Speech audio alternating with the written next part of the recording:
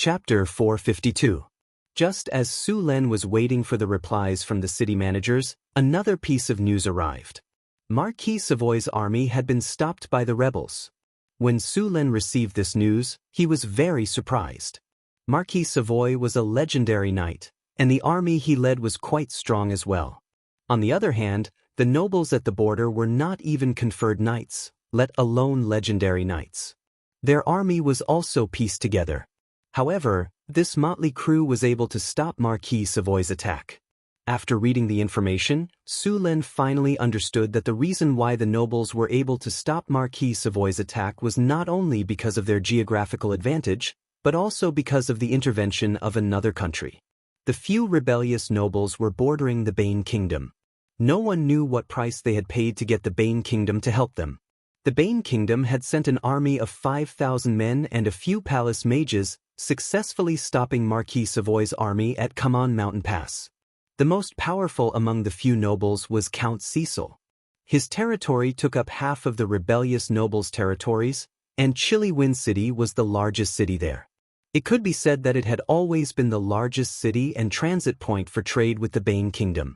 These nobles were almost completely dependent on the Bane Kingdom economically, so they were closer to the Bane Kingdom. When the Florentine king was replaced, the nobles in Chili Wind City rebelled. When they found out that Su Len had ordered Marquis Savoy to go on an expedition, they immediately surrendered to the Bane Kingdom, hoping to borrow the Bane Kingdom's strength to go against Su Len. In the beginning, this piece of land had always been contested between the Florentine Kingdom and the Bane Kingdom. Since 100 years ago, after the Florentine Kingdom had completely won, this piece of land had been occupied by Florence. After the relationship between the two countries had gradually eased, this place had become an outpost for trade between the Florentine Kingdom and the Bane Kingdom. Originally, the strongest people here were only a few knight commanders. According to Surin and Marquis Savoy's plan, the army could easily wipe out the rebels. However, when they arrived, they discovered that the nobles had built a fortress at Carmen Pass. Carmen Pass was a mountain pass in the Carrillo Mountains. The narrowest part of it was only 150 meters wide. It was the largest and smoothest mountain pass from the Kingdom of Florence to Chili Wind City. The other passages were all rugged mountain roads, and it was impossible for an army to pass through. Therefore, after they blocked this passage, the Kingdom of Florence could only attack by force. Originally, the Marquis of Savoy thought that he could rely on his own strength to break through the barrier. After all, a legendary knight could easily defeat thousands of enemies. However, he never thought that Count Cecil had already joined forces with the Bane Kingdom. There were 5 high-grade wizards guarding this checkpoint. Legendary knights were powerful, but as a proper knight, the Marquis of Savoy did not have any magical abilities. When faced with spells, he was often at a disadvantage. If he was not careful, he would even be injured by a high-grade wizard. Otherwise, the warriors wouldn't have the title of Silk Warrior. Although the traditional warriors and knights were strong in close combat, the wizards had too many ways to deal with them. Just a maze spell was enough to make them dizzy. On the other hand, the wizards were different. They had mastered a large number of spells that allowed them to deal with almost any situation. A legendary wizard who was prepared was almost invincible. This was why the wizards had such a high status in this world. It was because of the existence of these wizards that the Marquis of Savoy could not use his power. In addition, the 150-meter-long city wall directly blocked the Marquis of Savoy's army outside.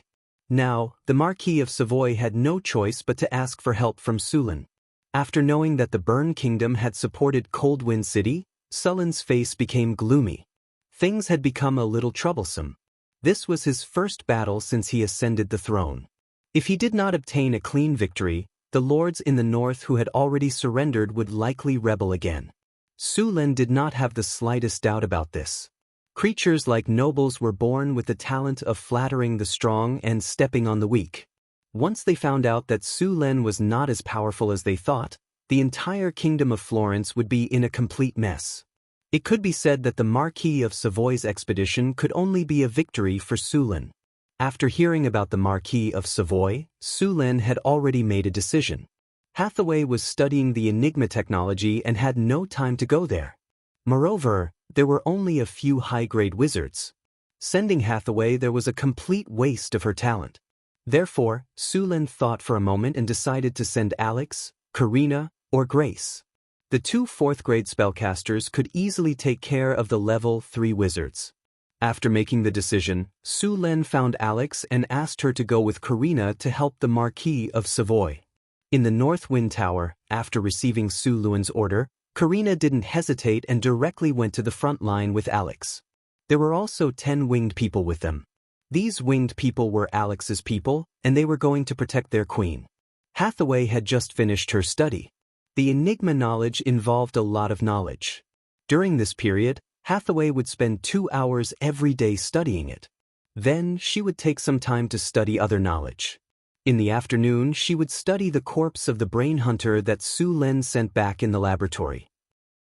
This brain hunter's corpse was quite valuable. It could be used to make a few outstanding magic items. Hathaway was thinking about how to make it. There were many monsters of this level in the multiverse, but there were also very few of them. The strongest monster in the multiverse was the Ancient Abhorrence. Their full name was Abhorrence from the Ancient Era. It was said that they were powerful monsters that had existed since the Ancient Era. That period belonged to the era of the giant dragons. The entire multiverse was ruled by the giant dragons. During that period, the giant dragons were far more powerful than they were now. Just like the Dragon Kings, their bodies alone could reach tens of thousands of meters or even larger. Later, because the existence of the giant dragons affected the development of the multiverse began to restrict the giant dragons. In order to survive, the giant dragons could only shrink their bodies generation by generation. The Ancient Abhorrence was passed down from that period. To be able to be hated by the powerful giant dragons, one could imagine how powerful these monsters were. Of course, the most powerful Abhorrence creatures were the Abhorrence dragons.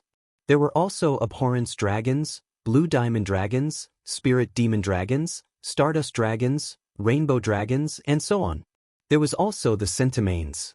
These monsters were not easy to deal with. For example, the Abhorrence dragon was a walking nuclear weapon. The dragon's breath was equivalent to an atomic explosion. This thing was really in existence that could destroy an entire plane. Many of the Ancient Abhorrence actually had the bloodline of the gods. It could be said that they were a type of abhorrence. Other than monsters like the Ancient Abhorrence, the next level were monsters like the Ancient Evils. These monsters were also very difficult to deal with. They were almost at the advanced legendary level. Below them were the Abhorrence monsters, which corresponded to the legendary level. The lowest level of ordinary monsters generally did not exceed the legendary level. Most of the material planes were like this. The brain hunter that Su-Len killed last time was, strictly speaking, an ancient evil level monster. Monsters at the level of the Archean hatred were very rare now. They had basically been destroyed or sealed by the Order Ancient Gods. Of course, there were still some Archean hatred that had fallen into a deep slumber, and some were living in some corners of the astral plane. For example, the Abhorrence dragons and blue diamond dragons. These kinds of creatures were not even provoked by the gods. In order to get rid of the Ancient Abhorrence, the Order Ancient Gods had paid a heavy price. Now, many monsters like the Ancient Evils in the multiverse had been sealed. Many monk monasteries were suppressing the Ancient Evils. How many pieces of equipment can be made with these materials? Su-Len looked at the brain hunter that had been cut up and asked. 5 or 6 pieces. Hathaway didn't even raise her head as she said, "This brain hunter's body is badly damaged. Otherwise, it would be able to make at least 2 pieces of legendary equipment. The remaining materials can only be used to make 1 piece of legendary equipment. The rest can be used to make high-grade magic items." 1 then. Su-Len nodded without hesitation. Other than these materials, we need other materials. Hathaway looked at some of the inventory and said, "See if these are enough." Su-Len took out all kinds of magic materials he had accumulated. Seeing Su-Len take out adamantine, mithril, orichalcum, star iron, high-quality magic gems, and many other materials, Hathaway widened her eyes in surprise. "So many. Did you rob the giant dragon's vault?" The giant dragon wouldn't have so many rare materials. Su Lin said proudly. Indeed. Hathaway nodded. The giant dragon has more gold. They don't have this kind of advanced magic metal. Su Lin smiled faintly. What kind of equipment are you going to make this time? Hathaway looked at the materials in front of her and said, Can you make something to defend against psychic attacks? Su Lin asked. There were not many psychic items. This kind of attack was very subtle and could be sneak attacked if one was not careful. Su Lin originally only had one defensive ring. Now that it was completed, he naturally wanted to take it back. Yes, these materials can be made into leather armor, some rings, amulets, accessories, and so on. The skin of a brain hunter was very tough. Ordinary swords would not be able to leave a wound on it. Moreover, its skin had very high magic resistance. It was very suitable to be used to make leather armor. As for making wizard robes, it was probably not enough. The body of a brain hunter was too damaged to make a wizard robe. Chapter 453. Although the brain hunters looked very disgusting and their skin was yellow in color and looked like a brain, the material of their skin was really good. It could almost be compared to dragon skin. The dragon skin here was not the skin of a lesser dragon, but the skin of a true giant dragon. It's a pity that the magic energy particle railgun was too ruthless. Half of the brain hunter's body was damaged. Otherwise, it would be more than enough to make a wizard robe. Hathaway looked at the brain hunter's body with some regret. The brain hunter's body was not small, but it had tentacles, eyes, and a sac that stored its brain. Its intact skin was very limited and most of it was damaged. There was not much that could be used. The skin could be made into leather armor, and the brain hunter's eyes were also good stuff. They were the part of the brain hunter's body that emitted energy. It had high spiritual resistance and magic power, so it could be used to make offensive or defensive items. The other parts could be used to make many items. Basically, this brain hunter's body could be used to its fullest potential. While Su Lin and Hathaway were making magic items in the Northwind Tower, Alex and Karina led their men to the northwest of San Felto City. The Marquis of Savoy was currently confronting the few rebellious nobles. Kaman Mountain Pass could be said to be easy to defend and hard to attack. The narrowest part was 150 meters, and the path was rugged. In such a place, it was impossible to use one's strength. Even if the Marquis of Savoy brought 10,000 elites, it would be useless. As for the Marquis of Savoy, although he could charge up the city wall, he would not be able to gain a foothold. As a legendary knight, Savoy could not fly, so the wizards could exhaust him with flying spells. The Marquis of Savoy had been trapped here for an entire month. Of course, even if they could not break through the pass, the rebellious army did not dare to fight back. Once they left the pass, even with the help of the few high-grade wizards, the Marquis of Savoy was confident that he could defeat them. However, the rebellious army did not respond at all. No matter how much the Marquis of Savoy yelled and threatened, they would not fight. It was obvious that they were going to wear them out. They were backed by the territory and had an abundance of food and resources. The rations that the Marquis of Savoy's army could only be transported from other places. If this continued, the Marquis of Savoy would not be willing to seek help from Su Lin. For the Marquis of Savoy, who had just joined Su Lin, failing his first mission would directly affect his importance in Sullen's heart. After struggling for a long time, he finally asked for help from Su Lin. Alex and Karina moved quickly. It only took them 2 days to reach Kaman Mountain Pass. They then went straight to the main camp of the Marquis of Savoy. Sir Marquis, there are 2 wizards who said they were sent by His Majesty to see you. Just as Savoy was having a headache over how to break through the Kaman Pass and pacify the rebellious nobles, a personal guard hurried in to report. Sorcerer sent by His Majesty? Invite him in. Savoy's eyes flashed with joy. The guard turned around and was about to leave, but the Marquis of Savoy stopped him. Forget it. I'll go greet them myself. Sir, you are the commander of an army. How can you greet them yourself? The guard tried to persuade him. All right, no need to persuade me anymore. I know what I'm doing. The Marquis waved his hand. Then he personally led a group of people to welcome Alex, Karina, and the others. At the same time, he ordered his men to prepare a welcome banquet. Marquis of Savoy, there's no need to prepare. The situation is urgent. Alex said, His Majesty Sulan sent us here as soon as he received your request for help. How strong are the enemies? Your Excellencies, I'll get straight to the point. The Marquis of Savoy smiled awkwardly and said, The Kaman Pass is in a unique location. The rebels have built a fortress at the narrowest part of the pass. With our strength, we could have won even in this terrain. At most, we would have lost a few soldiers. However, the rebels have sent 5 high-grade wizards. Our soldiers are no match for them. Even when I personally led an attack, it was stopped by them. As long as you can help me deal with or delay those 5 high-grade wizards, I have full confidence that we can break through this pass. The Marquis of Savoy said without hesitation. 5 high-grade wizards, right? Are you sure they only have a few wizards here? Alex asked. I'm sure, Your Excellency. If they had more wizards, they would have launched a counterattack long ago instead of wasting their time here. The Marquis of Savoy nodded. That's good.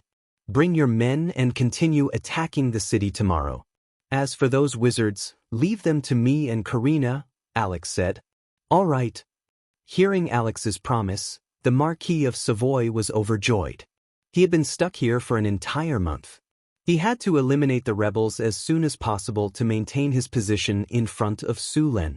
The next morning, before the sun had even risen, there was movement in the army to quell the rebellion. Troops quickly gathered after breakfast. Some of these troops were the private soldiers of the Marquis of Savoy, while others were the troops of the nobles under him. There were also some mercenaries who had come to seek refuge with him. The entire army took half an hour to gather. They then began to enter the Kaman Pass in batches. The Kaman Pass was shaped like an hourglass. It was wide in 2 sections and narrowed as one went in. Finally, it was only 150 meters wide in the middle of the pass. Now, this passage was blocked by a 20-meter-tall wall. On both sides of the wall were steep cliffs that ordinary people couldn't climb. The rebels had already received the news and were ready for the Marquis of Savoy's army to attack. Looking at the mottled brown marks on the wall, the Marquis of Savoy's face turned cold. Those marks were the bloodstains left behind by the deaths of his soldiers. They had already turned dark brown. The thick smell of blood in front of the fortress couldn't be dispersed even by the biting wind. The north wind whistled, bringing with it a bone-piercing chill. It was now winter. The Marquis of Savoy had to break through this place before the first snow of the year. Then he would occupy a city. Otherwise, the biting cold of winter would severely reduce the number of his troops. It was already 9 in the morning. Seeing that the army was ready, the Marquis of Savoy didn't hesitate to give the order to attack the city. After fighting a few times, the Marquis of Savoy had already probed the enemy's strength. After having the mercenaries as the vanguard, he arranged for the elite troops to follow. The Marquis of Savoy wore an excellent knight's plate armor. He pointed his sword and said, All troops attack. The battle reached its climax as soon as it started. The army carried the ladders and watchtowers, braving the rain of arrows as they advanced quickly. One soldier after another climbed the ladders skillfully to attack the fortress. On the other hand, the soldiers on the city wall pushed down the scaling ladders and the watchtowers slowly advanced. These watchtowers, which were taller than the city wall, were filled with archers. When they arrived at the predetermined location, they immediately launched a rain of arrows to suppress the enemy. After gaining the upper hand, the archers on the walls were immediately suppressed. But soon, the rebels mobilized even more archers to counterattack. The space in the watchtowers was limited, so naturally, they couldn't compare to the number of archers on the walls. They used fire arrows. Even if the watchtowers were covered in cowhide to prevent fire, they were still set ablaze by the large number of fire arrows. The watchtower was ablaze, and the archers and soldiers on top of it ran down in fear. Some even jumped down directly from the watchtower. However, most people would be injured if they jumped down from a watchtower that was more than 20 meters high. Some unlucky fellows were burned to death by the flames. The sound of fighting filled the entire valley, and the smell of blood was nauseating. One watchtower was burned, But even more watchtowers were pushed up. Under the all-out attack, the rebels on the walls were completely suppressed. Seeing more and more soldiers climb up the walls, the rebels finally couldn't sit still. One by one, the high-ranking knights began to act. Under the leadership of these knights, the rebels quickly stabilized their position and repelled the first wave of attacks. Seeing this, the Marquis of Savoy wasn't surprised. After reorganizing the army, the second wave of attacks began. He personally led a team of high-ranking knights to attack. Even more siege weapons launched their attacks. The catapults continuously shot out fireballs, igniting a large number of siege weapons. Archers far shot. A warrior in full armor drew his sword and shouted. His whole body was covered in armor, and his head was covered with a steel mask. Only his cold and sharp eyes could be seen. Following his order, the archers on the watchtower all knocked their arrows and knocked their arrows. One by one, the bows were pulled back to their maximum. Bang, bang, bang. The dull sound of bowstrings being released rang out. Black clouds rose from the watchtowers and fell on the walls. After these arrows flew to the highest point, they fell at an even faster speed. A large number of rebels in leather armor were shot by these arrows, turning them into porcupines. At the same time, more archers began to counterattack under the cover of their shields.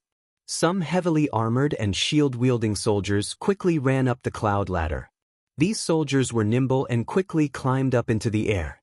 The soldiers on the city wall raised their flying stones and smashed them down. A soldier who couldn't dodge in time fell down from the ladder that was more than 10 meters high. The high-ranking knights were like monkeys, jumping to the top of the ladder in a few jumps. Then, they jumped a few meters into the air and directly jumped onto the walls. They swung their swords and killed a few rebels around them. The high-ranking knights in the back quickly climbed up the walls and quickly opened up a place to rest. The soldiers in the back continued to rush up the ladder. At this moment, the high-ranking knights of the rebel army led their men to launch a counterattack. The narrow city wall became extremely chaotic. Every second, someone was killed. Due to the disadvantage in numbers, the Savoy army was constantly pushed back. It looked like they were about to be chased down the walls again. At this moment, a tall figure jumped down from the ladder. The sharp sword in his hand carried a biting cold wind and instantly killed a knight. It was the Marquis of Savoy. Chapter 454. Not good. Crossbowmen. Get into formation. Rows of heavy crossbowmen wearing chainmail armor quickly rushed out and formed 3 rows. The first row sat down, the second row squatted down, and the third row stood up. The heavy crossbows were quickly loaded. More than half of the wall was blocked by these people. The heavy crossbows that required ordinary people to step on were loaded by these people with their hands. They then set up the crossbows and aimed at the Marquis of Savoy, who had just rushed up. Seeing that all the crossbowmen were ready, the commander at the side immediately waved his sword and roared, "Fire!" Peng, peng, peng, peng, peng. The sound of bowstrings being released was instantly heard. Bolts shot out like lightning. These people did not care that there were many of their own soldiers in front of the crossbow formation. The Marquis of Savoy's expression changed slightly. He killed the enemy in front of him with his sword, then picked up the soldier's corpse with one hand and used it as a shield. Peng, peng, peng, peng, peng. Dull sounds of impact rang out. The corpse in front of him was instantly shot into a hedgehog. At such a close distance, even a plate could not withstand the barrage of heavy crossbows. After the first wave of crossbow bolts, the Marquis of Savoy used his arm to throw the heavy corpse away. He then took advantage of the time when the crossbowmen were reloading to roar and charge forward. The Marquis of Savoy charged into the formation of crossbowmen like a tiger in a flock of sheep. The crossbowmen around him could not resist at all and were easily killed. Under the Marquis of Savoy's lead, more and more soldiers rushed up. It seemed that this section of the wall would be taken over by them. Curse of weakness. Slow. Stun.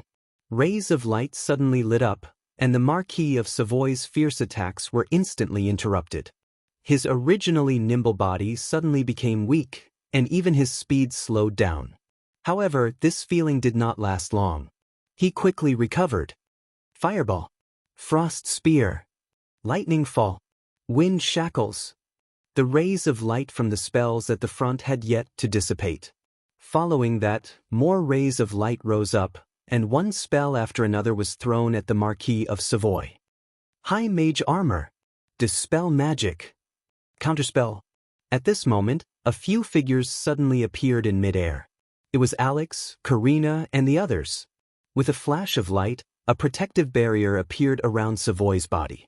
The spells that were flying towards him were immediately dispelled.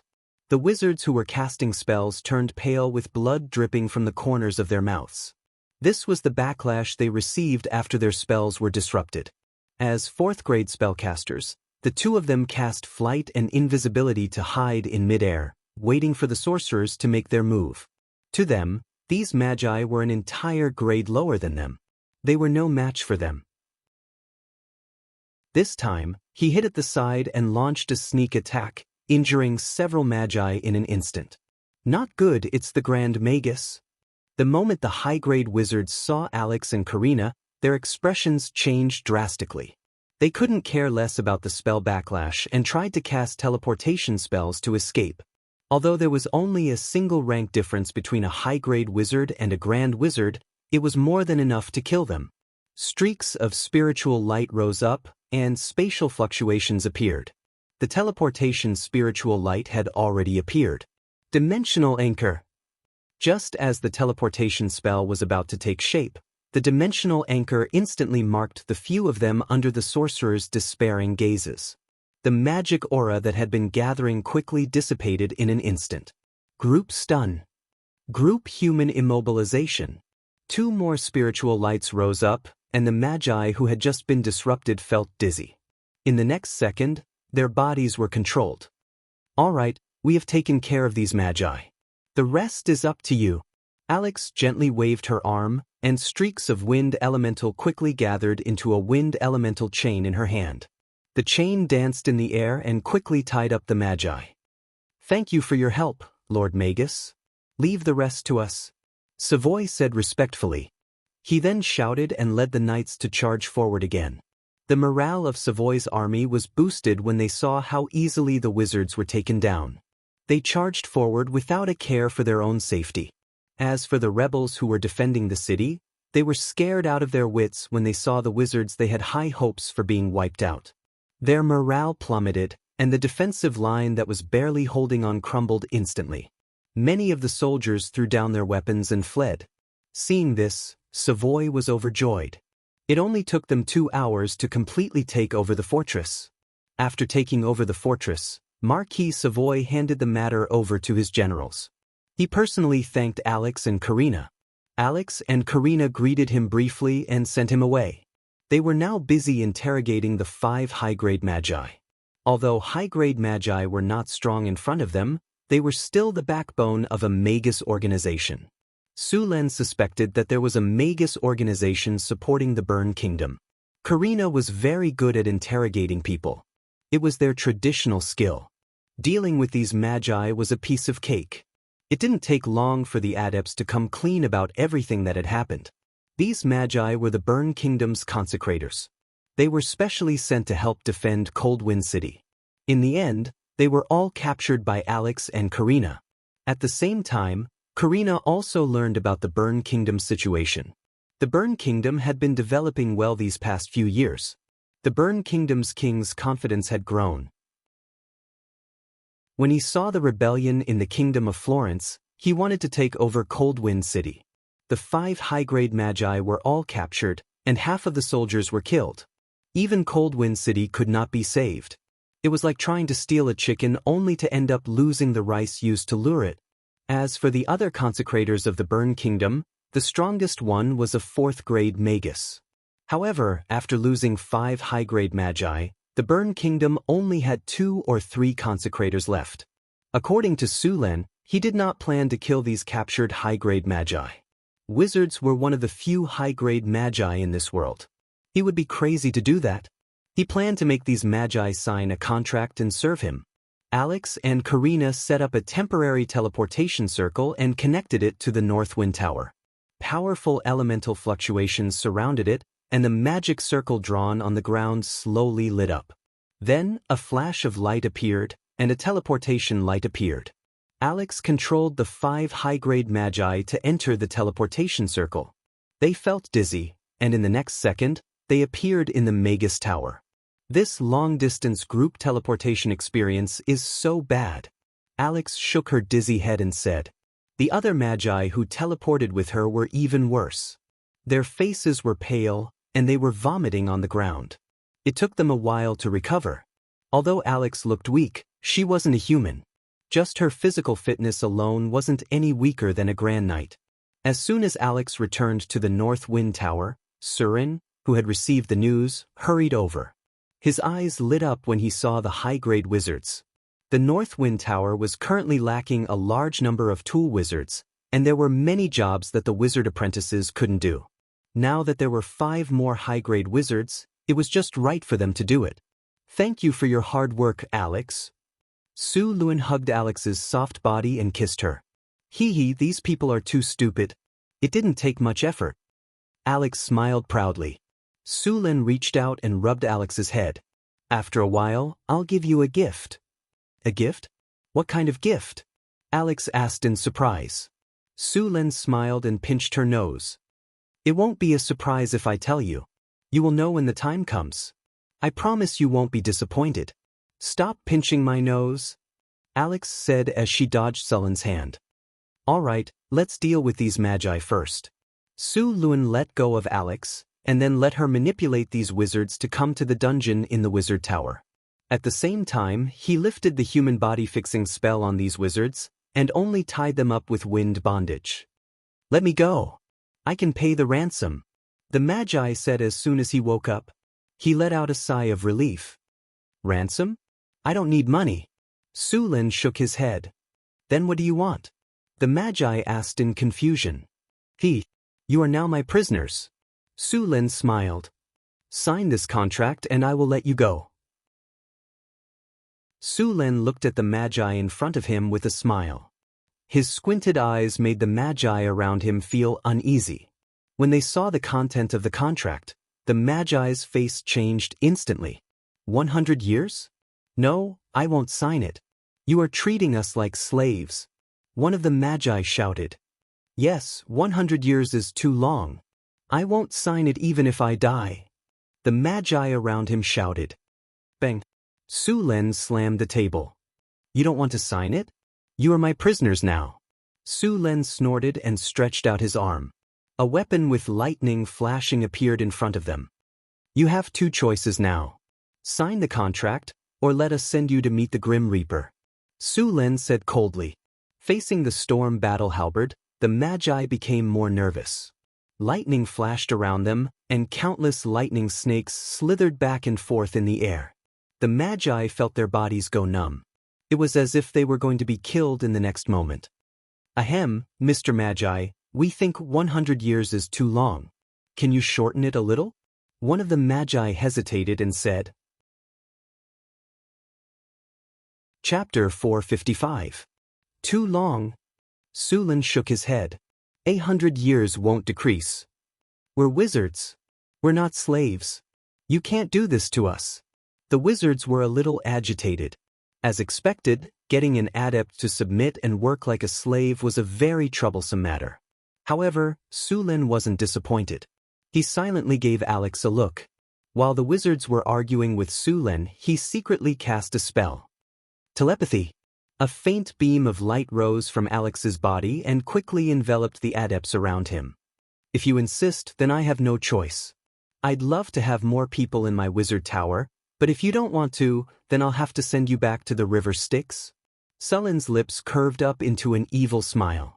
The storm battle halberd in Abel's hand shone brightly, and the binding of wind chains on these wizards became tighter. Every time they tried to secretly channel their mana to cast a spell, the binding of wind chains would bind them and interrupt their channeling of mana. Seeing the storm battle halberd getting closer and closer, the wizards began to panic. At first, they were calm because Su Lun wanted them to work for him. They knew the value of a wizard, so when Su Lun asked for 100 years, they knew that Su Lun wouldn't give them up. They didn't have to worry about their lives. This was also the reason why they dared to bargain with Su Luen as prisoners. However, the situation didn't seem right. They seemed to have made a mistake. It seemed like Su Luen really wanted to kill them. I'm still young. I'm a high-grade wizard. I still have a bright future ahead of me. I can't die so easily. I don't want to die. The cold blade had already touched his neck, and the wizard could no longer withstand the pressure. His body trembled as he said, "Stop, stop. Sir, I agree. I agree to your conditions." The storm battle halberd stopped, and the wizard felt a warm liquid dripping down from his neck. It was his own blood. The wizard broke out in a cold sweat when he felt the blood flowing out. Su Luen smiled and gently put away the storm battle halberd. He then said with a smile, "Looks like you've thought it through.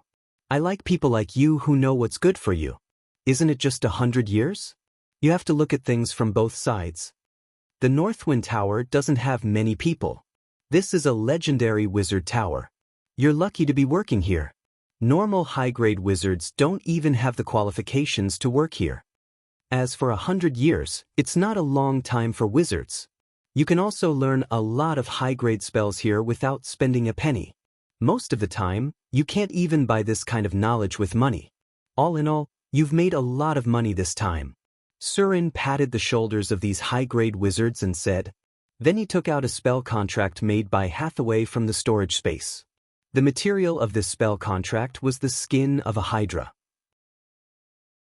Hathaway had made all kinds of terms and conditions, and all of them had been engraved with runes. The terms and conditions on this spell contract were exactly what Su Luen had mentioned.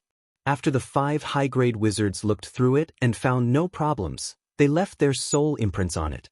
Seeing that the 5 of them had signed the contract, Su Luen also left his soul imprint on it. After everyone had signed the contract, Su Luen snapped his fingers. A ray of light rose, and a blue elemental flame suddenly burned on the spell contract. Soon, the entire contract was devoured by the elemental flame and disappeared completely. In the end, it turned into a ray of light and merged with the bodies of Su Luen and the 5 wizards. As soon as the light entered their bodies, it moved to their arms. Finally, a lightning symbol appeared on their arms. This spell contract made from the skin of a hydra and made by Hathaway was very powerful. Even a legendary demon couldn't resist it after signing it, let alone the 5 high-grade wizards in front of him. The power of this contract was not inferior to a soul contract at all. It was even safer. After the contract was completed, Alex also quietly removed the telepathic suggestion spell. Su Luen spread out his hands and said with a smile, "Okay, the contract is complete. See, didn't we successfully reach an agreement? Alex, hurry up and remove the magic chains on them. They are our slaves of the North Wind Tower. They are partners. We can't let them get hurt. We still need them to work." Su Luen said enthusiastically to the wizards, "Come, come, come, get up. The ground is cold. Since you are already one of us, let me tell you about your benefits. First of all, housing. Each of you will have a room of 30 square meters in the Wizard Tower. Every month, you will be allocated some magic materials for experiments. At the same time, the laboratory will be open to you. The first 3 floors of the library in the Wizard Tower will be free of charge. The rest will require the corresponding contribution points. Apart from that, the fees for the seclusion rooms, magic potions, and materials will also be distributed to you in accordance with the regulations. There will be a booklet about your specific benefits in a while, as well as the following obligations you will need to fulfill. Every month, you will need to complete a certain amount of magic enchantment, magic potion refinement, various upgrade and modification plans, rune material production, and so on. Only after all of these are completed will you be able to enjoy the benefits mentioned before." Sullen's eyes swept back and forth across the wizards. He then revealed a sinister smile and continued, "I don't think you will ever want to enjoy some of these punishments. In this territory, there is a nest of harpies. Many of them are low-grade harpies in heat." Hearing Sullen's words, the 5 high-grade wizards in front of him shuddered. Their faces instantly turned pale. "Cheer up. Don't be so depressed. Isn't it just 100 years? I always abide by the spirit of the contract. Under normal circumstances, I persuade people with reason. Just like just now, didn't we have a pleasant conversation? Su Lin brought the 5 high-grade wizards who had just signed a contract to tour the Northwind Tower. Come, let's have a laugh. This is a legendary wizard tower. Soon, Su Lin brought them to the control center of the wizard tower. Milky Way, register the permissions for these new employees. A cold mechanical voice sounded, Yes, Master. Scanning soul waves, please wait. Recording soul information. Soul information recording complete. Registration complete. Default to level F visitor permissions. Master, please confirm their permissions. Give them level D permissions then. Su Lin said directly. Permissions upgraded. Current permissions to level D. Milky Way's cold mechanical voice sounded again. After checking that there were no problems, Su Lin turned to the high-grade wizards and said, All right, the permissions have been arranged for you. Now, you can go and familiarize yourself with the wizard tower and your own permissions. I'll give you a break for today. From tomorrow onwards, you will officially start working. Looking at the 5 high-grade wizards in front of him, Su Lin only felt refreshed. Such good leaks. He could harvest them continuously for 100 years. With their talent, 100 years was more than enough for them to level up to a level 4 wizard. Su Lin only needed to pay a very low price to get 5 high-quality, cheap laborers. From the day they met, 007 was their daily life. It was not impossible for them to take another step forward. After all, with the strength of a wizard, it was completely possible for them to withstand it. With these 5 cheap laborers, the production of magic potions and magic tools in the northern town would greatly increase. When it came to the exploitation of labor, the most famous was the liches. Those liches would not only make you work while you were alive, but even if you were dead, they would also use spells to revive you and continue to work for them. 007 was simply too weak. There was no rest, no holidays, and no need to eat. He had to work 24 hours a day. Even the capitalists in the previous world would shed tears for him.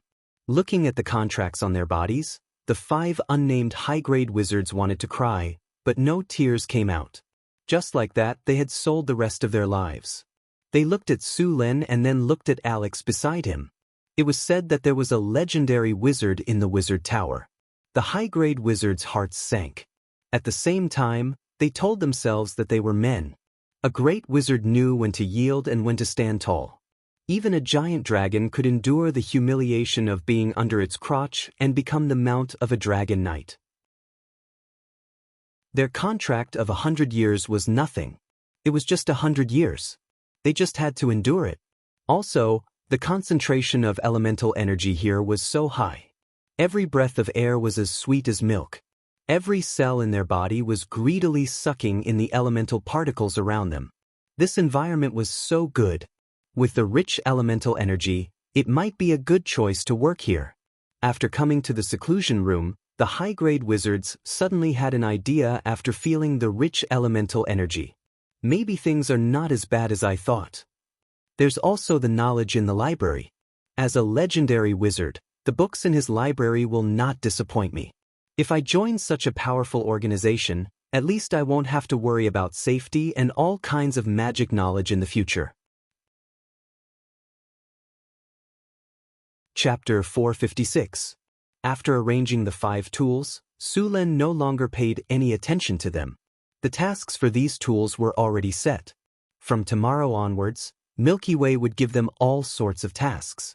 Enjoy these last moments of leisure. The materials obtained from the brain hunters were made into magic tools by Hathaway. The skin of the brain hunters was made into a leather armor. The leather armor was made by Grace herself. In the northern town, the half-elf Grace's tailoring skills were the best. In order to make this leather armor, Hathaway spent a lot of materials. Just the runic circle on the leather armor used 5 ounces of mithril and 1 ounce of astral sand. She also used 3 high-quality magic gems to make this leather armor. Hathaway named this leather armor Deathwalker. This leather armor was already considered a legendary magic tool. It could be Sullen's most powerful magic tool other than the Storm War Halberd. Deathwalker, Leather armor, quality, legendary, material, brain hunter's skin, mithril, etc. This is a legendary leather armor made from brain hunter's skin that was meticulously sewn by a master tailor. It has powerful defense and unimaginable magical effects. Defense plus 35, magic resistance plus 50, evasion plus 10, agility plus 3, special effect, immune to mind control, special skill, alternate space travel, 3/day, mind attack, 1/day. Deathwalker was a very powerful equipment. Although it was a leather armor, it had better defense than a plate armor. It also had strong elemental resistance. According to Hathaway's tests, spells with less than 50 damage would not cause any damage to him. One must know that the fireball spell only had 35 damage.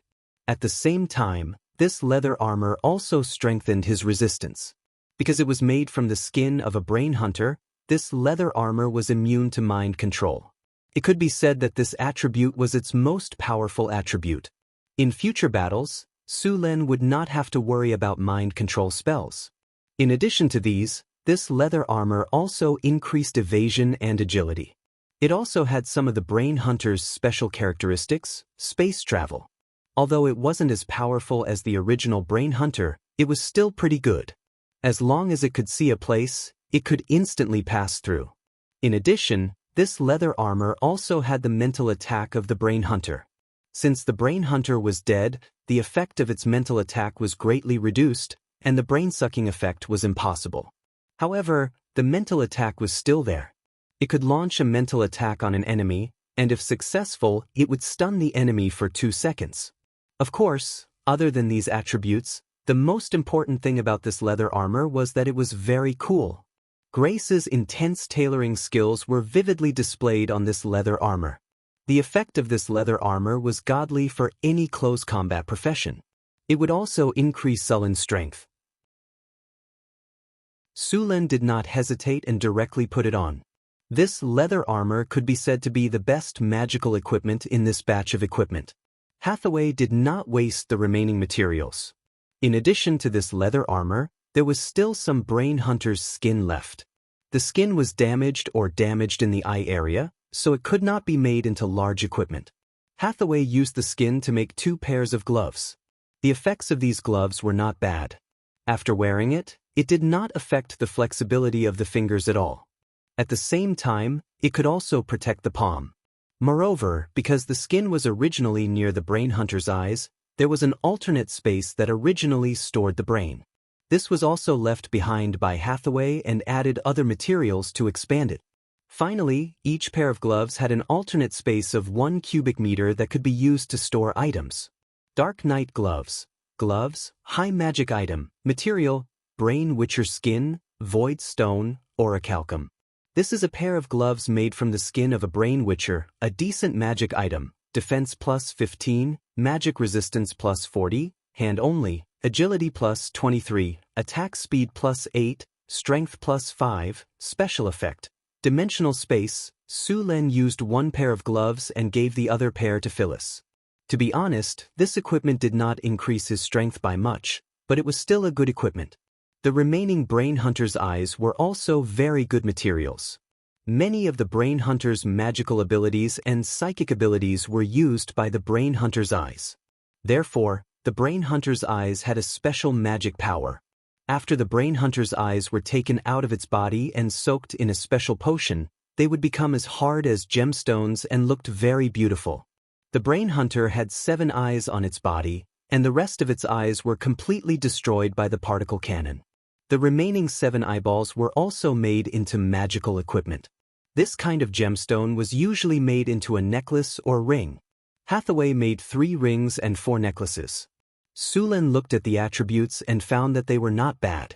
Dark Knight necklace, high-rank magic item, material, eye, orichalcum, mithril. This necklace is made from the eye of a brain hunter and has a mystical effect.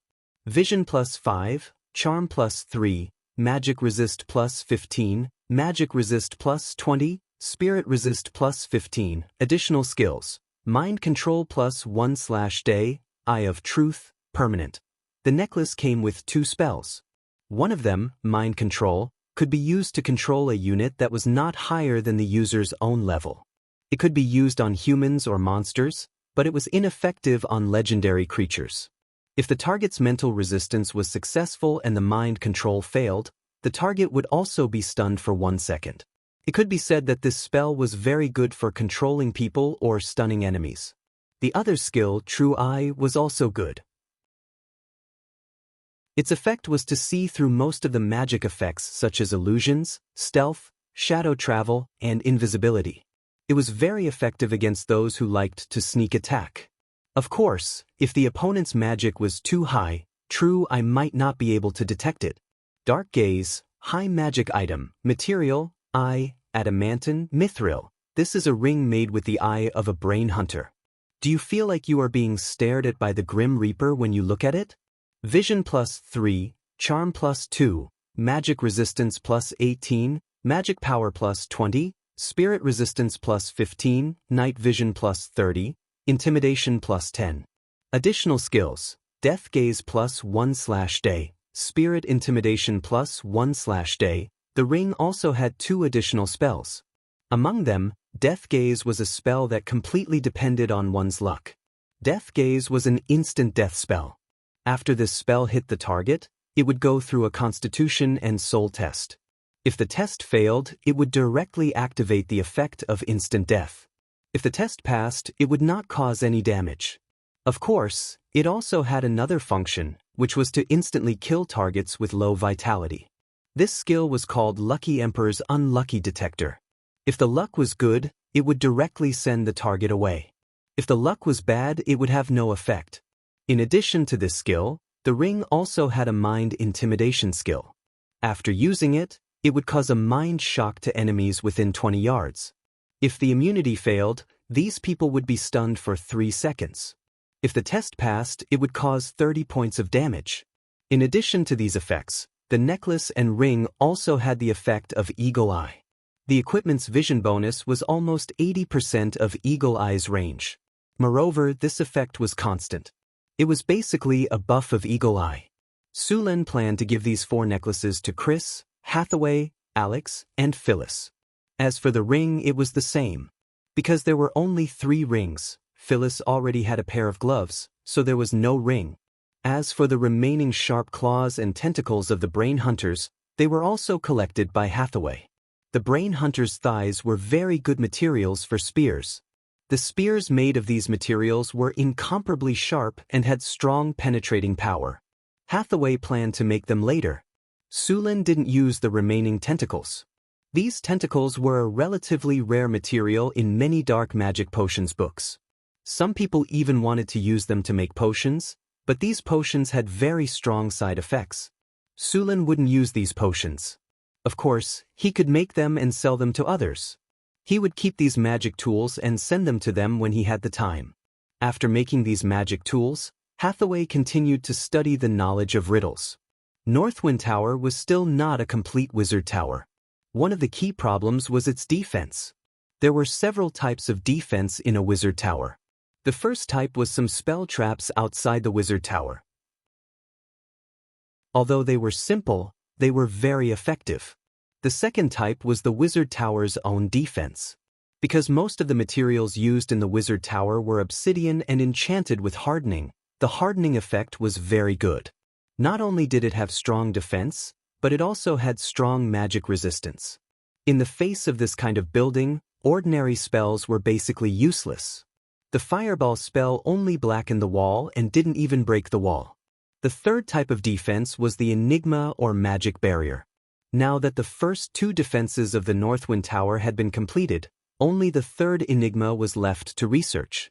The magic barrier was actually the initial stage of the enigma. The enigma was actually a powerful construct that integrated both attack and defense. The people in the enigma would also receive bonuses and have skills. The first enigma was made by the High Elves with the help of divine power. It could easily cover a forest or a city.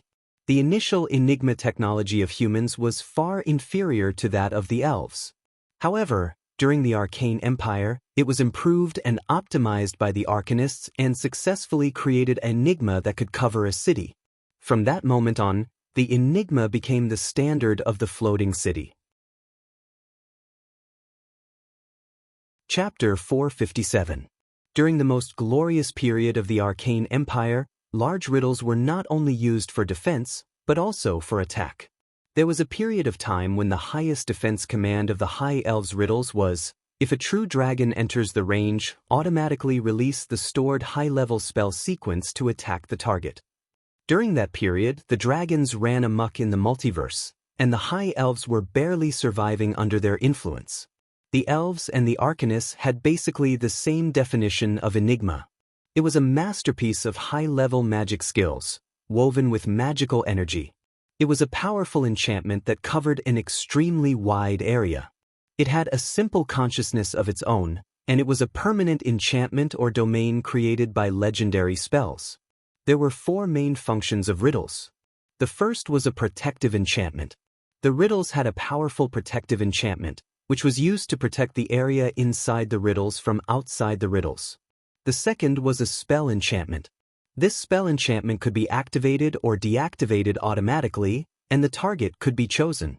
However, this spell usually would not be activated continuously. After all, the magic consumption was too high. The riddles created by the ancient High Elves could be activated for a long time because they once controlled a spell energy source.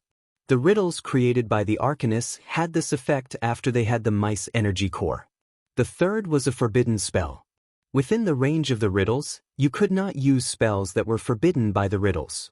This was actually equivalent to a ban on magic. The fourth was a spell sequence. This was a spell that was stored in the riddles in advance.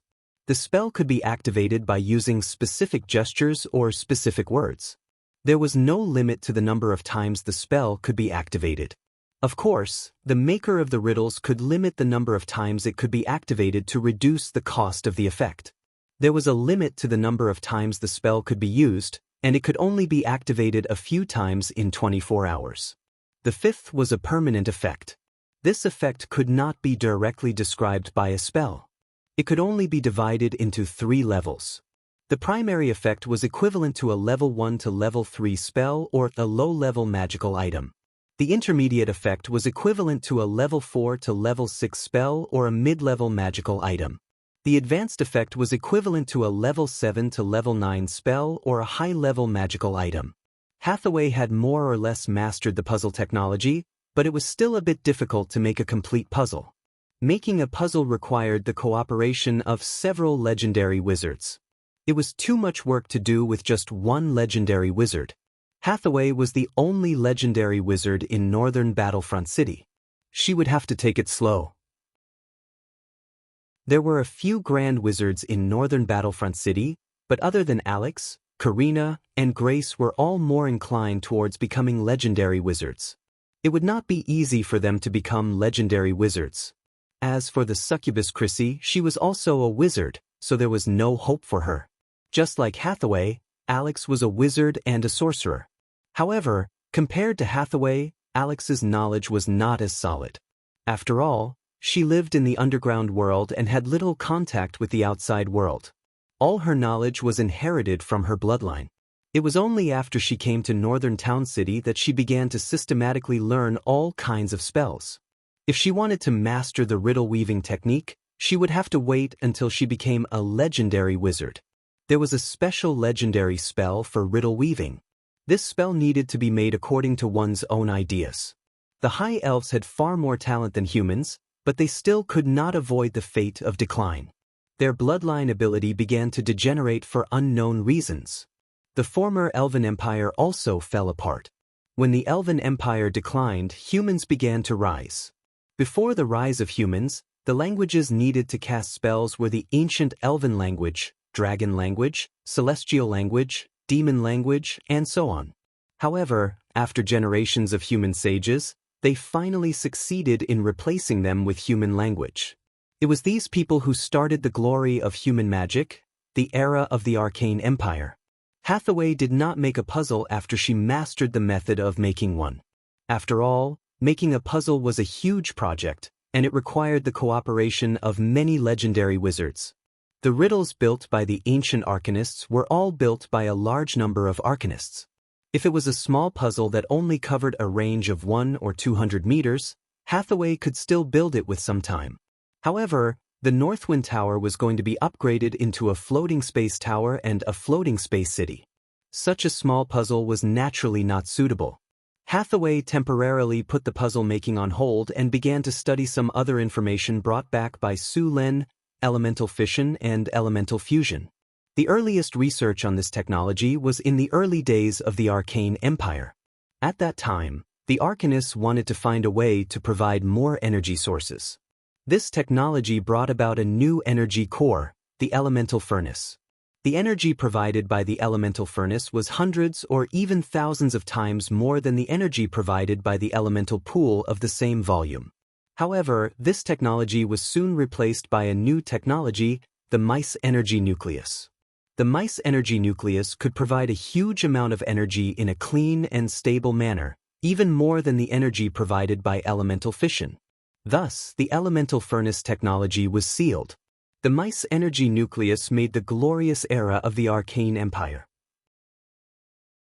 However, the mice energy nucleus technology was mastered by the great Arcanists, and it involved the gods. The mice energy nucleus required the help of the magic net to obtain almost endless energy. After the Arcane Empire and the gods went to war, this kind of thing was naturally not made anymore.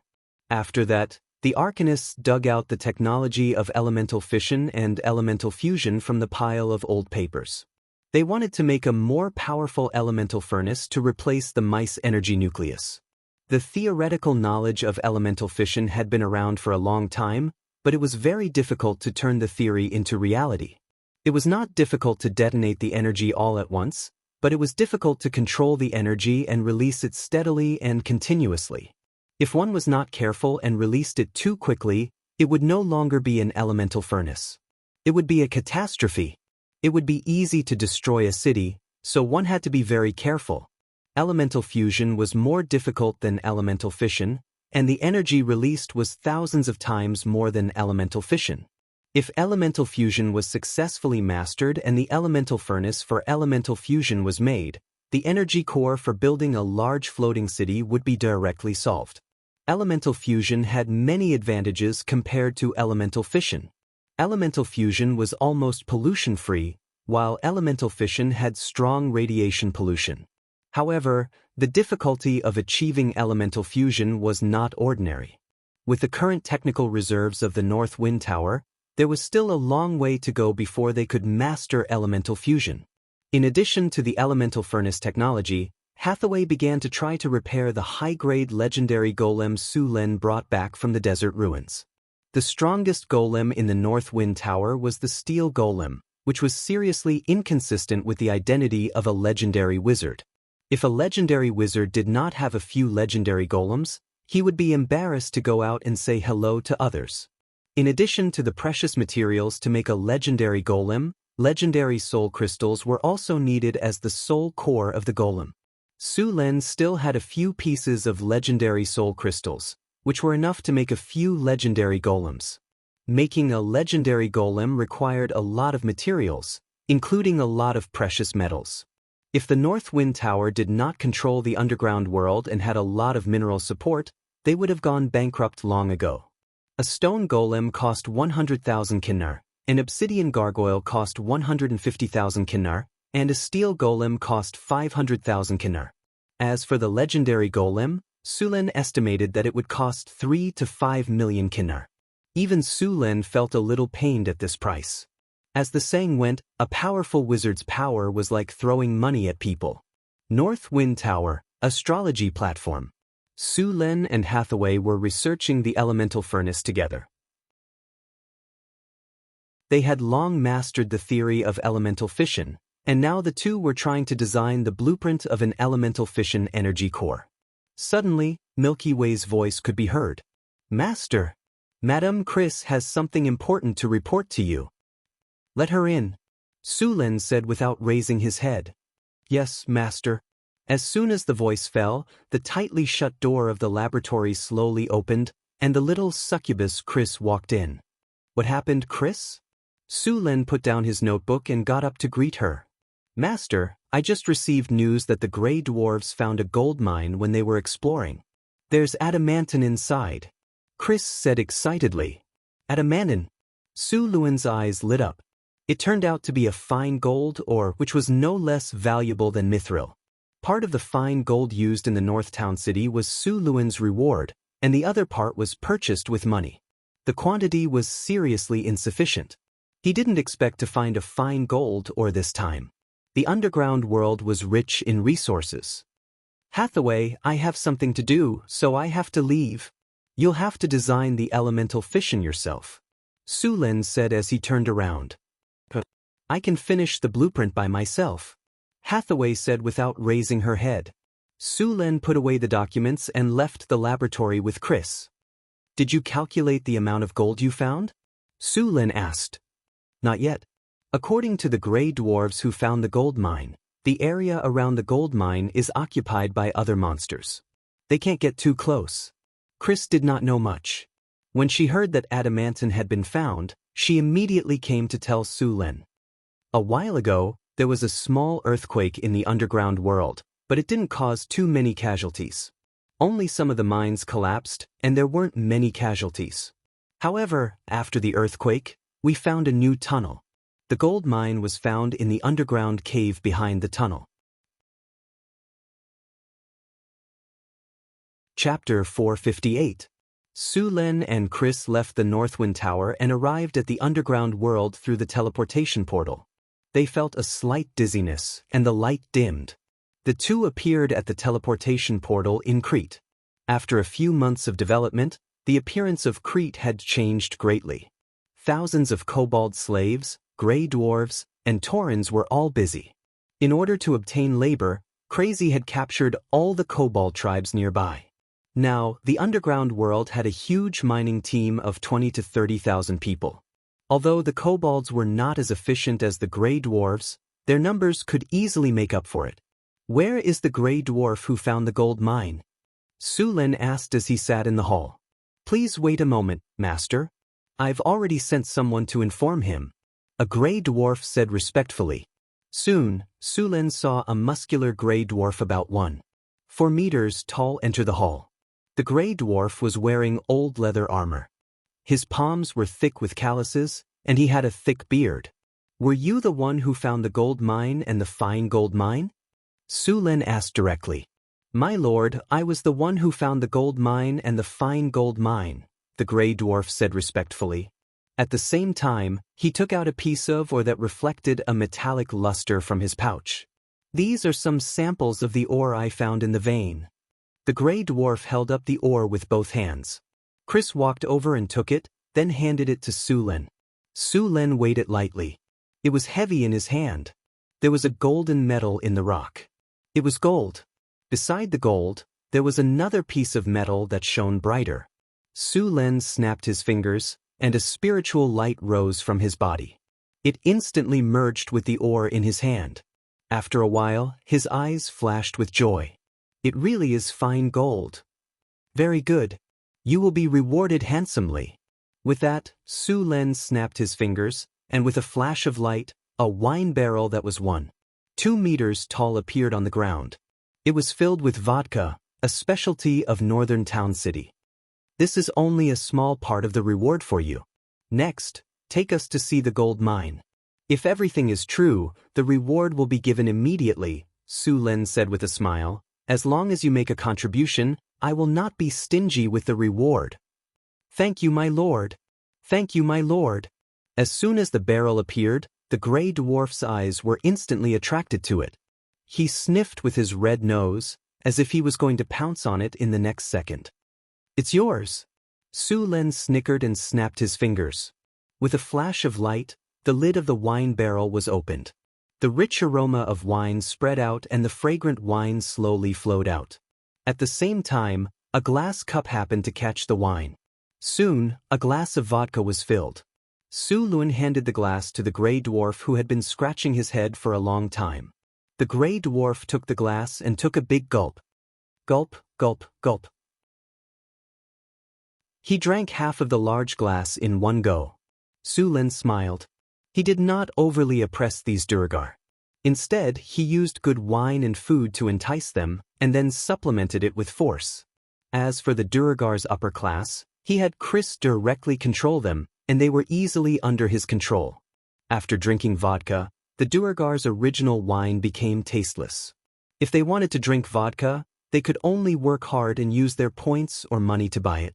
This method was much better than the previous oppressive slavery, and the Duragar did not betray or riot. Burp. The Duragar burped in satisfaction, and his face became flushed. "My lord, the gold mine is very wide. I can guarantee that there is a gold mine hidden in it." The Duragar raised his voice and said exaggeratedly, "There is a lot of adamantine in it. Its value is immeasurable." Sulen nodded slightly. He did not completely believe the Duragar's words. Duragars, like their cousins on the surface, liked to boast. Speaking of which, it seemed that all the small people in this world had this hobby.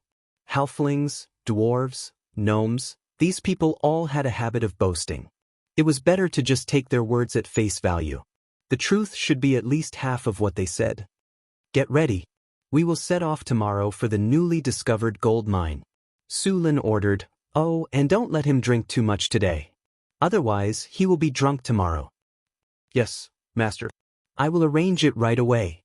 Chris nodded and said. It was already late, and all kinds of preparations had not been made, so they could only wait until tomorrow to set off. The gold mine would not run away, so there was no need to be too anxious. There were many monsters in the underground world. Sulen and the others had to bring enough people to deal with them when they set off tomorrow. The little succubus was very capable. After Sulen gave the order, she immediately arranged everything properly. Night fell. Sulen stood on the balcony of the Northwind Tower and looked down at the city below him. The construction of Northtown was still going on. The people who had migrated from all over the world were working hard with hope for a better life. The requirements of ordinary people were very simple. They only wanted a stable environment, a warm home, and a relatively wealthy life through their own efforts. The taverns and night markets in the city were brightly lit. The bustling noises were blown away by the night wind and finally dissipated in the darkness. Although it had only been established for less than 3 years, the development of Northern Town City was very fast. Now, there was even a night market here. However, the night market wasn't open all night. It would close around 11 p.m. However, the appearance of the night market also showed the prosperity of Northtown. In Sullen's design, the city below him was actually a part of the floating city. The various wonders in the city would also be covered by the floating city. There were too many problems to consider in the construction of the floating city.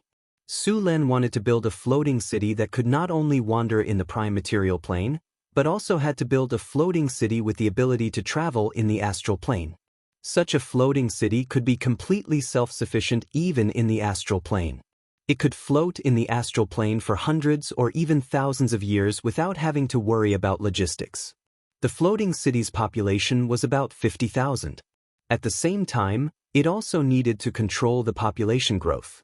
The construction of houses also needed to save as much land as possible. Sulen planned to build the residential area according to the residential areas in his previous life. It did not need to be too tall. A building with 6 floors would be enough.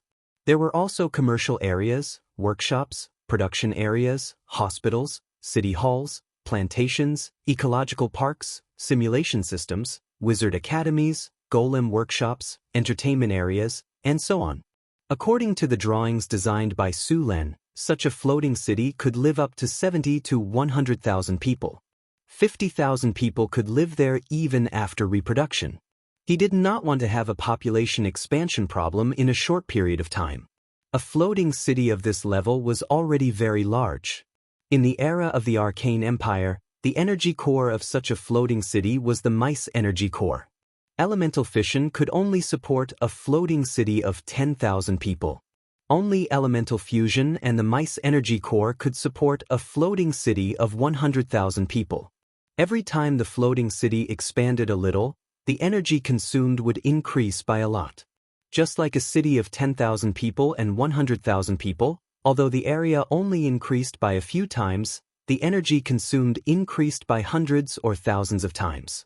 In the Arcane Empire, there were super-floating cities that could accommodate more than 300,000 people. The energy core in them was more than one mice energy core. Floating cities of that level were frighteningly powerful. But these were things for the future. The Tower of the North Wind was not even a floating tower, and it was even further away from a floating city. Now, they could only seize the time to climb the technology tree and cultivate talents. In a floating city, at least a few legendary wizards and high-ranking legendaries were needed. Su Lin stood quietly on the balcony and watched everything. After a while, he turned around and returned to his room. Nothing happened that night. Early the next morning, Su Lin got up from the slender arms and legs of Chrissy and his two personal maids. He washed up briefly, woke Chrissy up, and went to the underground world. When they arrived in Crete again, the exploration team was already ready. In addition to Su Lin and Chrissy, the exploration team also had a team of Grey Dwarf warriors and a team of drows. There were a total of 24 people in the team. When everyone was there, Su Lin asked the miner who found the gold mine to lead the way. The underground world was rich in minerals. Minerals such as gold and adamantine were basically in the depths of the earth. After all, they were originally heavy, and it was difficult to mine adamantine in the surface world. After a period of development, the roads around Crete had been repaired. Although they were not as flat and wide as North City, they were not bad. All of them had dark vision and were completely unaffected in such an environment. The group kept moving along the road. After about an hour, the road began to become rugged, and some underground creatures appeared around them. After discovering the group, they all hid. There were rugged rocks around the road, and there were many broken stones piled up in many places, which should have been caused by the last earthquake. The roads in the underground world were winding and rugged, and it was easy for people who were not familiar with them to get lost. Fortunately, both the Grey Dwarf and the Drows were very familiar with the underground world. Su Lin also recorded the route on his strategic map. Under the lead of the Grey Dwarf, the group soon came near a broken rock wall. There was a 3-meter-wide crack in the rock wall. It was dark inside the crack, which looked like a ferocious monster's mouth. After coming here, the Grey Dwarf became a little cautious. "Lord, this is the passage. After passing through this passage, you will reach the cave where the gold mine is." Chapter 459. Aiton, take the drows to investigate. Be careful of the monsters here. Su Lin looked at the crack in front of him and said, "Yes, sir." Aiton nodded, then took a few drows and directly blended into the darkness. After entering the passage, because there was no fluorescent moss, the light was even dimmer, and the road was even more rugged. Many places could barely allow one person to pass through. And from time to time, some monster corpses could be seen along the way. Some of these monsters were ordinary beasts, and some were mutant creatures. But for these drows, there was basically no difference. Aiton was now a peak grade 4 drow, and the rest of the drows were also elites. It was not difficult to deal with these monsters. After walking in the narrow passage for about 15 minutes, as they went deeper into the underground space, the passage became wider and wider, and some fluorescent moss appeared in the passage again. "Sir, we found some traces of underground orcs here." Aiton's figure emerged from the shadows. As a ranger, Aiton had a good tracking ability. There was not much difference between the underground orcs and the surface orcs. Just like the surface dwarves and Grey Dwarves, they were cousins, but closer. The underground orcs were stronger than the surface orcs. The general radiation in the underground world had caused some mutations in their bodies. Their bodies had become stronger, and their height had reached 2-3 meters. But because of the radiation, they were more ferocious and brutal than their cousins. These underground orcs did not produce anything. They relied on plundering to survive. They were intelligent creatures that ate humans. They were also notorious in the underground world. The underground orcs almost had the combat power of a knight when they reached adulthood. They generally operated in small groups. The underground orcs were not laborers for free. They had a physique of 2-3 meters and were very powerful. They were very good candidates for mining or building roads. As for their violent personalities, the traditional training skills of the drows would teach them to work hard. If they really could not do it, they could be thrown to Chrissy. The little succubus's enchantment could even control the Tauren, let alone these orcs. Don't worry about them for now. Finding the gold mine is more important. Su Len scanned the strategic map and said, after finding the gold mine, we'll clean up the surrounding monsters. As for the orcs, we'll catch them as coolies. In just a few seconds, Su Len had decided the fate of these underground orcs. When they arrived here, the width of the passage was already about 10 meters. There were also several wide underground caverns connecting the passage. Some mushrooms and plants grew very luxuriantly in the caverns. The water vapor in the air was also relatively high. Obviously, there was an underground river in the surroundings. In the damp corners of the passage, there were many underground moss and underground mushrooms. Many of the plants here were poisonous. Because of the radiation environment, there were many special magical plants growing in the underground world. Every once in a while, the wizards of the Northern Wind Tower would come here to collect some magic herbs. The potions produced by the North Wind Tower were very popular in the northern lands, but the quantity was limited. The apprentices in the northern town were so busy that their feet barely touched the ground. They had to process large amounts of ingredients every day. During this period of time, the Northwind Tower had gained another 5 high-grade wizards. The production of potions had increased by quite a bit, but the supply still could not meet the demand. Creatures are approaching. A rustling sound came from the darkness. Sullen's footsteps stopped. Aiton immediately hid in the darkness with the other drows. Soon, there was the sound of a battle, followed by a scream. This scream was like a signal. Soon, the screams came one after another. A few minutes later, all the drows returned to the team. There were no wounds on their bodies, only a strong smell of blood and a faint murderous aura. Aiton bowed to Sulin and said, "Master, it's a group of claw horrors. They've all been wiped out." Sulin nodded and said, "Let's move on." The leading gray dwarf quickly stepped forward. When he passed by Aiton and the others, he subconsciously dodged to the side. It was obvious that he was afraid of these drows. After walking out of the passage, the group came to a huge underground cave. After arriving here, Sulin quickly saw some exposed ores. There were very few of them, and they did not seem to be of high quality. However, since there were ores here, it meant that there was indeed a vein of ore here. It was just that he was not sure what kind of ore this vein was. Sulin asked the gray dwarf next to him to collect some ores. Under the light of the torch, the ores shone with a golden light and looked shiny. As the pickaxe fell, gravel splashed everywhere. Soon, a gray dwarf dug out the ore and respectfully presented it to Sulin. The gray dwarf handed over a golden octahedral ore and said excitedly, "Master, this should be a piece of pyrite, also known as fool's gold." Sulin looked at the pyrite in front of him with some surprise. With this kind of metallic luster, it was really difficult to tell that this thing was pyrite and not gold ore. Pyrite was a kind of granular mineral with a golden luster.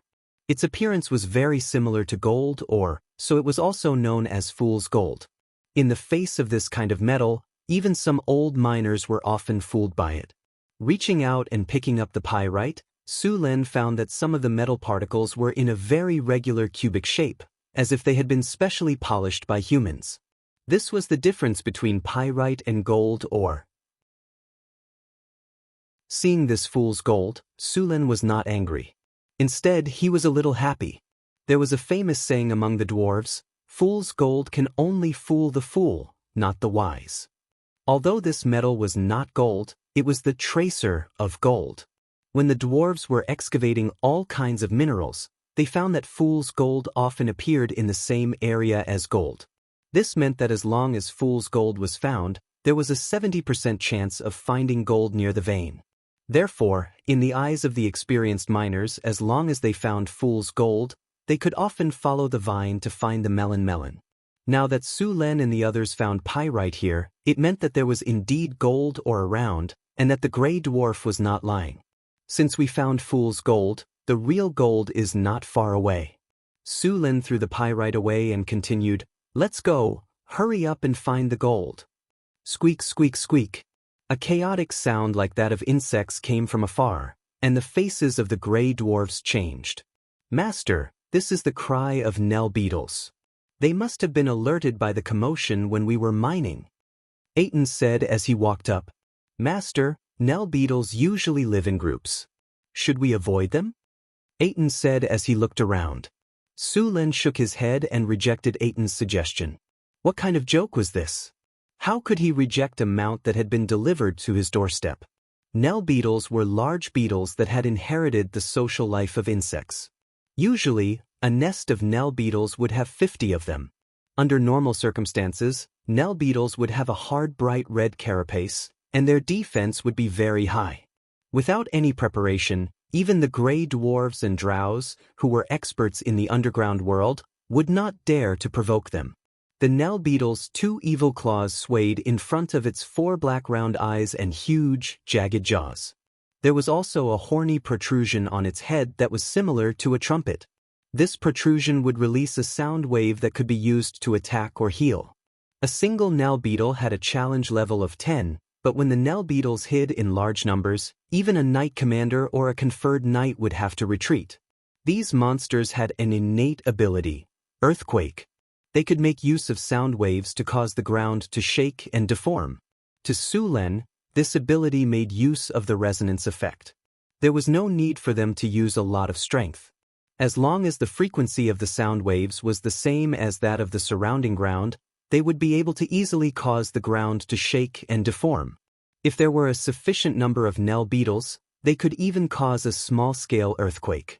In the underground world, almost no one would take the initiative to provoke a group of Nell beetles. However, even though the Nell beetle was powerful, its intelligence was extremely low. It was almost no different from other insects. In fact, its intelligence was even lower than other insects. This situation made it possible for Nell beetles to be tamed. However, from the looks of it, there had not been any underground race that had successfully tamed them. "They're here." A flash of lightning flashed in Sullen's eyes. The moment he said that, the rocks on the ground suddenly bulged up. Then a huge creature with a red carapace that looked like a beetle with 4 legs appeared before everyone. It had 2 sharp pincers, a huge mouth filled with fangs, and a horn on its head. Its body was covered with a shackling carapace, and its diameter was over 1 meter. It looked very ferocious and terrifying. "Sir, be careful." The moment the Nell beetle appeared, Aiton blocked in front of Su Lin. A sharp curved sword appeared in his hand, and he looked at the big guy in front of him with vigilance. "Chris, control them," Su Lin ordered. Compared to the Magi's ability to control monsters, Chris's charm was more useful. After being strengthened, the effect of her charm talent was very powerful. Chris laughed delicately as a leather whip appeared in her hand. She tapped her toes lightly and leaped into the air. A pair of demonic wings appeared behind her back. Chris's figure gracefully streaked across the air. The leather whip in her hand carried a ball of lightning as it lashed at the Nell beetle. The lightning flashed through the beetle's body and the attacking Nell beetle's body suddenly stopped. Kelly didn't stop at all. She quickly flew backward and the whip in her hand lashed out at even more Nell beetles. Chapter 460. Painful Lash. Charm. Pleasure Whip. As Chris flew past them, all the Nell beetles became stiff. Streaks of pink light quickly spread from Chris's body and quickly enveloped the Nell beetles. A shocking charm power spread from Chris's body. "Don't look at her." Aiton's expression changed drastically. He immediately closed his eyes and turned around. The drows and duergars around him also quickly turned around. Although Chrissy's charm wasn't targeted at them, it still had a very powerful effect on them. Whether it was Eden, the drows, or the gray dwarves, none of them had the confidence to resist this ability. Only Su Lin could resist Chris's shocking charm. As the pink light flashed past, the dozen Nell beetles below were instantly controlled by Hathaway. The 16 Nell beetles obediently formed a neat formation under Chris's command. "Master, they're all under control." The little succubus Chris obediently landed beside Su-Lin and said. Only then did the Duragars and drows around Su-Lin open their eyes in fear. They turned around and looked at Chris with eyes full of fear. How long had it been? In the blink of an eye, those troublesome Nell beetles were easily controlled by her. If the maid was so powerful, then how powerful was the master? At this moment, both the drows and the Duragars had a deeper understanding of Su-Lin's powerful strength. Su-Lin affectionately reached out and patted Chris's head, encouraging her. The little maid had done well during this period of time. She needed to be caressed and praised. With over a dozen death knell beetles, Su-Lin's group was able to move about more easily. The death knell beetles were strong and had thick carapaces on their bodies. Their speed was not slow either. They looked like tanks. These knell beetles had many other uses. Not only could they be used as mounts, but they could also be used to transport goods. The roads in the underground world were rugged, but the knell beetles could move as if they were walking on flat ground. They could quickly transport goods and had many uses. If these knell beetles were used to form a knight regiment, not many armies could stop their charge. Even if there were sturdy city walls, they would still collapse under the earth. Quaking mountain. Su-Lin was already considering forming a knight regiment of knell beetles to give it a try. With these knell beetles as mounts, Su-Lin and the others moved much faster. Many of the monsters they encountered along the way avoided them when they saw the knell beetles. Some stubborn ones were directly torn in half by the knell beetles' ferocious pincers. My lord, I've explored this area when I came last time. There's a group of kobolds in this passage. There are about 1,000 of them, and there's even a dragonborn kobold warlock among them. There are some undead creatures in this passage. I was almost killed by the spirits there last time. The gray dwarf said with lingering fear. But those spirits and zombies can't leave this place. Otherwise, I wouldn't have been able to escape. The underground passage extended in all directions, and they encountered several forks along the way. Other than the underground orcs and kobolds, there were also some minotaurs living here. However, there were not many minotaurs, only about 30 of them. There were no cities of gray dwarves or drows. Although the drows were said to be the strongest race in the underground world, they did not control much territory. These drows were fond of infighting, and there were more than 10 families in each city. If they wanted to expand, they would need the Queen of Spiders, Lolth, to give an oracle. In a remote underground world like this, there were basically no drows in the city. My lord, the gold mine is just ahead. We'll be there once we get out of this passage. The gray dwarf said excitedly. Su-Lin nodded. As long as it's true, your reward will be given as soon as we return. Thank you very much for your generosity, my lord. I'm willing to serve you until death do us part. The gray dwarf immediately patted his chest to express his sincerity. Soon the group walked out of the passage. At the end of the passage was a huge underground cave. After arriving here, Su-Lin found that there were many pale gold ores scattered on the ground. This vein was mainly chalcopyrite, and there were also gold ores. Adamantine and gold ores were buried here together. Su-Lin picked up a piece of ore and examined it. He found that the copper content of the ore was relatively high, and it was a high-grade ore. In addition to the gold ores, there were also some silver ores, but there were not many of them. The area of the vein in front of them was very large. Although he did not carefully observe the vein, it was obvious that it was a large comprehensive vein. There were not only gold ores here, but also many other ores. However, the gray dwarf would need to explore in detail to know how many ores there were. However, there was one more thing that needed to be done before the exploration, and that was to clear out all the monsters around the vein. Su-Lin's group was quickly discovered. After all, more than a dozen knell beetles were too conspicuous. However, what made Su-Lin feel strange was that there were more than one race of monsters secretly watching them. This was a little strange. In the underworld, unless one race had enslaved another race, this kind of situation rarely happened. However, this did not matter. Even if they all joined forces, they would not be able to do anything. Not long after, just as the gray dwarves were collecting ores, the monsters in the veins slowly approached in the dark and quickly surrounded them. After confirming that Sullen's group was surrounded, the monsters showed themselves. There were kobolds, underworld orcs, bugbears, and minotaurs. In total, there were a few hundred of them. What surprised Sullen even more was that these monsters of different races were not chaotic at all. These monsters were all wielding weapons and wearing armor. Although they looked a little crude, they were all metal weapons. Although the underworld was rich in mineral resources, there were not many races that knew how to smelt metal. This army of a few hundred was actually equipped with armor. It looks like these people don't welcome us. Sullen looked at these monsters in front of him. His eyes kept scanning them as if he was looking for something. At this moment, Sullen suddenly saw a sphere with a diameter of about 6 feet from the corner of his eye. He immediately turned around. Behind these monsters, a large meatball was floating in midair. This meatball had a ferocious bloody mouth filled with sharp teeth. In the middle of the meatball was an eye that took up 1/3 of the entire meatball. In addition to this eye, there were more than 10 small eyes that were connected to each other extending out from the top of the meatball. After seeing these ferocious and deformed creatures, Sullen immediately knew the name of these monsters: Beholder. These horrifying and deformed creatures were first born in the astral plane. It was said that their ancestor was a powerful creature that was comparable to the gods. Beholder was a monster that existed widely in the multiverse. They were best at mind control.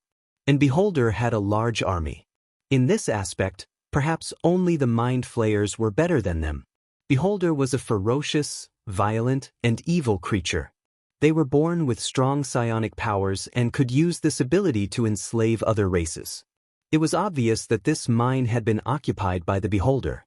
The armor and weapons on these monsters were also forged under the command of the Beholder. Looks like they're treating us as fat sheep. Seeing so many monsters surrounding them, Sullen was not nervous at all. Chris, command these Nell beetles to charge. Chris's eyes moved and said softly, "Yes, master." Although the Beholder controlled a large number of monsters, after controlling so many monsters, it could not perform precise operations. Although the army of a few hundred people was large in number, as they continued to move forward, the formation became loose. Seeing such a flaw, Chris naturally would not let go of it. After going through a few battles, Chris's commanding experience was obviously much better. Taking advantage of this opportunity, she immediately ordered 16 Nell beetles to attack. More than a dozen behemoths, each weighing 1 to 2 tons, rushed over. That earth-shattering aura was terrifying, but the monsters did not react. These monsters were all controlled by the Beholder. They basically did not have self-awareness, so naturally, they would not be afraid. However, could they block the charge of the Nell beetles just because they were not afraid? The answer was that it was impossible. The dozen Nell beetles were like a dozen heavy tanks as they crashed into the army of Beholder. As soon as they made contact, the armored underground orcs were sent flying without any chance to retaliate. How strong was the impact of the Nell beetles that weighed over a ton when charging at full speed? The armor of the orc that was sent flying was immediately deformed. There was even a dent where he was hit. The huge impact penetrated his armor and acted on his body. Blood and pieces of his organs kept flowing out of his mouth. It was obvious that this orc could not be saved. The Nell beetles were like bulldozers that charged into the enemy's formation. Wherever they went, the enemies were either sent flying or torn in half by their ferocious pincers. There was no enemy at all. This Beholder probably had not commanded a large-scale battle before. It completely did not realize how destructive the Nell beetles were to such a loose formation. The ground shook. The Nell beetle's 10 legs quickly tapped the ground while it was charging, and a special sound wave spread out. In the next second, there was a rumbling sound, and the ground around it shook violently like waves. The surrounding orcs, minotaurs, and kobolds fell down instantly, and the original encirclement had a large gap. Chapter 461. More than a dozen Nell beetles launched earthquake at the same time, causing the surrounding ground to tremble as if an earthquake had occurred. After the enemies fell, the dozen Nell beetles didn't slow down at all and continued to charge towards the Beholder. Seeing this situation, the huge eye devil let out a furious roar. The monsters under its control sped up and charged forward. At the same time, 6 purple rays shot towards the few Nell beetles that were charging at the front. Charm monster. The 6 Nell beetles that were hit stopped, and even their bodies began to tremble. Not good, the beholder is fighting with me for control of the Nell beetles. Chris's expression changed slightly. As the 6 Nell beetles stopped, the beholder once again shot out 6 purple rays. The Nell beetles that had just circled around from both sides were instantly hit by the rays. The charging Nell beetles were instantly petrified into 6 lifelike stone statues. It's not a beholder, it's a broodmother's eye. Su Len instantly reacted. The beholder and the broodmother's eye were almost identical in appearance. The only difference was that the broodmother's eye was much bigger than the beholder. However, it was Sullen's first time seeing a beholder and he was a little far away. He didn't have a clear and accurate understanding of the beholder's body. He originally thought it was just an ordinary beholder. He didn't expect it to be a broodmother's eye. The broodmother's eye was the final form of the beholder. As for the more powerful ordinary beholder, it was basically impossible due to the bloodline. The broodmother's eye was also a legend rank monster. Its ability was far superior to ordinary beholders. Compared to ordinary beholders that could only shoot 1 ray, the broodmother's eye could shoot 6 rays at once. Moreover, the broodmother's eye could shoot 10 kinds of rays. These 10 kinds of rays included charm humans, charm monsters, disintegrate, fear, finger of death, petrification ray, damage ray, hypnosis ray, slow ray, and telekinesis ray. Its spellcasting level was equivalent to that of a level 20 spellcaster. It was completely a legendary warlock. Against such a legendary monster, relying solely on the Nell beetles would be a waste of time. Ordinary beholder's challenge level was around level 10. However, the broodmother's eye would require a complete team of level 16 adventurers. Chris, focus on controlling the Nell beetles to deal with the surrounding monsters. Leave the broodmother's eye to me.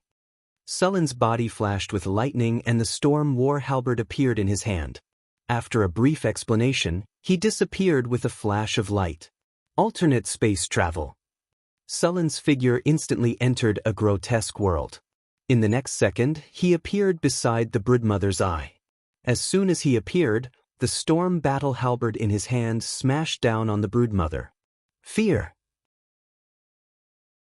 The broodmother's eye instantly fired an eye beam at Su Len, but this time, the spell did not have any effect. Sullen's strong will and iron will allowed him to pass through the fear spell. The storm war halberd didn't slow down at all as it ruthlessly slashed at the broodmother's eye. The energy barrier around the broodmother's eye only lasted for a second before it shattered with a loud bang. The storm war halberd had left a deep wound on its body. Asterisk sizzle. Asterisk the tentacles on the broodmother's eye wriggled and made a sizzling sound.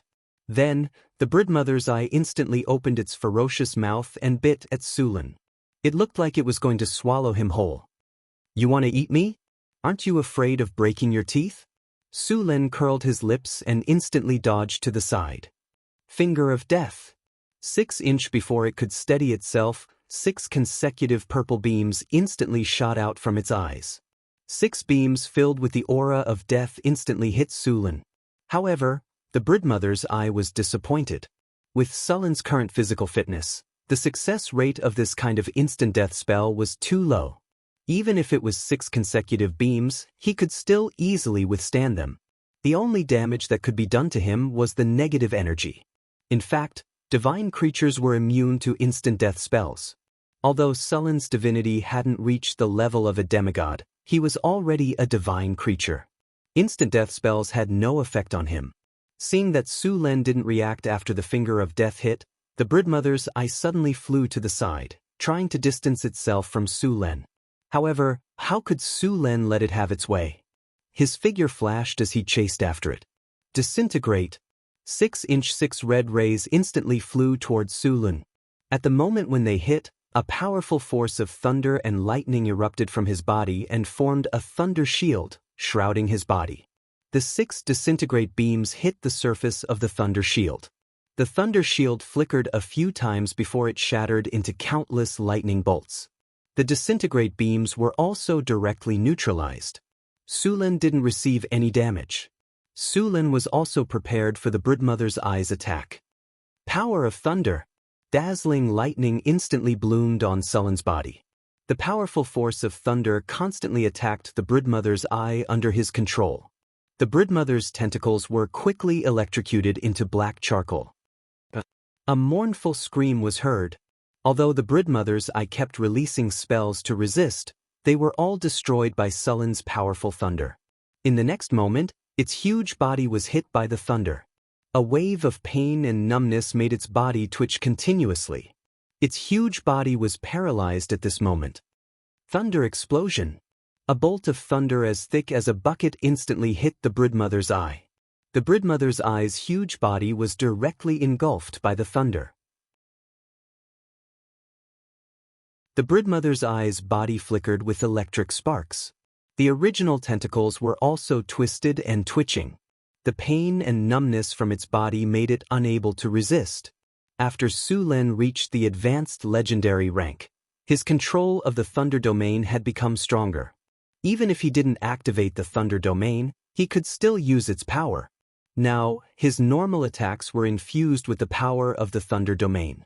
Although the Broodmother's Eye in front of him had reached the legendary rank, it was completely no match for Sulin. The spellcasting ability it was so proud of couldn't exert any power in the face of Sulin. Although they were both at the legendary rank, there was a huge gap between an ordinary legendary and an advanced legendary. Moreover, Sulin had mastered the power of the Thunder Domain. The Broodmother's Eye couldn't resist him at all. Thunder Spear. A pale golden power of thunder instantly appeared in Sulin's hand. Then, it formed a spear made completely of thunder and lightning. It was also mixed with a trace of the power of the rules. As soon as the Thunder Spear took shape, a hair-raising feeling appeared on everyone on the battlefield. It was as if they were facing their natural enemy in an instant. Apart from purification, the power of the rules of thunder and lightning also had some power of judgment. This power was effective against almost everyone. Sulin immediately locked on to the Broodmother's Eye with his perception. Then, with a roar, he threw the Thunder Spear at it. A terrifying bolt of thunder directly streaked across the sky. At this moment, the entire underground cave was illuminated. The surrounding elemental energy seemed to be attracted by the Thunder Spear. It was as if the surrounding elemental energy was gathering towards the Thunder Spear. Golden lightning streaked across the sky.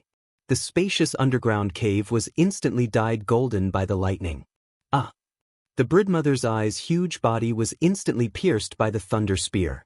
A hole with a diameter of 50 centimeters appeared in the center of its body. A large amount of flesh and blood was instantly reduced to ashes. Sulin deliberately avoided the Broodmother's Eyes. One had to know that the most valuable thing on this monster's body was its eye. If the eye was destroyed, the value of the Broodmother's Eye would be reduced by 90%. After the Thunder Spear was thrown, the Broodmother's Eye let out a cry of horror. It activated all of its psionic defensive force fields. However, under the effect of the Thunder Spear, the psionic defensive force fields shattered into countless pieces like glass. It couldn't withstand the impact of the Thunder Spear at all. The next moment, a terrifying hole appeared in its huge body. Its entire body was directly pierced by the Thunder Spear. Bang! The Broodmother's Eye's huge body fell to the ground like a small hill. Blood spurted out. Although it looked very miserable, the Broodmother's Eye was still alive. Its powerful life force was quickly draining away, and it could only struggle at death's door. Sulin didn't give it a chance to recover. His body flashed and appeared directly above the Broodmother's Eye. The storm battle halberd in his hand suddenly flashed with dazzling lightning. Then he ruthlessly pierced the Broodmother's Eye's brain. The sharp storm battle halberd pierced the Broodmother's Eye's skin and mercilessly pierced its brain. The powerful lightning energy completely turned its brain into a pile of paste. After receiving another fatal blow, the Broodmother's Eye finally couldn't take it anymore. Its powerful life force disappeared in an instant. Its huge body collapsed with a loud bang. Only the tentacles were still trembling slightly. This was the reaction of the nerves in its body after being stimulated by the lightning. A high-quality magic gem appeared in Sullen's hand. Then, a powerful energy surged from his body. The magic gem instantly flew up and bloomed with a dazzling brilliance. Soul extraction, confinement, soul binding, spell maximization plus magic gem. 3 consecutive spells were cast by Sullen. The soul of the Broodmother's eye that had just died was instantly extracted from its corpse. The ferocious and terrifying soul struggled to escape. However, when it was alive, it wasn't a match for Sullen. Now that it was dead, it was even worse. Chapter 462. Chains of lightning flew out from Sullen's body and wrapped around the soul of the Broodmother's eye as soon as they appeared. The lightning chains had a golden glow on them, which was the embodiment of the divine power in Sullen's body. The soul of the Broodmother's eye, which was struggling to escape, suddenly lost its ability to move. This ferocious soul was slowly pulled towards the magic gem in the air by the lightning chains. Boom! The lightning dissipated, and the originally pure magic gem turned into a soul stone that flickered with purple light. After the spell was cast, the soul stone fell from the air. Sullen reached out and caught the gem. After looking at it for a while, a legendary soul stone was in his hands. Next, Sullen did not let go of the corpse of the Broodmother's eye, which was like a mountain of flesh, and directly stored it in his storage space. The Broodmother's eye was very rare in the multiverse. Its eye was a very precious magic material. If the craftsmanship was good, it was more than enough to make a legendary item. How could he let go of such a material? At the same time, the moment the Broodmother's eye was killed by Sullen, the army of monsters that were besieging Crazy and the others immediately stopped attacking, and all of them fainted on the ground. Hundreds of kobolds, bugbears, underground orcs, and minotaurs all fainted. These monsters that were originally controlled by the Broodmother's eye were also freed at this moment. Seeing this, the gray dwarves and drows heaved a sigh of relief. Then they tied up these monsters with ropes. Those with light injuries were left behind, while those with heavy injuries were killed with a single slash. Crazy, on the other hand, had the Nell beetles under control again. As for the remaining 6 petrified Nell beetles, Sullen had to cast a spell to get rid of them. The effect of the petrification spell was very powerful. This spell first appeared on the Medusa, who was also an ancient abomination monster. It was said that this monster had the bloodline of the gods. Many petrification spells in the multiverse originated from her. After the successful casting of the petrification spell, it did not directly turn a person into a stone statue. In fact, the stone statue was only the effect of the spell. As long as the petrification spell was removed within an hour, the petrified person would recover. Of course, the prerequisite was that the stone statue had to be intact. Once the stone statue showed signs of missing an arm or a leg, the person would also lose an arm or a leg after the petrification was removed. Moreover, the petrification spell had to be removed within an hour. Once the time limit was exceeded, the stone statue that was originally the effect of the petrification spell would become a real stone statue. After the petrification spell was removed, the beetles that had turned into stone statues, Sullen had turned into stone. Su got everyone to clean the battlefield, while he found a place to look at his harvest this time. Ding! Congratulations, host. You have obtained a glorious victory. Ding! Congratulations, host. You have successfully defeated an Eye of the Nest Mother and annihilated its army. You have obtained 53,200 experience points. You have obtained an item, Life Gem X2. Ding! Congratulations, host. You have successfully killed an Eye of the Nest Mother. You have obtained 68,000 experience points. You have obtained 2 platinum treasure chests. You have obtained 1 legendary skill point for killing an Eye of the Nest Mother. The battle has ended. New Moon Year 1688, November, Underground World. Your servant discovered a gold mine in the underground world. You led an exploration team to explore the depths of the underground world. When you found the gold mine, you encountered an army led by the Eye of the Nest Mother. A battle broke out. In the end, you took the lead and successfully killed the Eye of the Nest Mother. You have obtained victory in this battle. Your name has begun to spread in the underground world. Prestige plus 20. Ding. Congratulations, host. Your experience points have reached the maximum. Your profession level has been upgraded.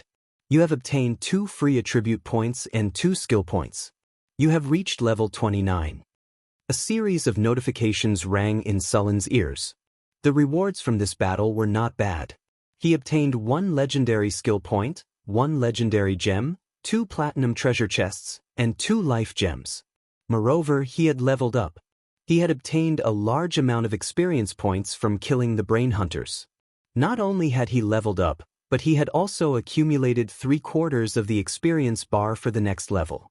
In addition to the experience he had accumulated during this period of time and this battle, his level had increased once again. Sulen had not used the bottle of Golden 9 Transformations pills he had obtained previously. In addition to the 2 free attribute points he had obtained this time, he had a total of 27 free attribute points.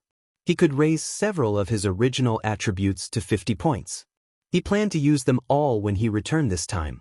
In addition to the free attribute points, Sulen had also accumulated 1 legendary skill point and 4 free attribute points. He planned to level up his skills.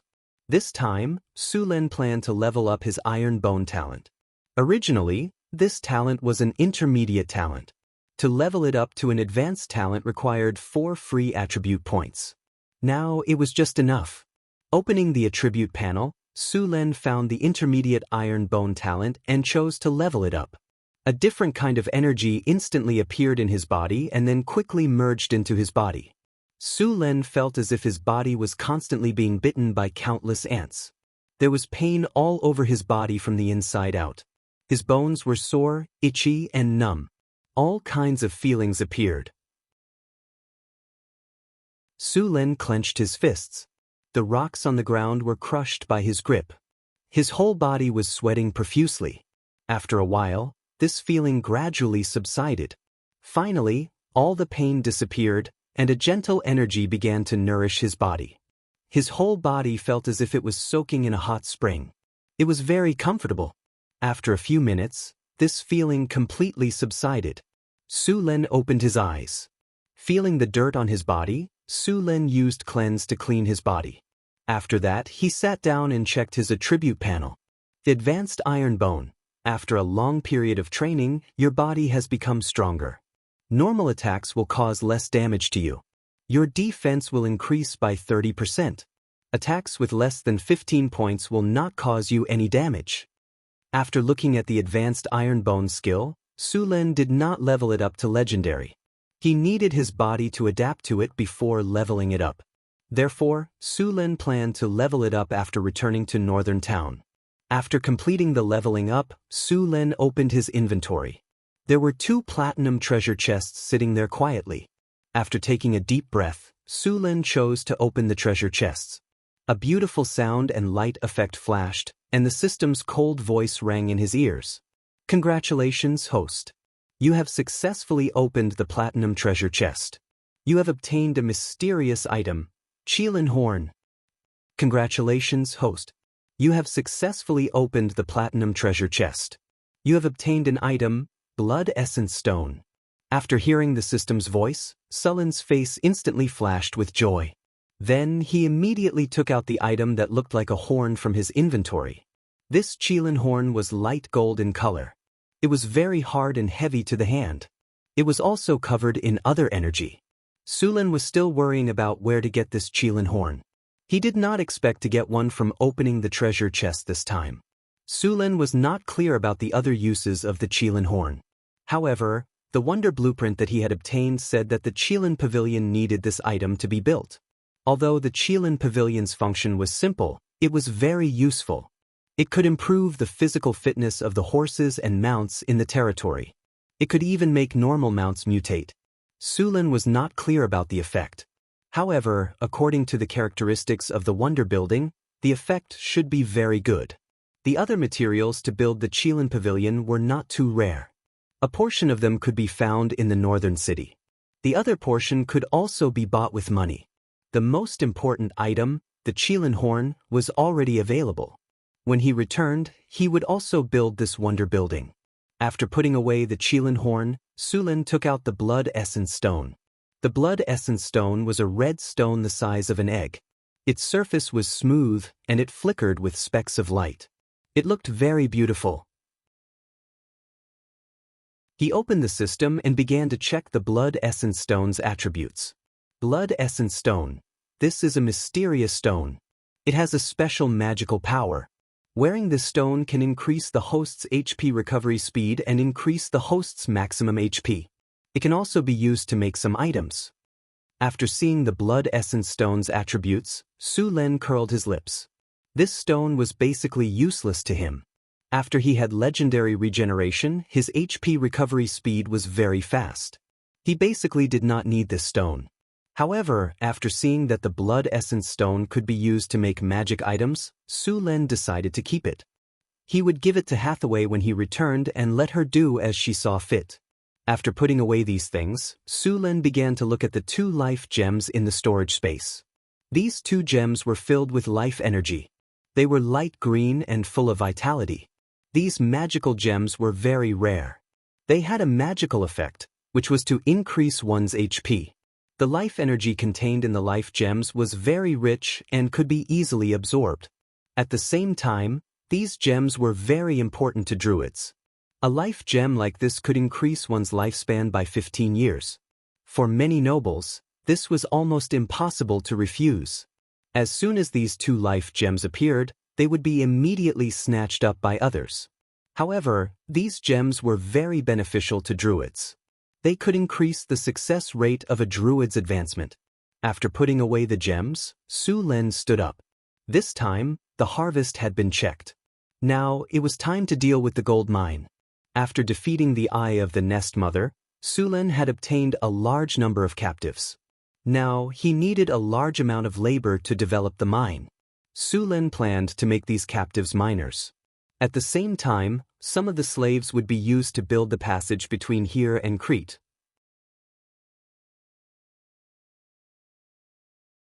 Chapter 463.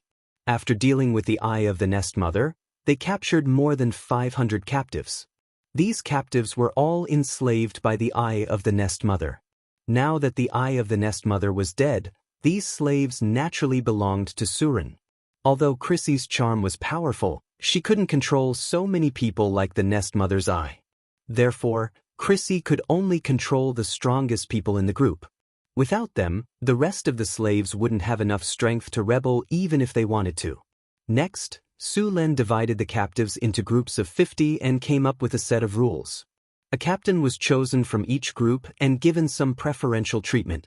They would immediately stand on Sulin's side and help Su Lin oppress their own kind.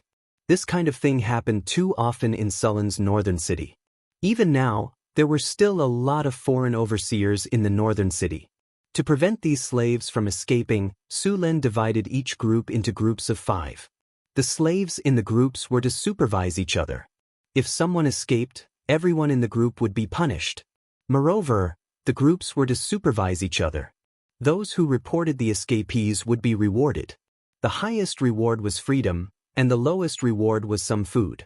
At the same time, Su Lin had the drows watch over the slaves. After completing the rules, Su Lin had the slaves build a camp here. At the same time, he sent the gray dwarves to explore the gold mine in all directions. After everything was arranged, Su Lin took Crazy to search for the Eye of the Nest Mother. Beholder creatures also liked precious metals and shiny things. Their nests often contained a lot of wealth. Although it wasn't as rich as dragons, it wasn't too far off. Su Lin naturally wouldn't miss out on this wealth. Who would complain about having too much money? With a clever captive leading the way, Su Lin and Crazy rushed to the Eye of the Nest Mother. The Eye of the Nest Mother's nest wasn't far from here. It was only about 2 kilometers away. It was located in a cave. At this time, there were some Taurens standing guard outside the cave. Even the Eye of the Nest Mother had been killed by Su Lin, so the Taurens were even easier to deal with. Zhao Fu casually threw out 5 lightning whips. causing the minotaurs to be paralyzed and unable to move, easily subduing them. Looking at the cave before him, Su Luen didn't enter directly. Who knew if there were any traps left behind by the nest mother's eye? Su Luen looked around and saw that no one was around. Then he took his storm war halberd and walked towards the two torrents. He kicked them and said coldly, "Don't play dead, get up." Sullen's spell wasn't to kill him, but to make him lose his ability to resist. One had to know that mining required a large number of slaves, and it was better to have one less slave die. "Don't kill me." The man struggled to get up. Although he didn't die, his injuries weren't light. At this moment he was full of reverence for Su Luen. In the Tauren tribe, only the prophet shaman had the power of magic. He could clearly sense that Su Luen was far more powerful than the shamans in his tribe. Su Luen put the storm war halberd on the Tauren's neck and asked in a low voice, "Who is your master?"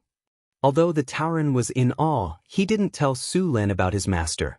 It was as if his master had left a restriction on him. How troublesome! Remove the spell. A ray of light rose from Sullen's body, and the spell on the Tauren was removed. "Who is your master?" Su Luen asked again. "It's an eye demon." After the spell was removed, the Tauren immediately told him what he knew. Soon, Su Luen figured out the situation in the nest. Other than the nest mother's eye that he killed, there were 3 other eye demons in the nest. They were the servants of the nest mother's eye. Su Luen was a little confused before. Why was there only one eye demon in the nest mother's eye? It turned out that the rest of the eye demons were all in the nest. After figuring this out, he naturally wouldn't let the eye demons go. Then, Su Luen and the others entered the cave. After entering the cave, they realized that it was a completely different world. This was not a cave, but a castle. Most of the rock wall had been hollowed out, and small rooms had been excavated. There were many fluorescent stones inlaid on both sides of the road. Just as Su Luen was still observing the surroundings, a burst of footsteps came and more enemies appeared. This time, other than the Tauren, orcs, and other underground races, there were also 3 eye demons. Although the eye demons were strong, it depended on who the opponent was. As soon as the 3 eye demons appeared, they immediately cast demonic ray at Su Luen. However, after hitting, there was no reaction.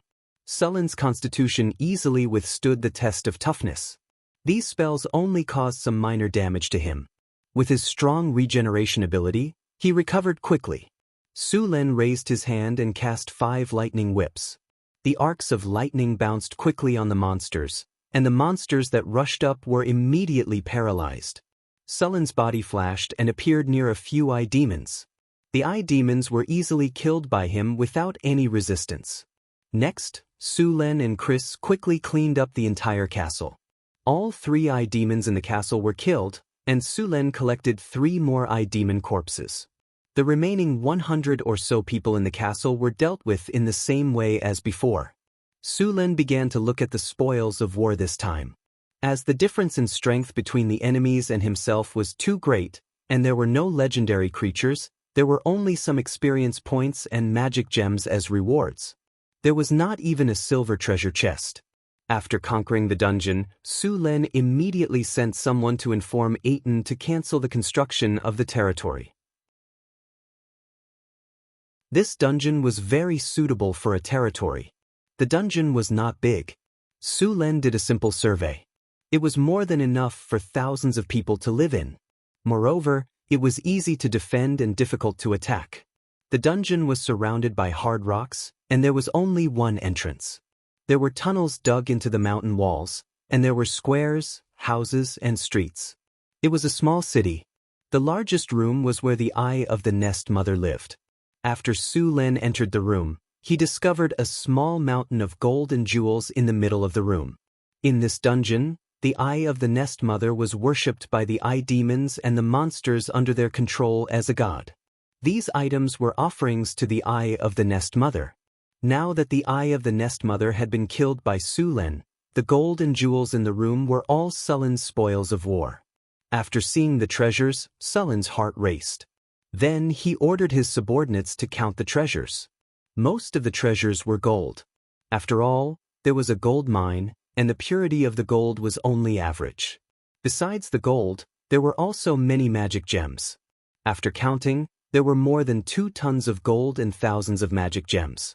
Of course, most of the magic gems were of average quality, and less than 1/10 of the magic gems were of high quality. Su Lin asked the gray dwarf to refine the gold into gold bricks and store them in his storage space. 2 tons of magic gems sounded like a lot, but in reality, the gold bricks were less than 100 million cubic meters in size. Including the magic gems, the total volume was less than 2 cubic meters. Su Lin's storage space could easily fit them all. While the gray dwarf was exploring the veins, the slaves were not idle. Su Lin arranged for them to repair the roads. The tunnels leading to Crete had to be widened and strengthened, and many of the uneven roads had to be smoothed out. After making the necessary arrangements, Su Lin took some time to return to Northern City. He handed over the gold he'd obtained to the mint for casting, and sent the magical gems to the wizard tower. At the same time, Su Lin brought some men from Crete. When he came to the underground city again, 3 days had passed. After all, Su Lin had only brought a little more than 20 people with him the first time he came. If he stayed here all the time, the slaves would not dare to do anything to him. However, he could not stay here all the time, so he transferred some people from the city of Crete. In addition to preventing the slaves from causing trouble, these people's task was to clean up the area around the mine. When Su Lin returned, the gray dwarf had already begun to instruct the slaves to dig. As the area of the mine was too large, it would take a lot of time to explore. Therefore, they had to dig and explore at the same time. Although only a part of the exploration had been carried out, the results made Su Lin overjoyed. Besides the gold, there were many other associated minerals. The gray dwarf had also found some fine gold. Based on what they had discovered so far, the reserves of fine gold were not bad. In addition, there were also topaz, pyroxene, chalcopyrite, pyrite, and so on. There were even some gemstones. The magic gems in the room of the Eye of the Nest Mother should have been excavated from here. However, the quality of the gemstones here was average. There were not many high-quality gemstones. Among the slaves, the kobolds and underground orcs were assigned to mining, while the taurens were sent to build the tunnels. Su Lin and Chris began to sweep the territories around the dungeon. If they wanted to mine the mines, it would be impossible to rely on the hundreds of slaves in front of them. It was not realistic to transfer slaves from Crete or Orlando City. Both Crete and Orlando City needed slaves for mining, so they couldn't afford to spare too many people for that. Fortunately, there were other tribes living around the gold mine. Su Lin led his men to conquer these tribes one by one. The slaves were sent to the newly opened mine to mine. After a round of clearing, the potential threats around the mine were eliminated. The miners were also replenished. It was killing 2 birds with 1 stone.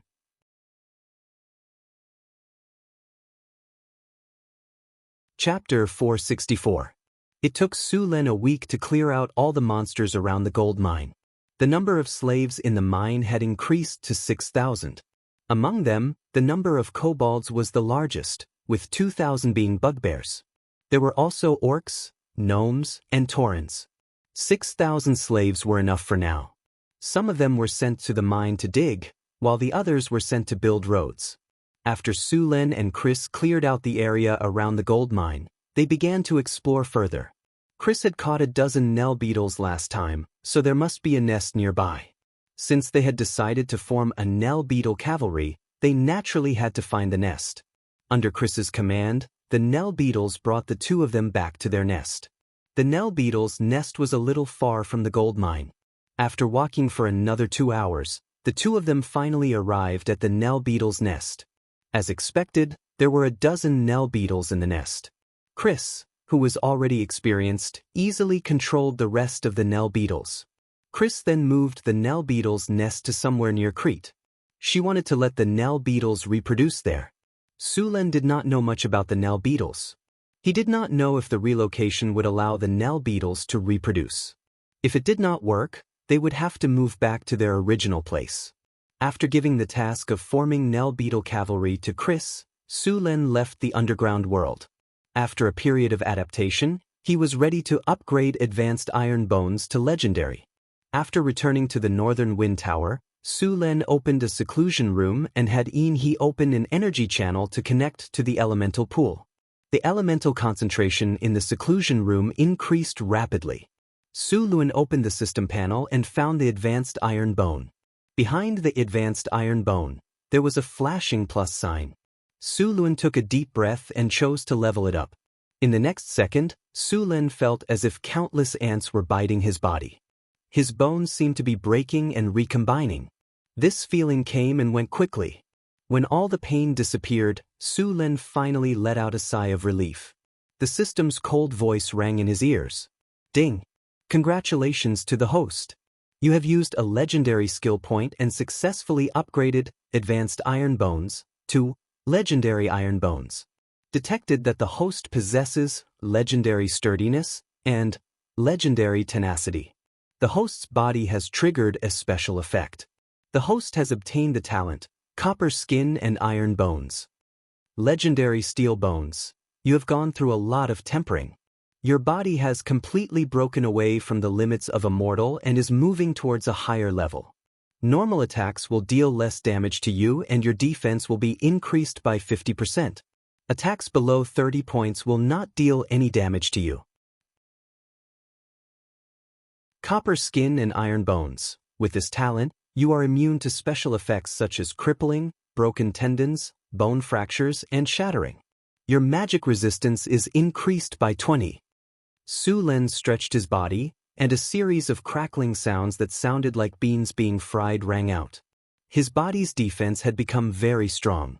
With the addition of Legendary Tenacity, Legendary Iron Bones, Body Hardening, and other talents, ordinary weapons could no longer hurt him. Sullen's skin had become very tough. He deliberately took out an ordinary knife and scratched his body. However, the blade did not leave any wound. In the end, he kept increasing his strength and finally pierced his skin. However, just as a little blood flowed out, the wound quickly healed with the help of Legendary Regeneration. After testing the changes in his body for a while, Su Len did not leave the seclusion room. Instead, he sat down again and calmed his mind.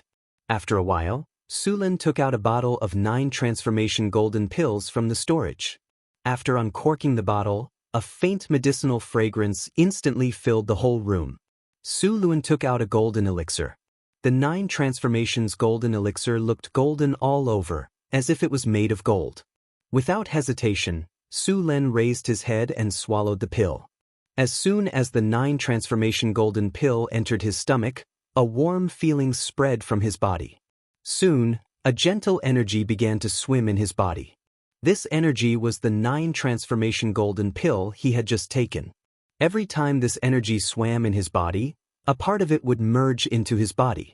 After a few rounds, all the energy had been completely absorbed by his body, and in his attribute pain, 5 free attribute points had been added. Su Len chose to add all 5 attribute points to dexterity. The original 45 points of dexterity instantly increased to 50 points.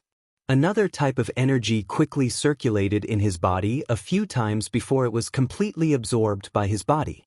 Su Len was keenly aware that his body had become more flexible. Next, the remaining 4 9 transformation golden pills were all consumed by him. There were also 20 free attribute points on his attribute pain. Sullen's current 5 attributes, strength and dexterity, had both reached 50 points. This time, he added the remaining attribute points to Spirit, Vitality, and Charm. His Spirit was originally 35 points. Su Len directly added 15 free attribute points to it. His Spirit had also reached 50 points. 3 of the remaining 5 free attribute points were added to Vitality. His Vitality had also broken through 50 points. The last 2 free attribute points, together with the 2 free attribute points he had obtained from this level up, were all added to Charm. His Charm had also reached 31 points. With the sudden increase of so many attribute points, Sullen's physical fitness could be said to have undergone an earth-shattering change.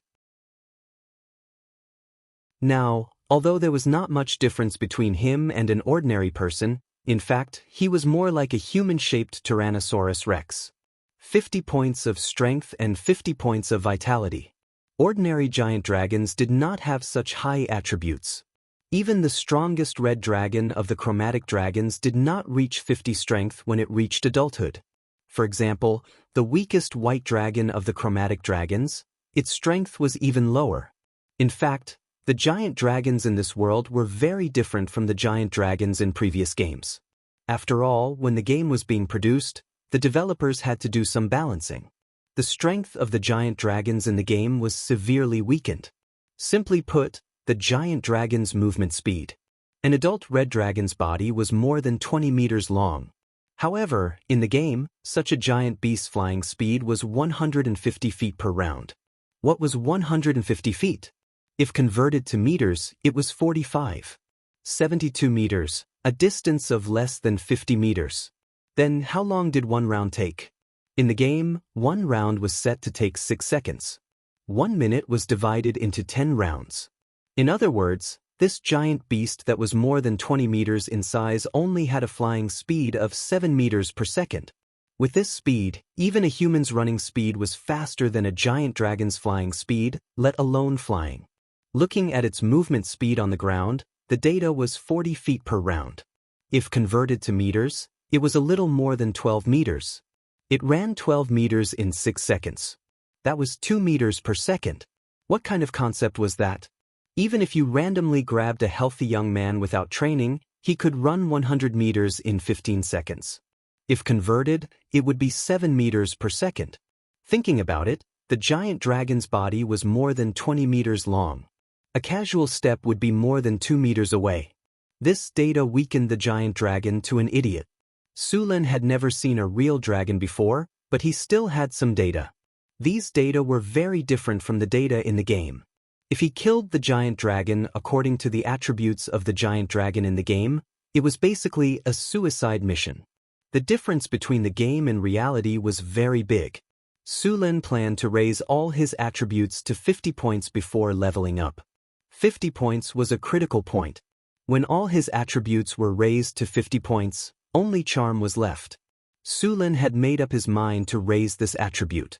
After all, strength was a matter of version. Being handsome was a matter of life.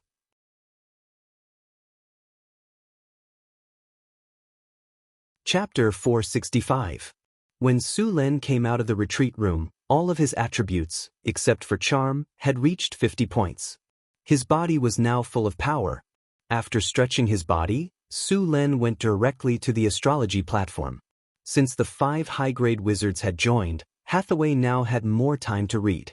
When Sulen came, she was looking through all kinds of information about the golem factory. Golem puppets were the best guards and troops for a wizard tower. If they were to produce golem puppets the normal way, the output would be low and the time would be long. The wizard's time was very precious, and they didn't want to waste it. Therefore, to solve this problem, the golem factory was born. The first golem factory was built by a large wizard organization. Each wizard was only responsible for a part of the process.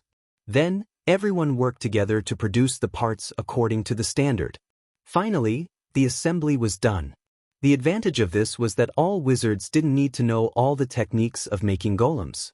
It lowered the difficulty of making golems and sped up the construction process. However, this also brought about a problem.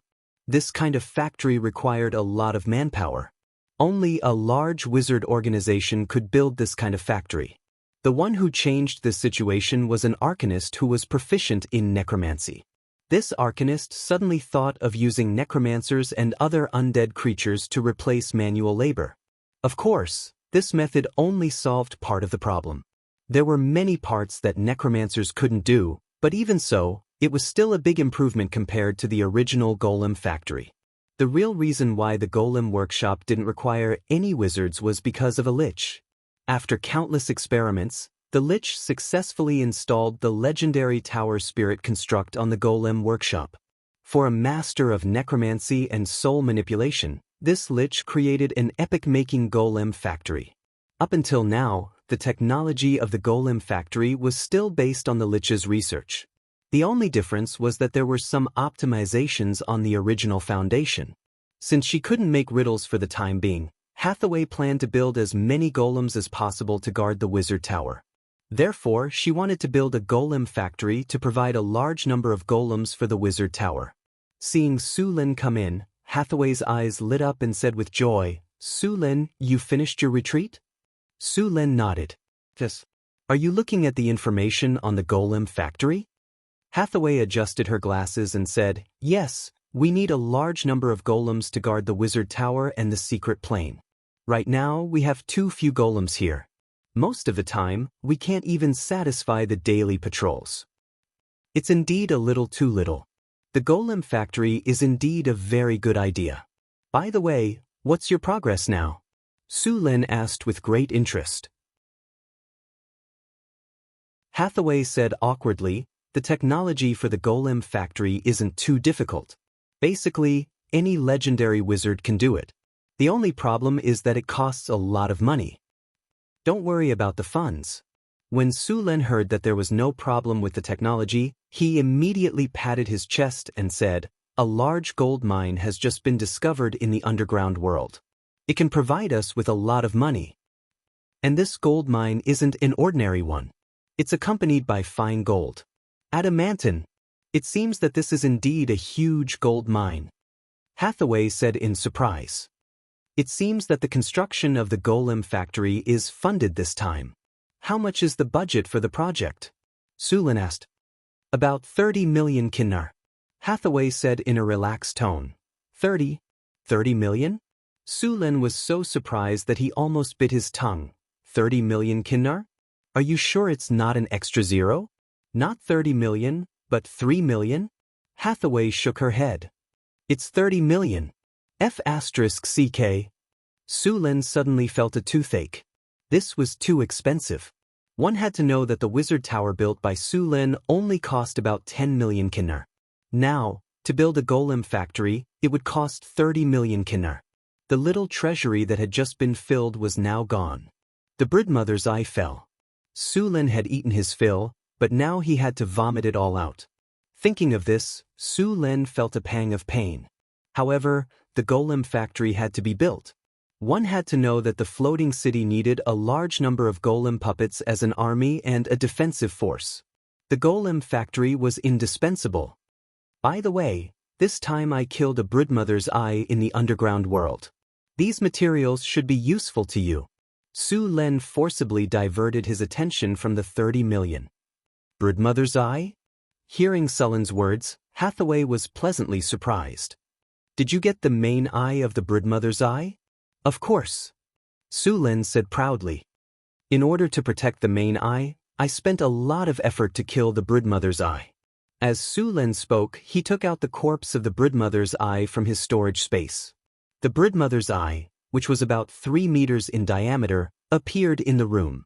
Hathaway immediately walked over to examine it. The Bridmother's eye looked a little miserable. The most fatal injury was the one that went through the entire brain. Although the other injuries looked miserable, they were not too serious. Hathaway's palm flashed, and a silver-white scalpel appeared in her hand. Then, Hathaway took the scalpel and quickly cut the Bridmother's eye's body. The thin but tough skin of the Bridmother's eye was cut open. The corpse is well preserved, but its eye needs to be taken out as soon as possible. Hathaway said to Su Lin as she cut up the corpse. "I have other uses for this main eye, but these secondary eyes can be used in the golem factory." Hathaway cut open the tentacles of the Bridmother's eye and quickly took out the secondary eyes. Many of the Bridmother's eye's secondary eyes and tentacles had been damaged during the battle. In the end, Hathaway found 7 undamaged secondary eyes. "Your spoils of war shouldn't be just one Bridmother's eye, right? I remember that Bridmother's eyes are social creatures." "They are indeed social creatures. After I killed the Bridmother's eye, I saw 3 beholder devils in its cave." Su Lin nodded. "I killed the 3 beholder devils. Their corpses are in my storage space. Do you want them now? I'll put them in the storage space later. This Bridmother's eye will keep me busy for a while." Hathaway shook her head. The main eye of a beholder devil can be used to create many spells. For example, the Eye of Truth, the Eye of Omniscience, the eye of space-time, and so on. The crystal ball used by the divination school can also be replaced by a beholder devil's eye, and the effect is even better than a crystal ball. The eye of prophecy can also reduce the backlash of divination spells and increase the success rate of divination spells. More importantly, the eye of prophecy can save you from disaster once. Save you from disaster once? Su Lin looked at the broodmother's eye in shock. It was common knowledge that witches were often much more skilled than male adepts when it came to divination spells. Moreover, as a woman, they were naturally very curious. Women were even more curious than cats. What would they do if they had the ability to peek into other people's futures? Su Lin didn't have to think to know that the witches would not be able to resist the urge to peek into the future. Under normal circumstances, they would only be able to see a few fragments of the future. It was not a big problem, and it would be hard for others to notice. However, they could not help but want to see more, so they would use some dangerous divination spells. This would lead to a serious consequence. The wizards of the school of divination would be seriously injured or even killed by the backlash of fate.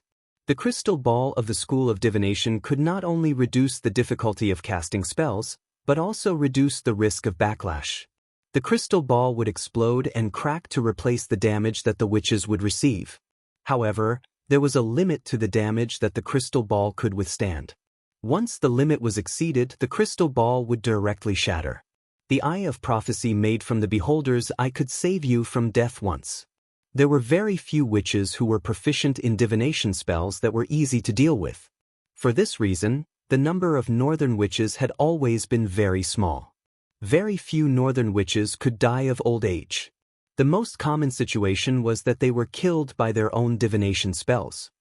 What are you going to do with the broodmother's eye's main eye? Su Lin asked curiously. Hathaway quickly cut off the skin of the broodmother's eye. At the same time, she separated the flesh and was ready to take out the main eye. This eye? Hathaway thought for a moment. It's too wasteful to use this eye to make the eye of prophecy. I'm going to use it to make an omniscient eye. Omniscient eye? Su Lin raised his eyebrows. It's not what you think. Hathaway smiled. The omniscient eye is the ability of the gods. Only the gods who have mastered the omniscient eye can see the entire material world at any time and place. There are no restrictions of distance or space. The omniscient eye I'm talking about is far less effective than this. Hathaway continued, although it's not as powerful as the omniscient eye of the gods, it's more than enough to observe the northern battlefront city. With the omniscient eye, we can observe every corner of the city at any time and place. In addition to this, the omniscient eye will also retain its original abilities. For example, we can use the omniscient eye to cast some light spells. With the omniscient eye, we can attack at any time and place as long as we are in the northern battlefront city. At the same time, the omniscient eye can also be used for reconnaissance. Its range is very large. It can be dozens of kilometers or even hundreds of kilometers. Hathaway quickly took the broodmother's eye's main eye from its corpse and soaked it in a basin of clear blue liquid. The broodmother's eye's main eye was 50 centimeters long. It moved up and down in the liquid.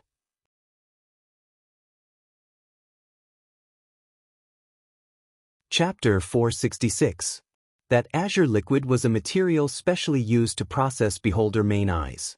Although beholder main eyes were first-rate materials, they weren't easy to preserve. After soaking in that liquid, the eye would transform into a kind of crystal-like crystal. Moreover, this transformation wouldn't weaken the effects of the beholder main eyes. This was the best way to process the main eyes. After the transformation, the beholder main eyes would be preserved for a long time. Normally, this transformation would take 3 to 5 days, but the broodmother's eye was much bigger than ordinary beholders, so it needed to be soaked for a longer time.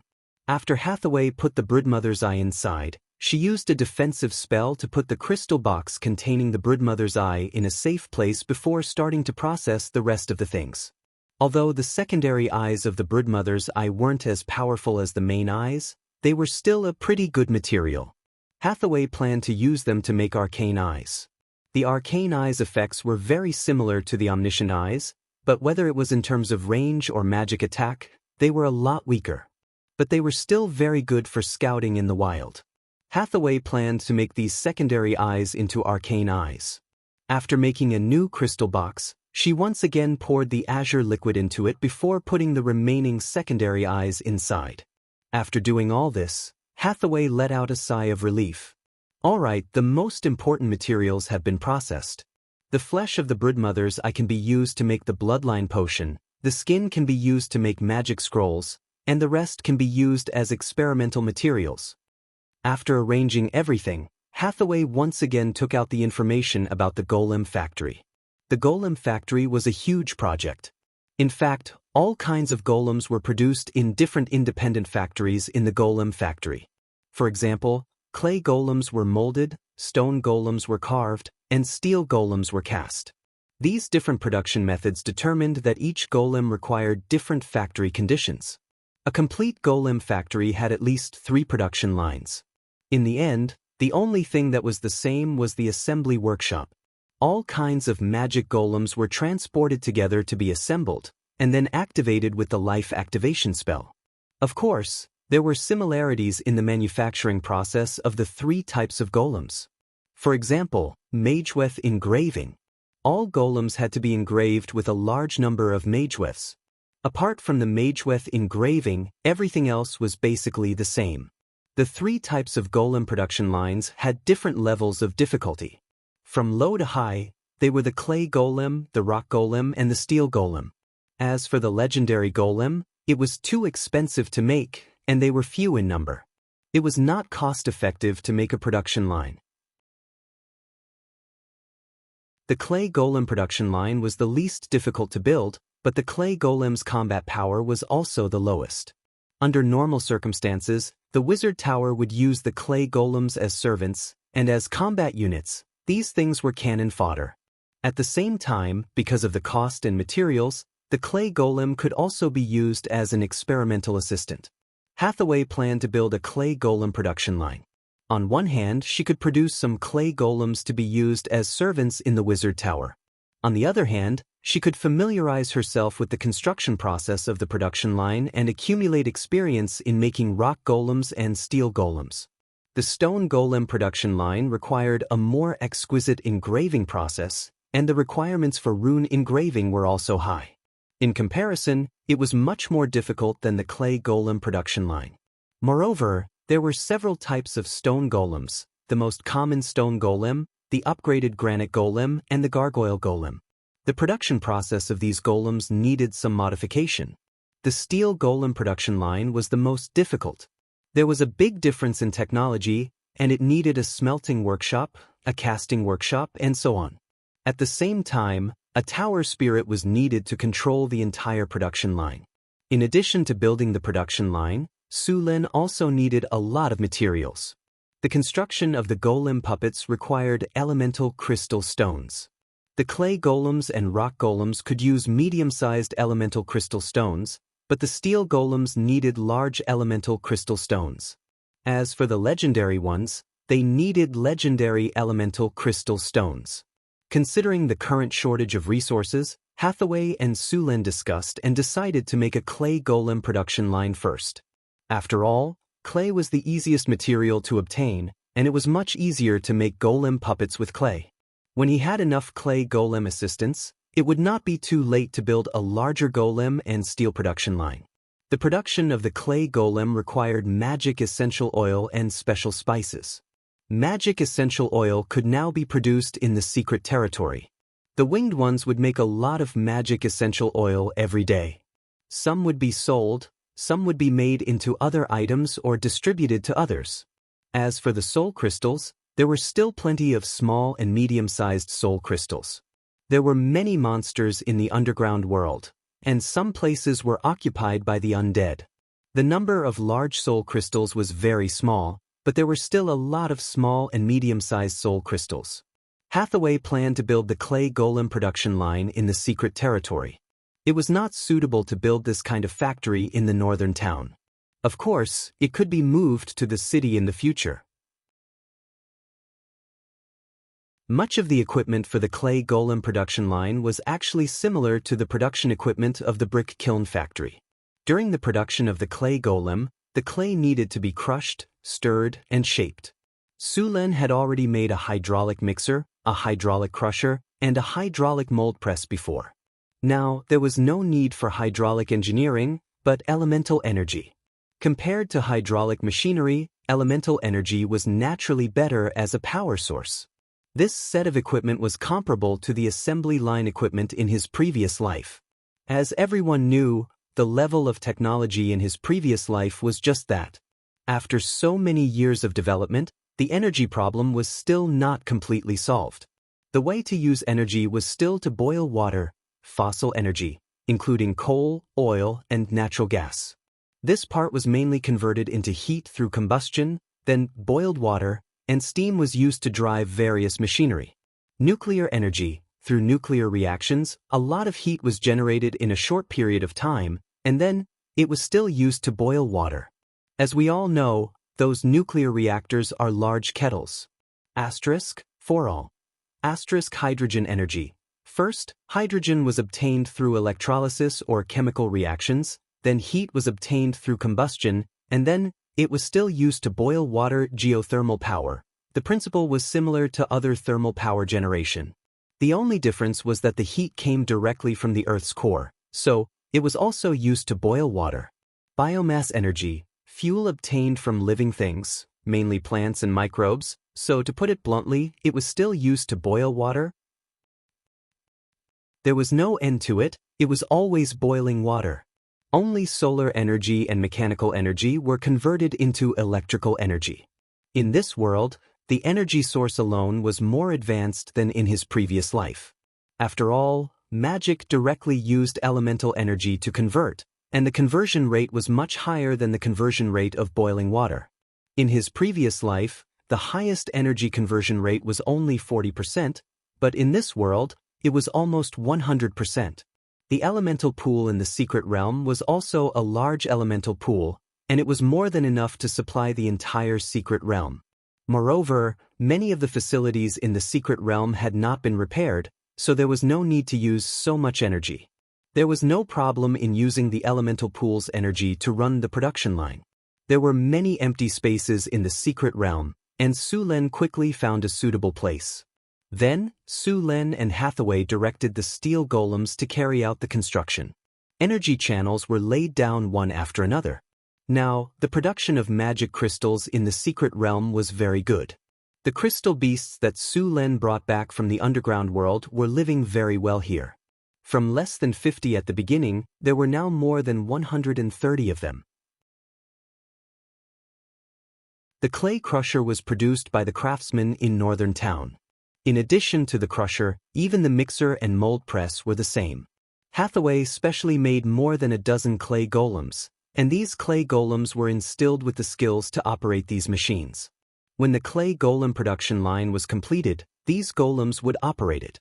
Although the clay golems were not as complicated as the stone golems, they were still not easy to build.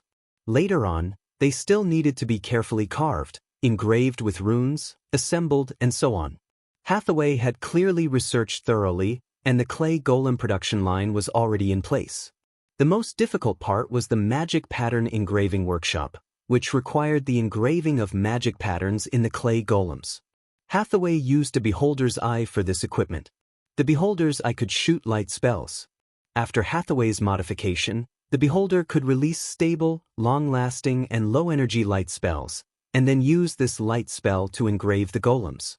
The materials used for engraving magic patterns were magic gem powder and some magic beasts or other monsters' blood. These magic gem powder and magic beast blood were mixed according to a certain ratio, and some other things were added. The magic gem powder was very effective when engraving magic patterns. It was very difficult to operate the beholder's eye, not to mention engraving runes. Ordinary clay golems were not up to the task at all. With their simple brain capacity, they could not complete too complicated tasks, so for the sake of engraving runes, they finally decided to use legendary soul stones. Su-Len still had several legendary soul stones, so it was naturally no problem to use one to make a legendary tower spirit. And when it came to making steel golems, they also needed to use a high intelligence and high quality tower spirit. In fact, the tower spirit in this world was like the artificial intelligence in his previous life, but this artificial intelligence was a little weaker than the tower spirit. The artificial intelligence in his previous life could only be said to be average, but the tower spirit in this world was very powerful. The entire clay golem production line was made very quickly, and it took about a week to make the complete set. After finding the production line and building it, Su-Len and Hathaway also began to load the engineering operation program into the clay golems.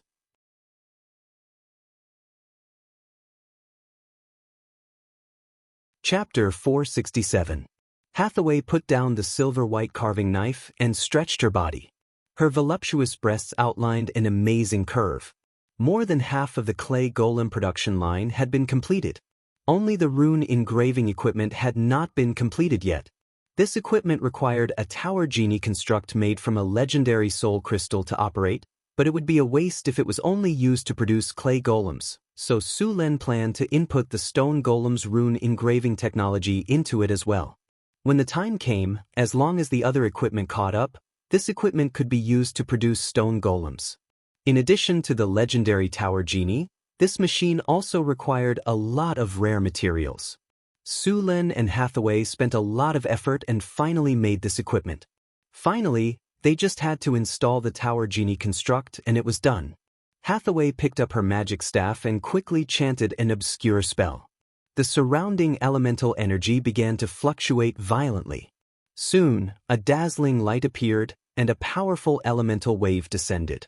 Legendary activated life construct. Strange elemental energy quickly gushed out from Hathaway's body, and a powerful mana instantly shrouded the legendary soul crystal in front of her.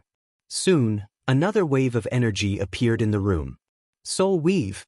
Supreme magic skills plus mana shaping plus soul construct. Traces of soul power quickly changed under Hathaway's manipulation. Soul Weave was a very difficult spell, and it was a very crucial part of making a legendary tower genie. It was equivalent to building a personality for the tower genie, building a framework, and making the tower genie according to one's ideas. Normally, the tower genies made by wizards were extremely calm and rational, but this did not stop some people from making a silly tower genie. Hathaway, who had experience in making the tower genie, was very fast this time. After about 10 minutes, a rune was completed. With a flash of light, the construction of the legendary tower genie was completed. The next step was to install the legendary tower spirit construct and the rune inscription device together. This was not a difficult task. After placing the legendary tower spirit in the heart of the device, the automatic rune inscription device was considered complete. Automatic rune inscriber, legendary rune. Can inscribe runes on objects according to requirements. Accuracy plus 25. Efficiency plus 35, indestructibility plus 30, logic plus 32, failure reduction plus 33. After seeing the attributes of the Mageweth inscriber, Su-Len nodded with satisfaction. With this thing, his clay golem production line would be completed. Without any time to rest, Hathaway and Su-Len returned to the secret realm with the automatic Mageweth inscription instrument. At this time, the clay golem production line in the secret realm was almost completed. After Hathaway installed the equipment, she directly connected it to the energy source. Although he had a lot of information about his own work, he still needed to make adjustments. The light blue elemental energy entered the golem factory through the energy channel, and the entire golem factory began to slowly activate.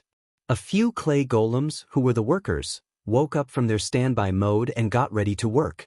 Tower Spirit, Builder number 1 activated. System self-check in progress. System self-check complete. Beginning program loading. Loading progress, 20%, 40%, 60%, 80%, 100%. Loading complete. Clay Golem Model 3 automatic production line in progress.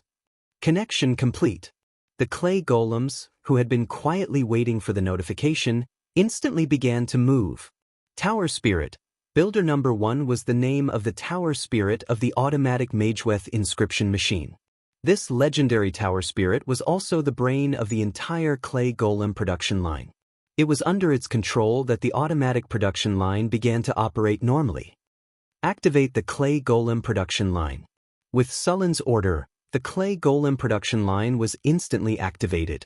Several clay golems began to operate the machine, and cart after cart of clay was sent to the grinder to be crushed. The clay was only considered complete after it became very fine like flour. Next, the crushed clay was sent to the blender to be mixed. While mixing, magical essential oil, elemental powder, and other materials were added. Finally, the evenly mixed clay was sent to the press to be made into a standard clay golem construct. After a series of processes, these parts were sent to the rune inscription workshop, and the automatic rune inscription device would inscribe the runes. Hathaway and Sullen looked at the processed clay golem part with a serious expression, and a bright ray lit up. It was the eye devil's secondary eye that Hathaway had processed before that emitted this ray.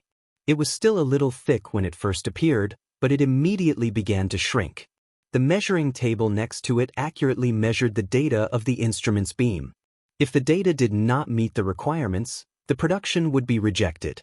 The beam corrector next to it was used to correct this place. Next to the eye devil's secondary eye, there was an energy controller that controlled the power of the beam. Under the control of Builder Number 1, the beam quickly reached the product's requirements. Then it began to inscribe the runes, and the prepared arcane powder and gem powder began to be thrown in. As the beam moved quickly on the part, an accurate rune appeared on that part. After some debugging, the rune inscription device became faster and faster. In just 3 minutes, the rune inscription on a part was completed. Hathaway picked up the produced part and looked at it. This clay golem part was almost exactly the same as the one she designed. Although it was not as good as the one she made herself, it was still a good product. This automatic rune inscription device could inscribe runes on 6 parts at a time. Of course, it could also let 6 beams work together to inscribe 1 part. With the operation of the golem production line, a clay golem was soon produced. After Sullen walked around the clay golem, he found that it was no different from a normal golem. After seeing the successful production of a golem, Hathaway and Sullen were relieved. The golem production line was finally completed. Builder Number 1. I'm here, Master. The Tower Genie's cold mechanical voice sounded. Suspend production. Let those clay golems come over and stand properly. Hathaway pointed to the clay golems that were working. Yes, Master. Soon, several clay golems were neatly arranged in front of Hathaway. Hathaway took out a silver-white carving knife. These clay golems were different from the ones that had just been produced. Some of the workmanship of the golem production line had been added to them. However, during the operation just now, there were some small problems with these modified clay golems. Now, Hathaway needed to modify them. The main work of the modification was on the palms. Hathaway used the carving knife to give them more dexterous hands. At the same time, she engraved new runes on the finger joints and wrist joints, which could strengthen the flexibility of the clay golem's hands. Combat golems did not need this kind of precise modification. Only this kind of auxiliary type needed it. The cost of this modification alone was enough to build an additional clay golem. Although the auxiliary type golems were not good at fighting, their cost was usually much higher than the combat type golems. The auxiliary type golems needed to be instilled with more professional knowledge. Only with this knowledge could they carry out various work according to the situation on the spot. Their palms were very flexible. Only in this way could they carry out various work. After completing the operation of the clay golem production line, the next step was to officially complete the installation of the production line. At the same time, the factory also needed to be built. Sullen deliberately opened up a space of about 1,800 square meters, and then built a clay golem production line workshop according to the style of the factory in his previous life. The creation of the clay golem could be divided into 3 parts. The first part was the construction of the limbs. This step could be done by disassembling them. This part was directly made through the mold press. It was not difficult, and even a wizard apprentice could do it. The second step was to carry out various treatments to make these clay parts set in shape and at the same time become difficult to damage. Only after this kind of magical treatment could the clay golems continue to be produced. Otherwise, the clay golems could only be clay, and a piece could be knocked off with a casual swing of a stick. They could not fight or work at all. Only after this magical treatment, the clay would become as hard as rock. The third step was the most critical magic pattern inscription. Only after the magic pattern inscription was completed could the clay golem perform various actions as if it had a life of its own. Of course, the premise was that it had energy. The fourth step was to assemble the body structure. This step was like piecing together toy models to assemble the complete structure of the golem. The assembly workshop had the most clay golems. In fact, it was also a maintenance workshop. Damaged clay golems would be replaced here. The benefits of the standardization of parts proposed by Su Lin were fully reflected here. If a part was damaged, it could be directly removed and replaced with a new one. As long as the damage was not too serious or the soul core was destroyed, the maintenance problems of these golems could be solved. The last part was the casting and activation. This part was not automated for the time being. In fact, this step could be activated through the tower spirit. The activation spell could be inputted into the tower spirit, and the magic of the elemental pool could complete the activation of the golem. However, because the value of the clay golem was not high, Hathaway and Su Lin did not want to add another tower spirit. It should be known that the cost of such a tower spirit was about 1,000,000 kinner. Moreover, Su Lin also wanted to build other golem production lines which would cost a lot of legendary soul crystals to make tower spirits. Naturally, he was not willing to invest too much in this production line. In fact, activating the clay golem only required those high-grade wizards to come over and cast a spell every once in a while.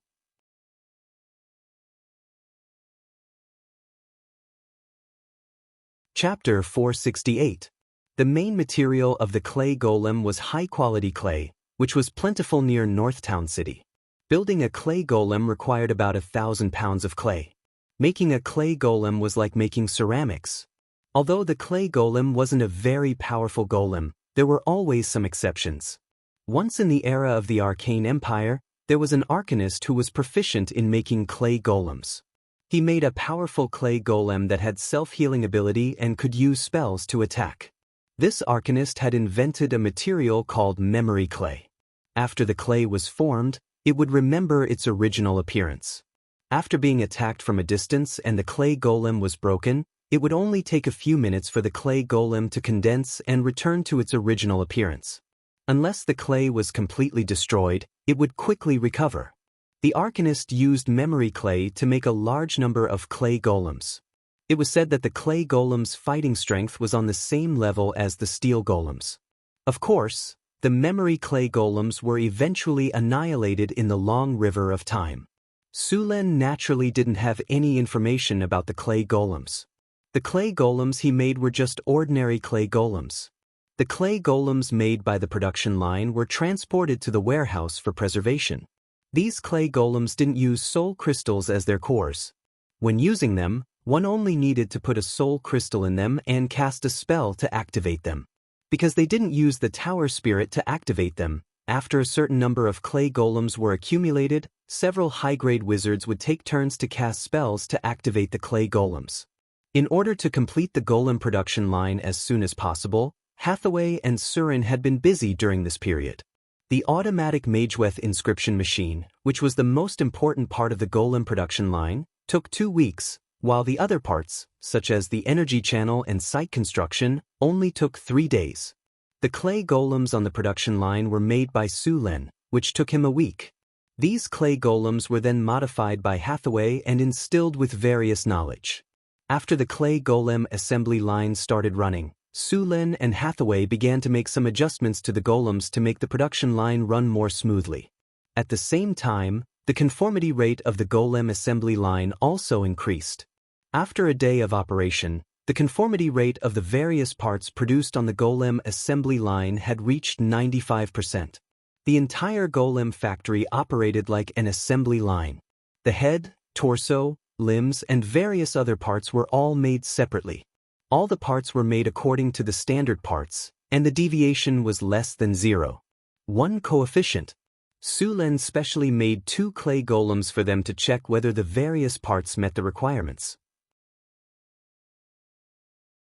The parts that did not meet the requirements would be directly picked out, and only the parts that met the requirements could enter the next stage.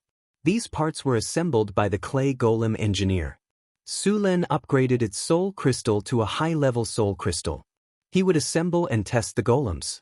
Only the qualified golems would be placed in the warehouse after the assembly was completed.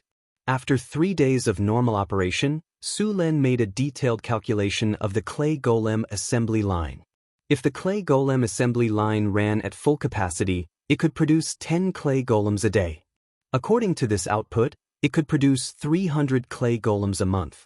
But in fact, the Northwind Tower didn't need so many clay golems right now. Su Lin planned to only produce a few hundred clay golems and send them to the Wizard Tower, the Secret Realm, the Underground World, and other places. Su Lin had arranged for people to collect the materials for the golem workshop. Among them, the amount of high-quality clay was the largest, but this could be dug up by the slaves and then sent over after a period of time. As for things like magic essential oil and elemental dust, the amount used was not large. After one addition, they could be used for a long time. Su Lin actually didn't care much about the clay golem assembly line. On the contrary, he cared more about the stone golem assembly line and the steel golem assembly line. The clay golem assembly line was at best an attempt to accumulate experience. Then, on the basis of the clay golem assembly line, he would build a better stone golem assembly line and steel golem assembly line. In fact, the technology of the stone golem assembly line was not much different from that of the clay golem assembly line. This time, there was no need for crushing, mixing, and molding.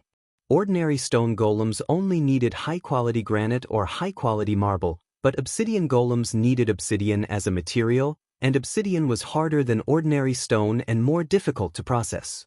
Northern Battlefront City was rich in mineral resources, but there weren't many obsidian ores.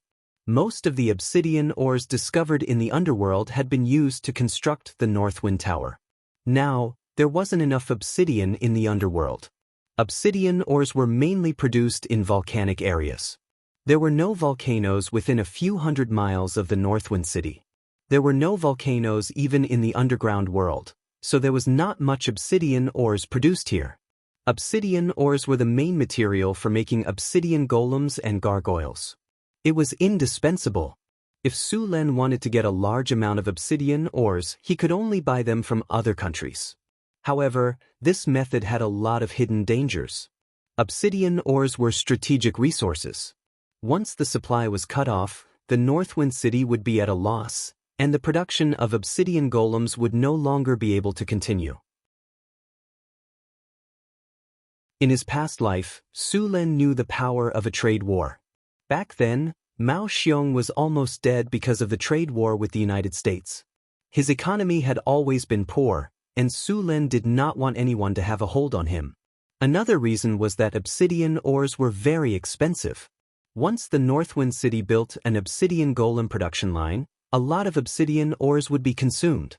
Every month, the Kinnar ores would be used to buy obsidian ores. Although Su Lin was rich, he still felt the pinch.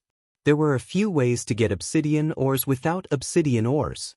The simplest way was to find an empty space and use the power of spells to change the environment and lead the underground lava out. However, this method was very difficult. Even legendary wizards would have a hard time doing it. The second method was to capture an adult red dragon. Creatures like red dragons had radiation around their bodies. If they lived in a place for a long time, they would slowly change the environment and landscape of the place. Finally, they would turn the area into magma. Under normal circumstances, red dragons liked to live in volcanic areas. However, capturing an adult red dragon was less difficult than the previous method. The third way was to go to the fire elemental plane and capture magma elementals that could make lava. Magma elementals also had the ability to change the environment. They could turn the ground into lava. This method was the technology used to build an obsidian factory. It was the technology that Su Lin and Hathaway secretly obtained in the Emerald Tower. Obsidian ores were very important, and a lot of them were needed in the floating cities. The requirements for the construction of a floating city were very high. The entire city had to be built with obsidian ores, so most of the time, there would be an obsidian factory in every floating city. These obsidian factories usually used magma elementals as the main force to produce obsidian ores.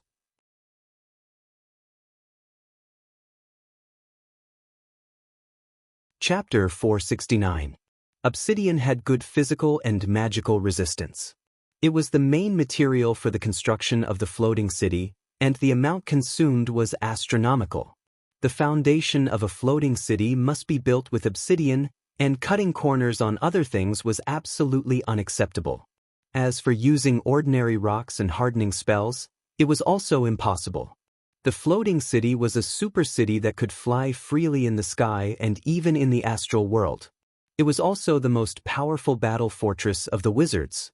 He didn't want to use this method just to save money. If the floating city, which was worth hundreds of billions of Kinner's fake, was damaged because of quality problems, Su Len would have nowhere to cry. The construction of the rock golem production line was not urgent. With the experience of building the clay golem production line, the rock golem production line needed further adjustment. Besides, he had just spent so much energy building the clay golem production line. Hathaway also needed to rest for a while. Otherwise, what if she was hungry and thin? Although Hathaway had always been majestic, and Su Len had measured it himself, he didn't want to reduce the heavy pressure on his chest. Any man would want to be big. Big was the truth. After Su Len returned to the northern town, Chris also returned from the underground world. After a period of mining, the underground world had begun to produce gold. In addition to gold, other metals such as silver, copper, iron, lead, and even a variety of magic gems were also produced in small amounts. The most important thing was the production of 3 kilograms of adamantine. Adamantine was very difficult to refine. Ordinary blacksmiths had no way to do it. Only the dwarves had mastered the refining method. The blacksmiths of the human kingdom had no way to refine this metal. The wizards had a way to refine it, and it was more advanced than the dwarves' technology, but it was still very difficult. Even in the era of the Arcane Empire, it was more troublesome to refine adamantine in large quantities. Although 3 kilograms of adamantine was not much, it meant that the northern town had a stable output of adamantine. Adamantine was the same as mithril. Although it was indispensable in many cases, it was generally not used in large quantities. Although 3 kilograms was not much, it was almost enough if they saved a little every month. Seeing that the little succubus Chris had returned, Su Len was so excited that he couldn't sleep. During this time, he was so busy with work that he didn't have time to play a few rounds of Gwent with them. This card game was a multiplayer game. The more people there were, the more interesting it would be. This game had another name, which was Lei Feng's card game. If he lost, he would have to accept the punishment. Su Len had prepared everything. He found a box in the mezzanine of his study and opened it. There were more than 10 kinds of whips of different lengths. These whips were also made of different materials. After selecting, Su Len chose an exquisitely woven linen whip, several red cotton ropes, and several candles. Then he went to Chris's room. The game was very intense. The little succubus Chris and Su Len were opponents. Halfway through the game, the little succubus could not take it anymore and could only beg for mercy. Su Len then called the 2 half-elf maids, Angela, over to play Gwent together. Sullen's spear art had reached the large success stage, and the impact was powerful. Everywhere he passed, there was no one who didn't beg for mercy. The night passed in silence. He hadn't played for a long time, and he was a little high last night. He was still a little lethargic, but the ending was still good. The roads in northern town were blocked by heavy snow. The city was preparing for the new year. The festival was brought by Su Len. Only he would hold such a festival. But at this moment, an embroidered uniform guard brought news of the war. The rebellious nobles in the south elected the Medici family as their king, and they have established their own country. The Medici family ascended the throne and established a country? Su Len, who was sitting on the main seat, was slightly stunned. The Medici family was also one of the elector families in the Kingdom of Florence.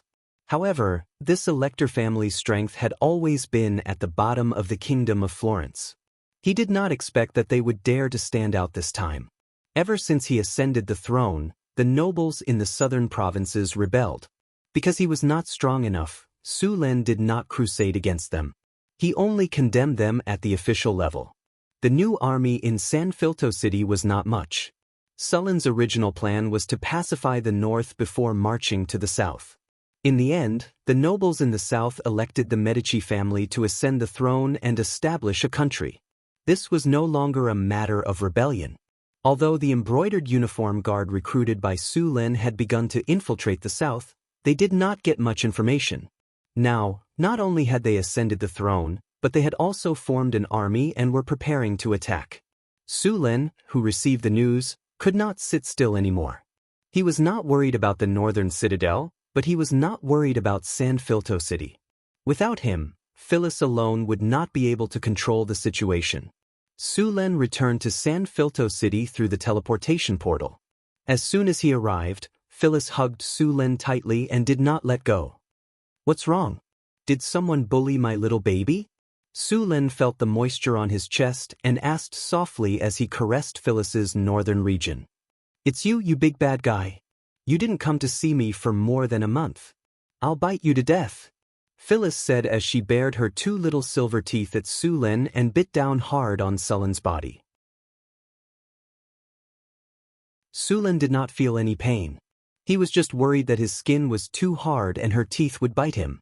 He quickly controlled his muscles and pretended to be in extreme pain. I didn't do it on purpose. I'm sorry. Let me rub it for you," Phyllis said nervously when she saw Sulin's expression. Su Lin chuckled in his heart. He lifted her up by the waist and carried her back to her bedroom, ignoring her resistance. Soon, a melodious song came from the palace. Early the next morning, Su Lin called for a court meeting. All the nobles of San Filto City came to attend. When everyone was present, Su Lin asked a servant to come forward and announce the rebellion of the nobles in the south. He and Phyllis sat on the throne with no expression on their faces. However, Phyllis seemed to be sleep-deprived and could not lift her spirits. After the servant finished speaking, the nobles in the hall all had different expressions. To these nobles, ever since Su Lin ascended the throne, he had been weakening and suppressing their forces and taking over their interests. Those who dared to resist before had been suppressed by Su Lin. The remaining nobles kept everything in their hearts and were waiting for an opportunity. Now that they heard that the nobles in the south had united to build a kingdom, they all wanted to watch a good show. The nobles in the south did not care about the rebellion of the nobles in the north. They even wanted them to come quickly and completely overthrow the cruel and corrupt Su Lin. Of course, not all of these nobles wanted Su Lin to die. Some of them surrendered to him, such as Rex, who was the Minister of Internal Affairs. This Earl Rex was the first to surrender to him. He was also very proficient in internal affairs. Now, he was handling most of the government affairs in the Kingdom of Florence. Su Lin and Phyllis were just controlling the general direction. Rex stepped forward and bowed. "Your Majesty, the rebels in the south have openly built a kingdom. This is a blatant rebellion. They even formed an army to attack. This is very strange." Although the nobles in the south were richer than the north, the south had been peaceful and prosperous for a long time. The strength of the army was very low. It was far from being a match for the northern army that often fought with the orcs. Now that they dared to take the initiative to attack, it would be strange if there was nothing strange. Su Lin smiled leisurely and glanced at the nobles in the hall. "There is something strange, but don't worry about it. Since they came, let's just send them to their deaths." "Your Majesty, I am willing to be the vanguard and lead the army to kill all these rebels," a general said loudly. Before he finished, the generals around him all puffed out their chests and patted Sulin's chest. They all wanted to be the first to send troops to destroy the rebellion in the south. These old men who had followed Su Lin since he was in the northern town had blind confidence in Sulin's strength. Many of them worshipped Su Lin blindly. After so many battles, Su Lin was a god in these people's eyes. They were not worried that Su Lin would lose at all. On top of that, Su Len was very generous to his own people. The salary of the soldiers was very high, and they were given land. These generals were also given many castles and manors by Su Len. As long as they performed meritorious deeds, Su Len would not be stingy with the rewards. When Su Len ascended the throne last time, he rewarded 2 counts and 6 viscounts. Although these titles were not given land, they were still rewarded with many castles and manors. Now that there was a chance to fight, these generals could not wait to put on their armor and go to war. They wanted to use the heads of the rebels to increase their ranks. Su Len did not say anything. His fingers tapped on the throne rhythmically. Soon, the hall quieted down. Only the rhythmic tapping sound could be heard. "Are you done?" Su Len sat up straight when he saw these people had quieted down. "Since you are done, I will start now." Su Len looked around and continued, "Since the rebels in the south are in a hurry to die, I will personally send them on their way." The hall fell into silence. Then it became noisy. "Your Majesty, you cannot. Your Majesty, as the king, how can you take the brunt of the arrows? As long as you give the order, I will definitely bring the Medici family back to you. Your Majesty, I am willing to share your burden." When they heard that Su Len was going to personally take action, the nobles who had already surrendered to him immediately tried to dissuade him. However, most of the nobles just pretended to persuade him. Their acting skills improved. If it was not for the fact that Sullen's system data showed that their loyalty had not reached 60, he might have believed them. Acting skills? They said it as if no one could. Su Len immediately pretended to be arrogant and said, "There is no need to persuade me. I have made up my mind. P.S. That's all for today. I will make up for the rest in a few days when I am not busy. Thank you to Feng AI Yuanxing for your 1500 Qidian coins tip. Thank you to 1989 for your 500 Qidian coins tip.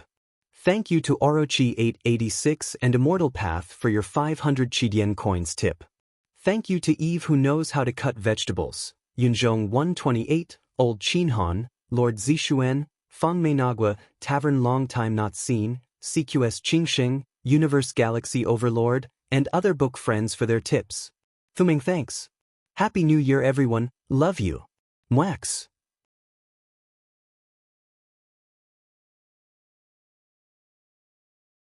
Chapter 470. Sullen's gaze landed on a figure in the corner of the hall. That person nodded slightly at Su Len. He was Sullen's appointed guardian of the embroidered uniform guards. After being strengthened by the system, the embroidered uniform guards' ability to do things far surpassed their counterparts in the Ming dynasty. There were many other places that had spies planted in the nobles' houses and even the merchants' houses in San Filto City. Their identities were all different, ranging from butlers, coachmen, guards, attendants, maids, and so on. Ever since he ascended the throne, Su Len had been suppressing these nobles step by step. Although it seemed that the thorns had been removed by Su Len and the rest were honest, he didn't think that these nobles would know their place. There was a saying that blocking someone's money was akin to killing their parents. Sullen's actions weren't just a matter of money. Even his power had been suppressed by more than half.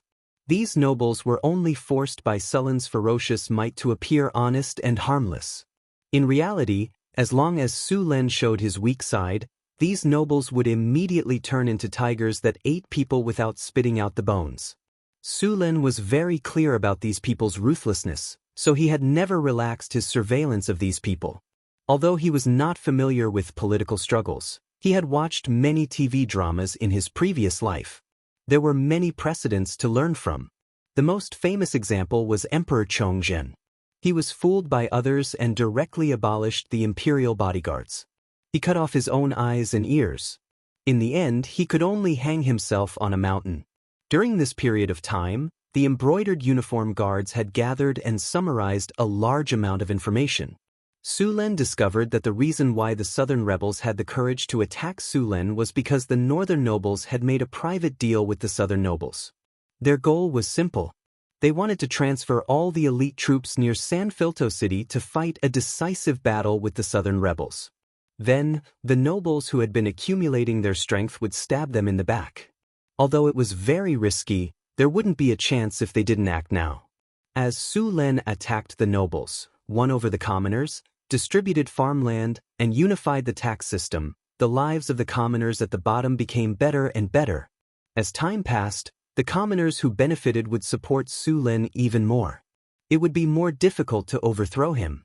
Moreover, this was done under the premise of harming their interests.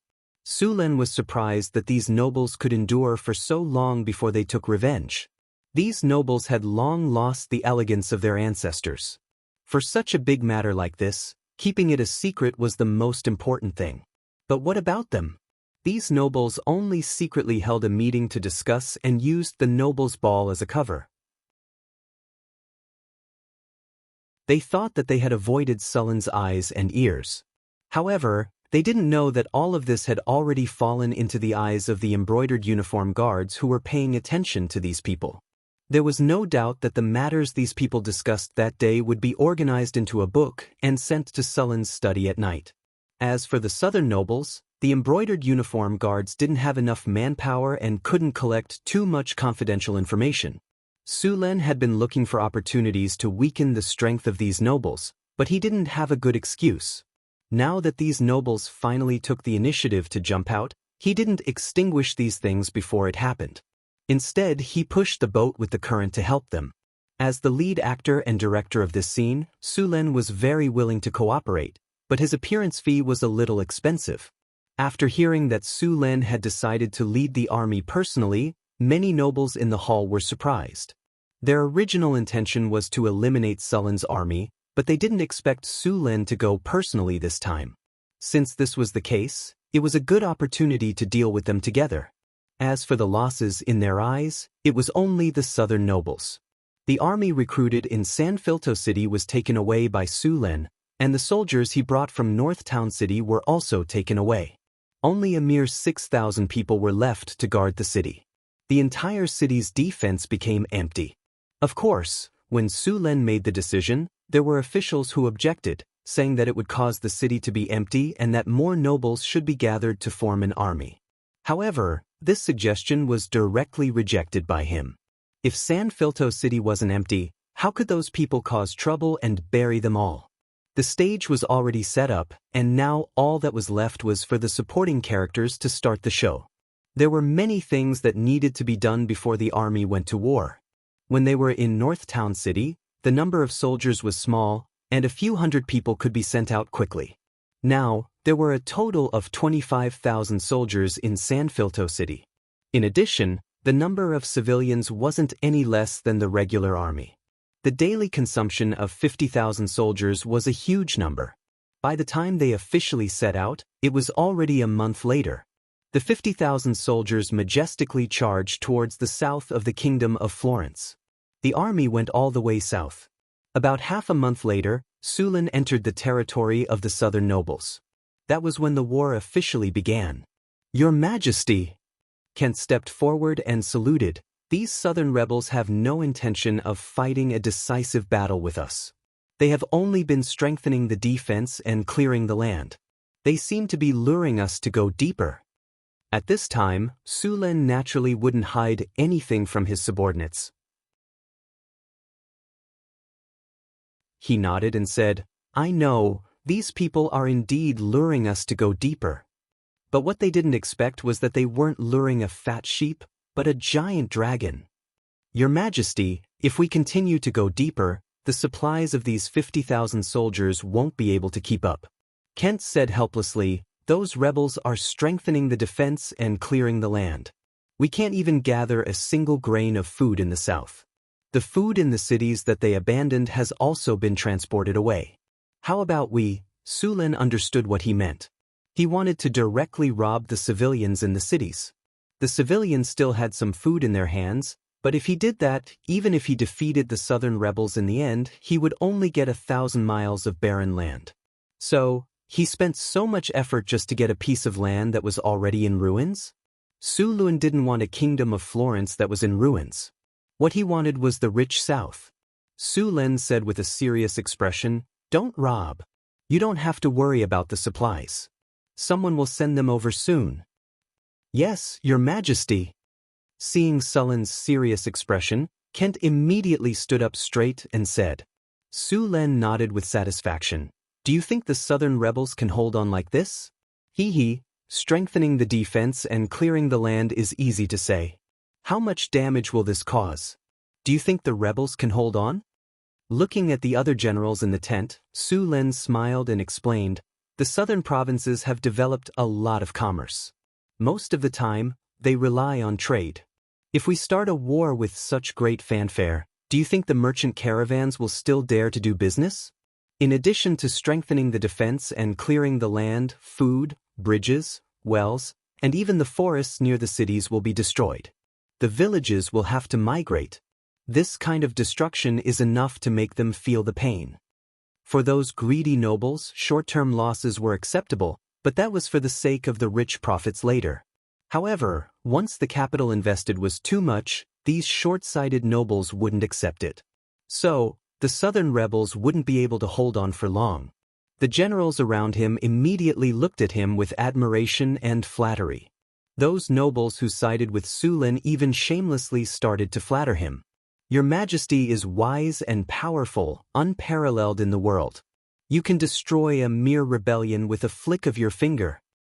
Your Majesty is indeed your Majesty. You can't be compared to us mortals. You can see through the real situation of those rebels with just one look. Su Len shook his head. This is just my more detailed observation. It's no big deal. Although he said so, it felt good to be flattered. So, it was easy to become arrogant after being a king for a long time. Only a good man like Su Len who could see his own heart clearly could remain unmoved. The southern rebels lured Su Len deeper into the south. Su Len pretended not to notice anything and was very cooperative. He even deliberately sent a portion of his soldiers to take over the cities and deliberately weaken their strength. When they were 2,000 miles away from San Filto City, the people in the capital finally couldn't take it anymore and started to take action.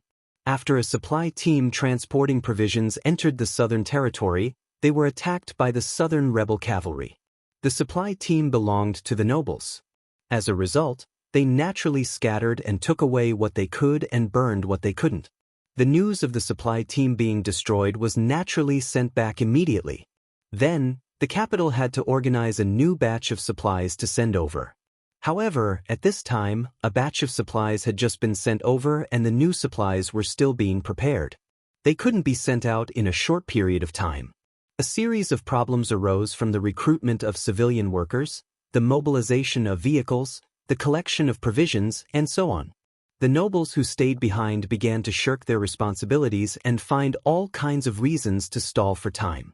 Although Phyllis had been dealing with government affairs for a period of time, she still had a headache facing the alliance of these old foxes. If there was enough time, she could deal with them one by one. However, the situation was urgent and there was no time for her to deal with them. As the minister who stayed behind to assist Phyllis, Rex immediately noticed that there wasn't much going on. As an old fox who had been an official for 30 years, he was naturally familiar with such tricks. In the past, there would only be one or two problems at most. How could there be problems at every step? Your Majesty, the nobles have teamed up. Rex immediately reported to Phyllis. Your Majesty is now on an expedition. If there is a problem with the logistics, the consequences will be unimaginable. Phyllis frowned. Sir Rex, do you have any good ideas? There is a way, but time is too tight. It is very likely that we won't be able to make it in time. Let's not worry about that for now. Quickly solve it. At this moment, a guard hurried over and said, Your Majesty, the brocade guards request an audience.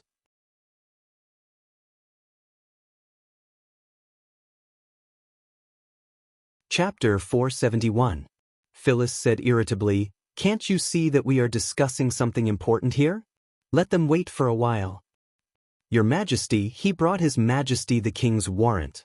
The guard quickly said, Sullen's warrant? Let them in.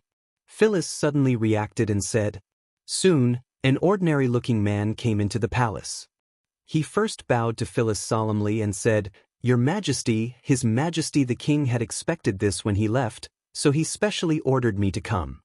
Phyllis was a little surprised. but she quickly reacted. As an old fox, Rex immediately understood after hearing the words of the guard. "I see." Rex nodded and said, "Does His Majesty want us to capture the rebels?" The guard shook his head with a smile and said, "Not so.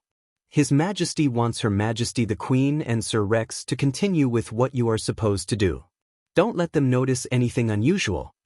Those who were making a move now were all small fries. The real mastermind would not expose himself so easily. These nobles who had controlled the power of Florence for hundreds of years were naturally unwilling to let their power be taken away. They were the real mastermind behind this matter. Sullen's plan was actually not complicated at all.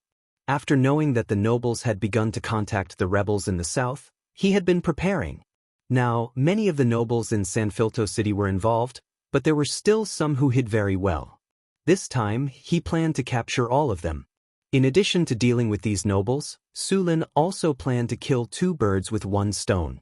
He wanted to take this opportunity to deal with the rebels in the south. So, he deliberately gave them a chance to see hope.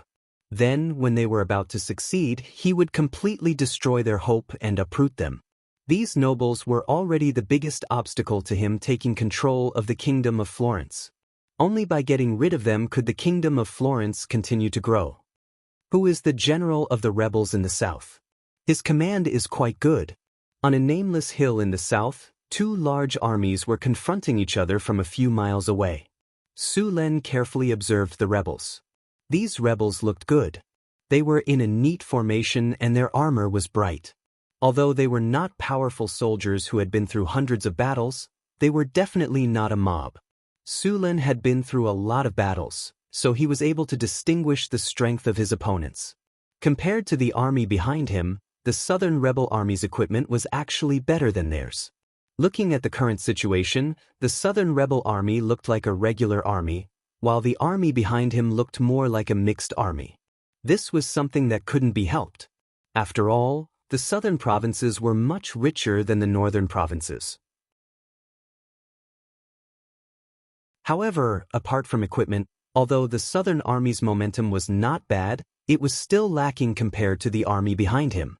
The patriarch of the Medici family, Acer, was overwhelmed with emotion.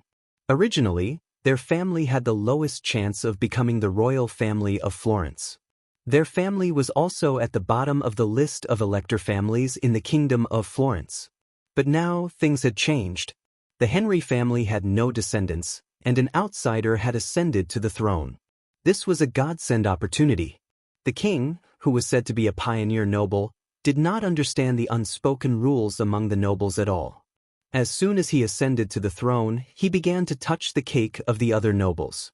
As a result, many nobles rebelled. In the end, this king was really tough. He directly led his people to destroy the nobles and even took away their territories. This was simply unimaginable among the nobles. Therefore, when the northern nobles took the initiative to contact him and said that they were willing to support him as the king, he was tempted. For this reason, he personally contacted the southern nobles and was ready to completely destroy Su Len in one fell swoop. Not long ago, he lured Sullen's army south. As northerners, many people were not used to the climate in the south. After the battle line was long enough, he easily cut off the follow-up food supply according to the information provided by the spies. Without food supplies, even a strong army would collapse. After the food supply was cut off, the king began to panic. He did not continue to pursue and directly led his army to retreat. However, in the face of such a rare opportunity, how could Acer let it go? He had already planned. After defeating Su Len, he would directly go to San Felto City to ascend to the throne and take over all the inheritance of the Henry family. When that time came, the Medici family would be the most powerful family in the Kingdom of Florence. Your Majesty, the enemy's general is Acer, the patriarch of the Medici family, the brocade uniform guard beside him said respectfully. So it's him. It seems that we don't have to look for him everywhere. This battle will solve the problem. Su Len nodded and said. He did not care about the 100,000 soldiers opposite him at all. But Your Majesty, we don't have enough food now. Kent said softly. The news had not spread yet, but the generals naturally knew. After all, Su Lin did not hide it. Su Lin flicked the whip in his hand and said softly, "Hee hee, I know that. There is a rebellion in the capital, so the supplies there will not be coming." Kent was stunned. Su Lin had always said that there was no need to worry about the supplies and that they would be sent over. Now, he was told that there was no food. "Your Majesty, we are already thousands of miles into the enemy's territory. Now that there is no food, how are we going to fight this battle?" Judging from the king's expression, he did not seem to be worried at all. Su Lin waved his hand and signaled the army to move forward and prepare for war. He then said in a relaxed tone, "Those rebellious nobles think that they can defeat me by joining forces with the southern rebels. I've known about this for a long time. They think that they can choke me by cutting off the food supply to San Filto City and blocking the roads with ice and snow in North Town City? They are too naive. I have more than just San Filto City and North City." There were 25,000 soldiers in the regular army and 50,000 strong men in total. Although they were not as strong as North City's army, there were thousands of knights and hundreds of head knights and knight commanders. With Sullen's help, there was no way the 100,000-strong army could win unless all of them were knights. The only way to win was to stall Sullen's army and cut off their food supply so that they would collapse without a fight. This time, with the help of a spy, it seemed that they had succeeded on the surface, but it was only on the surface. Su Lin had already cleared out his storage dimension before he left. There were 100 cubic meters of military food in his storage dimension. Su Lin made this military food using potatoes. He would dry the potatoes and grind them into powder. Then he would add oil, salt, diced meat, vegetables, and many other spices to make this military food. This military food could provide a soldier with all kinds of energy for a day. 1 pound per person was enough. 1 cubic meter of military food was about 1,200 kilograms. 100 cubic meters of military food was 120 tons. It was enough to feed the 50,000 soldiers for a week. Apart from that, he also asked Marquis Savoy's territory to send out a reinforcement from Cult City with a large amount of supplies. Su Lin also left a backup plan. He made a teleportation coordinate. If he needed it, he could ask Hathaway to teleport a large amount of food over. None of the nobles in San Filto City knew about this. Su Lin was not worried about the lack of food at all. Besides, he did not have enough food. 1 week was enough for him to defeat the enemy. If he ran out of food, how could the 100,000-strong army run out of food? Su Lin said with a playful expression, "They think they can win if they stall us. Aren't we also preparing to quell the rebellion in the south? Let's go." Su Lin looked at the army with high morale and gave the order. "Raise your spirits. Raise the morale. Group haste. Group enchanted weapon. Group bears endurance." Beams of light rose from Sullen's body. The strength of the vanguard of the army instantly increased by a large margin. The army, which had been holding back for a long time, suddenly erupted. The 25,000 soldiers split into 3 groups and advanced together.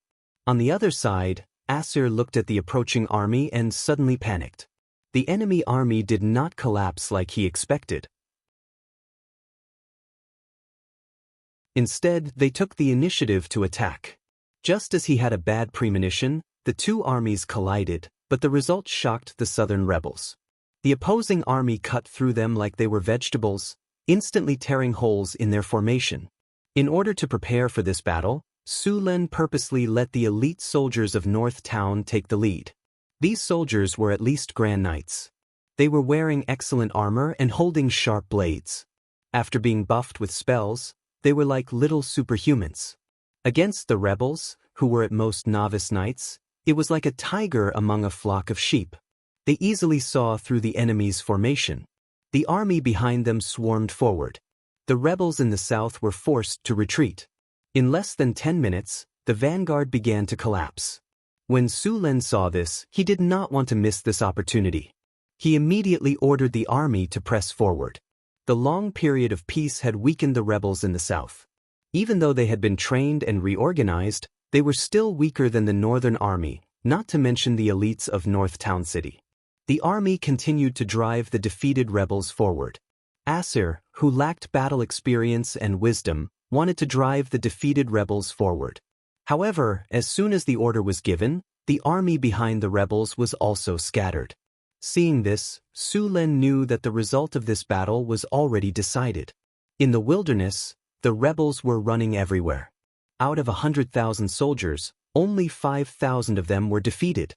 In the end, it led to a complete collapse. Su Lin was shocked that the rebels in the south were defeated so easily.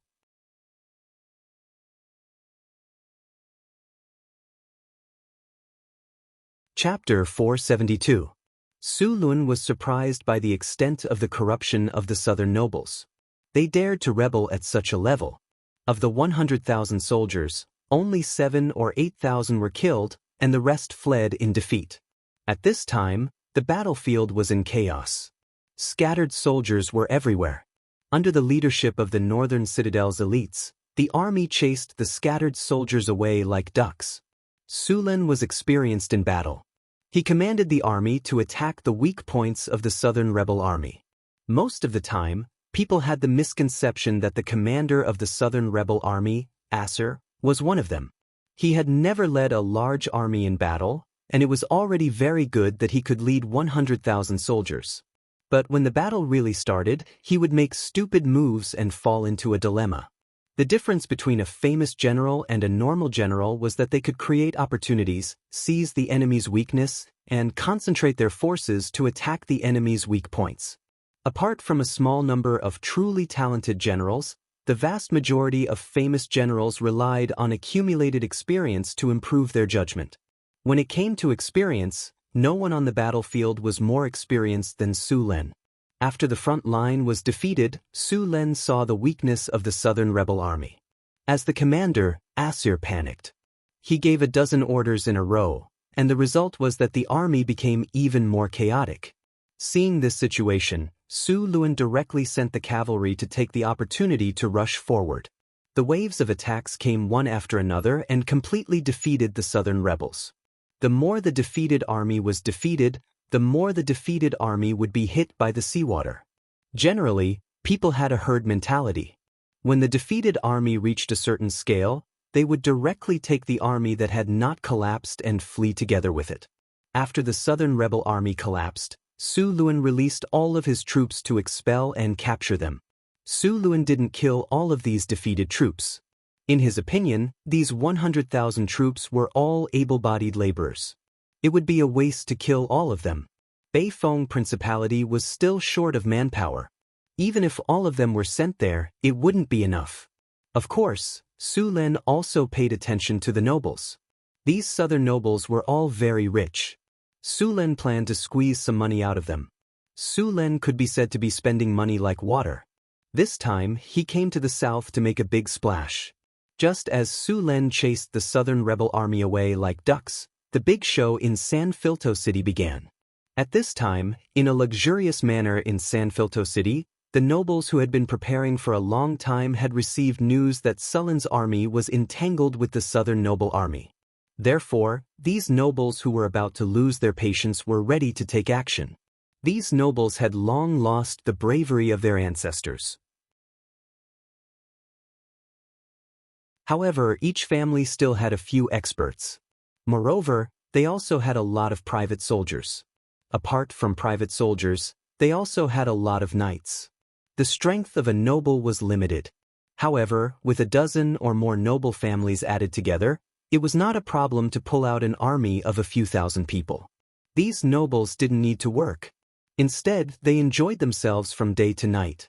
If they wanted to support their large families and their many servant armies, they couldn't rely on farming alone. Therefore, these nobles had a lot of mines and shops. Farming was only a small part of it. Hundreds of years of accumulation was not just for show. For this day, these nobles took out a lot of gold and silver to bribe the remaining troops.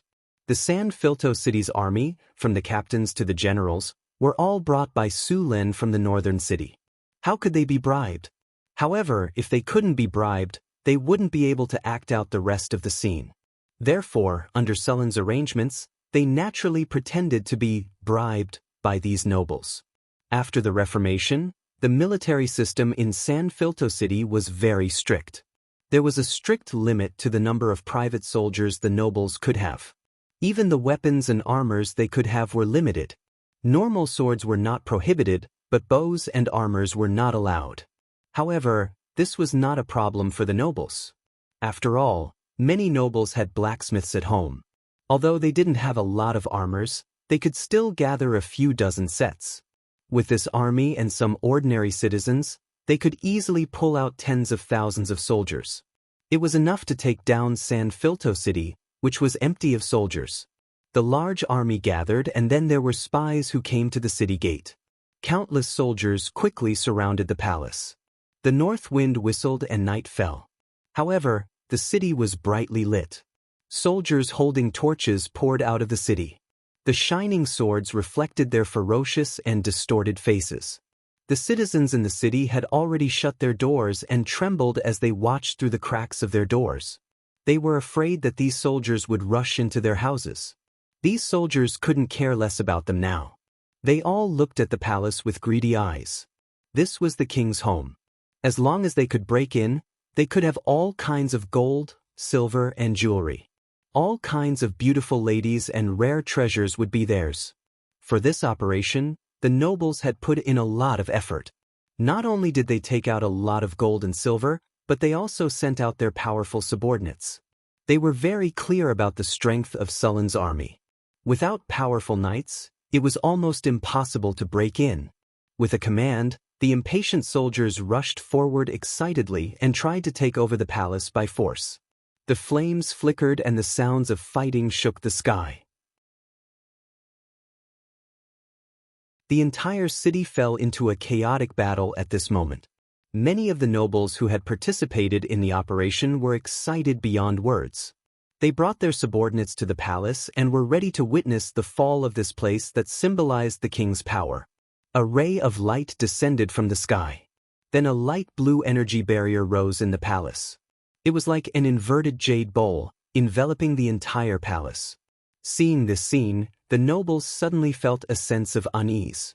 Although they weren't wizards, they could clearly recognize that this was a spell that only those mysterious wizards could cast.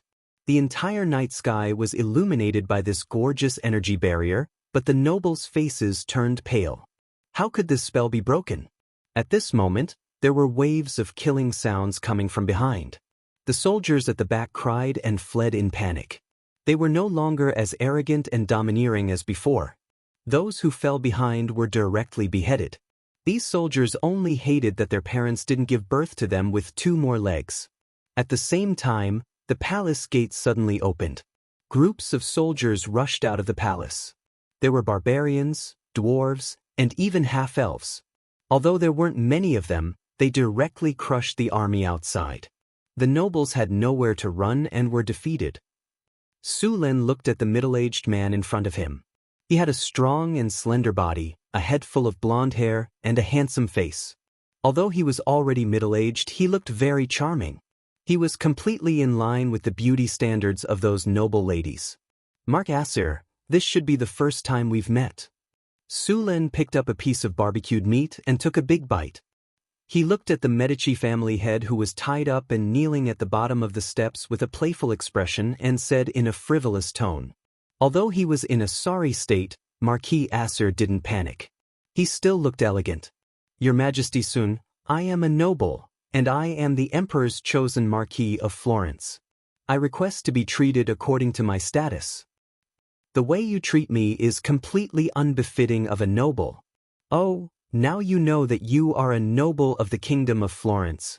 A Marquis of the Emperor's chosen Marquis. What a great noble! Sulen said in an exaggerated tone. But why is a great noble like you, a Marquis of the Emperor's chosen Marquis, kneeling here? Sulen said with a mocking expression. Don't you know in your heart? You have already rebelled, and you still think that you are a noble of the Kingdom of Florence? You want to be treated like a noble? You want to eat **T. Your Majesty Sulen, according to the noble inheritance law, you are not a direct descendant of the Henry royal family. You have no right to inherit at all. According to the inheritance law, as a Marquis of the Emperor's chosen Marquis, I have the right to inherit the throne, so you are kneeling here. Su Lin interrupted him directly. In the battle that day, the army of 100,000 was just for show. They were almost defeated in front of Sulin's rebel army. As the commander-in-chief, he was taken special care of. When he escaped, there was a stupid guard who followed him all the way with a flag, completely exposing his route. In the end, he was caught by the enemy before he could run far. After all, the army he led was not tempered by war at all. They were not strong enough. After encountering the elites of the northern city, they were completely suppressed. If it was a defensive battle, they might be able to hold on for a while with the help of the city wall. However, in a wild battle, they were all wiped out in one battle. From noon to night, the defeated army was everywhere in the mountains. After the battle, the army of 100,000 disappeared.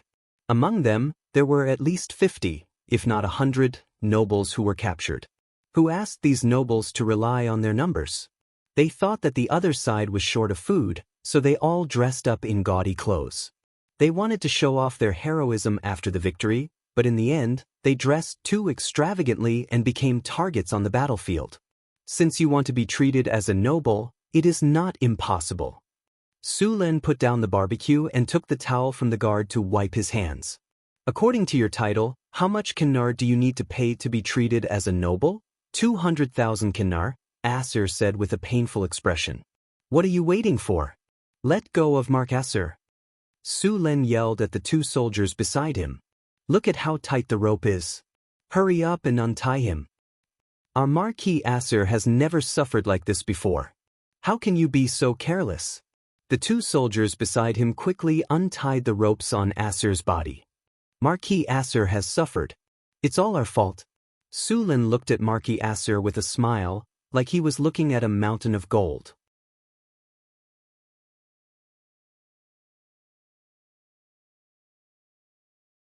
Chapter 473. With Isis as an example, the rest of the nobles expressed their willingness to pay the ransom. After a rough calculation, Su Lin received a shocking number. The total ransom of these nobles was almost 5 million kinar. However, Su Lin did not plan to let them go so easily. He asked these nobles to write letters to their families to send the ransom. After receiving these letters, the nobles who were still trembling in fear heaved a sigh of relief. As long as they accepted the ransom, it would be easy. Although they had to pay a large sum of money, it was still better than being accused of rebellion and stripped of their titles. They immediately opened their treasure vaults and took out a large amount of kinar to pay the ransom. Soon, Sulin's camp received a shocking amount of kinar. After receiving the ransom, Su Lin did not immediately release the nobles. He did not plan to let these rebels go so easily. Moreover, these fertile lands in the south were too cheap for them. It was better for him to take control of them. Therefore, after the nobles paid the ransom and let their guard down, Sulin's army quietly spread out to the surrounding cities and attacked at the agreed time. The soldiers suffered heavy losses. Under the lack of vigilance, more than 10 southern cities were conquered overnight. Su Lin completely bared his fangs. However, although he had conquered more than 10 cities, there were more cities in the south that were still controlled by the rebels. However, the combat power of Sulin's army had completely shocked these people. They did not dare to attack again. Because Su Lin did not have enough soldiers, conquering more than 10 cities was already the limit. Therefore, he did not launch another attack. Instead, he took the opportunity to quickly digest the spoils of war that he had just received. At the same time, Su Lin took out the ransom that he had just received and began to recruit soldiers again. While recruiting, Su Lin began to transfer more soldiers from the northern city. The northern city had more than 10,000 soldiers before, but after a few transfers, there were less than 5,000 soldiers left. More than half of them were new soldiers. The rest of the soldiers were sent to San Filto through the teleportation circle. The rebellion in San Filto had ended long ago. The rebellion that the nobles had prepared did not cause any waves at all. Whether it was the nobles' private soldiers, recruited soldiers, or even bribed soldiers, they were all defeated in one blow. The nobles who participated in the rebellion were all driven crazy by the well-prepared embroidered uniform guards. For a time, the prisons in the city were overcrowded. With so many nobles captured, all sorts of confessions were interrogated by the embroidered uniform guards. The culprit, who had been hiding under the water, could no longer hide and was quickly captured. This time, about half of the nobles in the Kingdom of Florence were directly implicated. In addition to arresting people, they also obtained a lot of money and land. At the same time, the power of the nobles was also dealt a blow by Sulen. After this incident, the number of nobles in the Kingdom of Florence was reduced by half. The influence of the nobles was greatly weakened. Moreover, those who dared to resist were mostly captured. The remaining ones were all very obedient. Apart from that, Sulen had also begun to promulgate laws that restricted the rights of the nobles. Although the laws did not completely eliminate the nobles, it was impossible for them to be as powerful as before. Sulen dealt with these people very decisively. Needless to say, those who were deeply involved were directly stripped of their titles. The main culprit was sentenced to death by hanging. As for those who were implicated, all their property was confiscated and they were punished to be slaves. When spring came next year, they would be sent to work in the northern town city. This incident could implicate at least tens of thousands of people and send them to the northern town city. With these people, the rapid development of the northern town city was already a matter of certainty. Just as Sulen was digesting the spoils of war, the rebellious nobles in the south began to send messengers to negotiate. These people had already realized the gap between them and Sulen. After being beaten up, they also woke up. This negotiation was to admit defeat. If they continued to fight, although they could win, it would take a lot of time.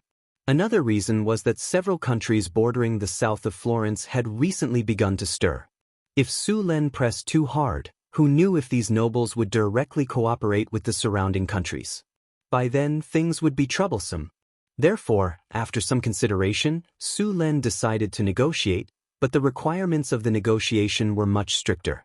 At the very least, these nobles had to pay a heavy price. After handing over the peace negotiations, Sulen also returned to San Filto City. After the war of 100,000 people ended, Sulen heard the system prompt sound in his ears. "Congratulations, host. You have won a glorious victory. Under your command, your army has defeated the southern rebel army despite being outnumbered. At the same time, you have suppressed the rebel army within the royal city. You have obtained 63,000 EXP. You have obtained 1 platinum treasure chest. You have obtained 3 rubies." Battle ended, January 1689 of the new moon calendar. In the Kingdom of Florence, the nobles in the capital who were dissatisfied with you colluded with the nobles in the south and started a great rebellion. You and your army fought calmly and successfully crushed the enemy's scheme. You have also defeated the rebels in the south in the field, obtaining victory in the entire battle and forcing the other nobles in the south to submit to you. Your name has started to spread in the surrounding countries. Prestige plus 15. Hearing the notifications of his attributes, Sulen opened up his storage space. This time around, he had only received a platinum treasure chest and a few magic gemstones. His gains could only be said to be better than nothing. However, the enemies this time around were not strong enough. They did not even have a single legend, and the strongest were merely conferred knights and knight commanders. The 60,000 experience points were only given due to the fact that there were enough enemies this time around. Fang Xingjian casually opened the platinum treasure chest, and a series of beautiful special effects flashed by. The system's cold voice rang out in his ears. "Congratulations, host. You have opened the platinum treasure chest. You have received the item Demonized Oak Tree Seed." A strange seed appeared before his eyes. Sulen picked it up. This seed was about the size of a walnut and was silvery white in color. There were some strange patterns on the surface of the seed, and it looked very beautiful. With one look, Fang Xingjian could tell that this seed was no ordinary item. Demonized Oak Tree Plant. This is a strange seed that requires a special environment in order for it to take root and germinate. After that, it will grow and become a demonized oak tree. The demonized oak tree possesses mysterious powers. Host, please explore on your own. Explore on my own? What the heck? Su Lun looked back and forth at the silver-white seed in front of him, which was surrounded by a layer of strange power, protecting the seed from harm. The result of the system's identification was also vague. Su Lun was also curious about this seed. However, there was nothing he could do about it now.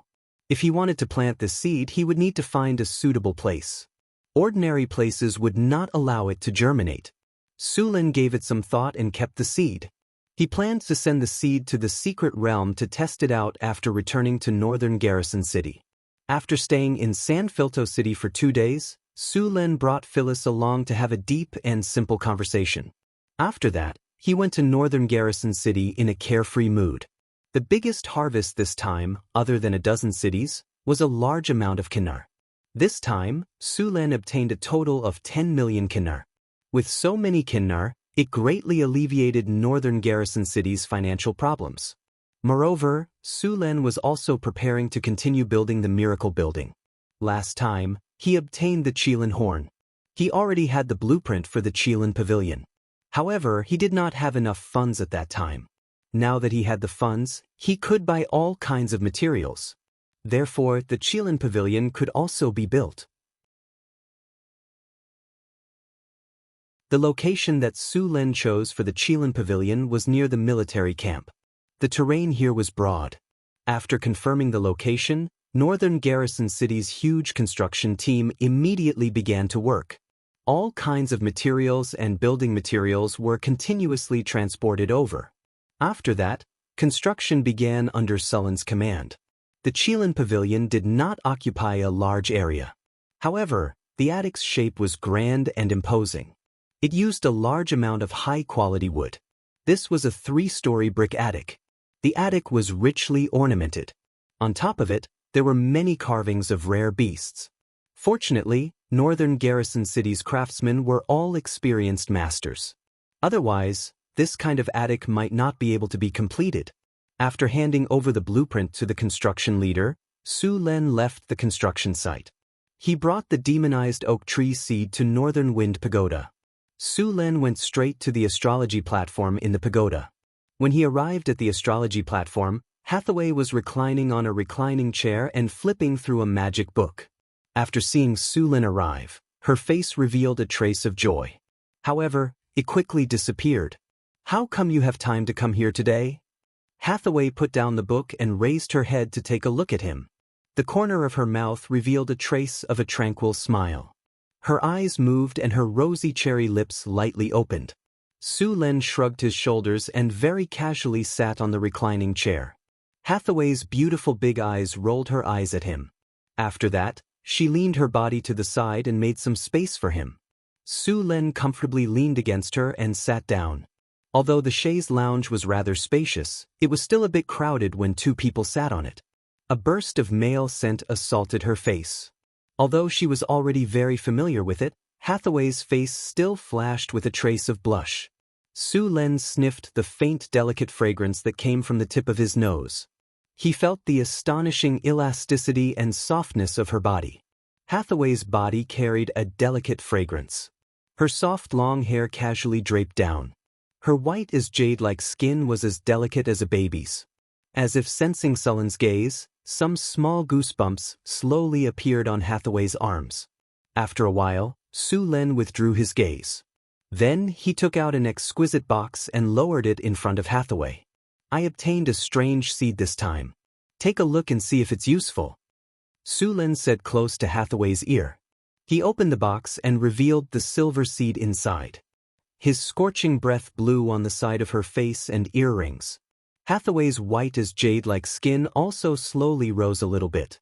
Su Lun stared at the woman with astonishing attractiveness and seduction in front of him.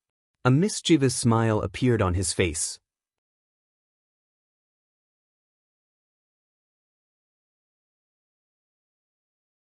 Chapter 474. A silver ray of light shone and appeared. The silver enchanted seed reflected a beautiful light. Even the most knowledgeable witches were attracted by this strange seed. "What kind of seed is this?"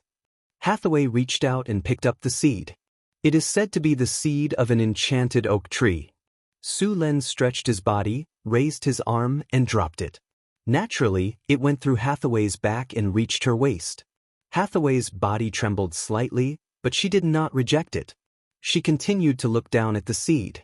Su Len wrapped his arm around Hathaway's slender waist and pulled her tall body into his arms.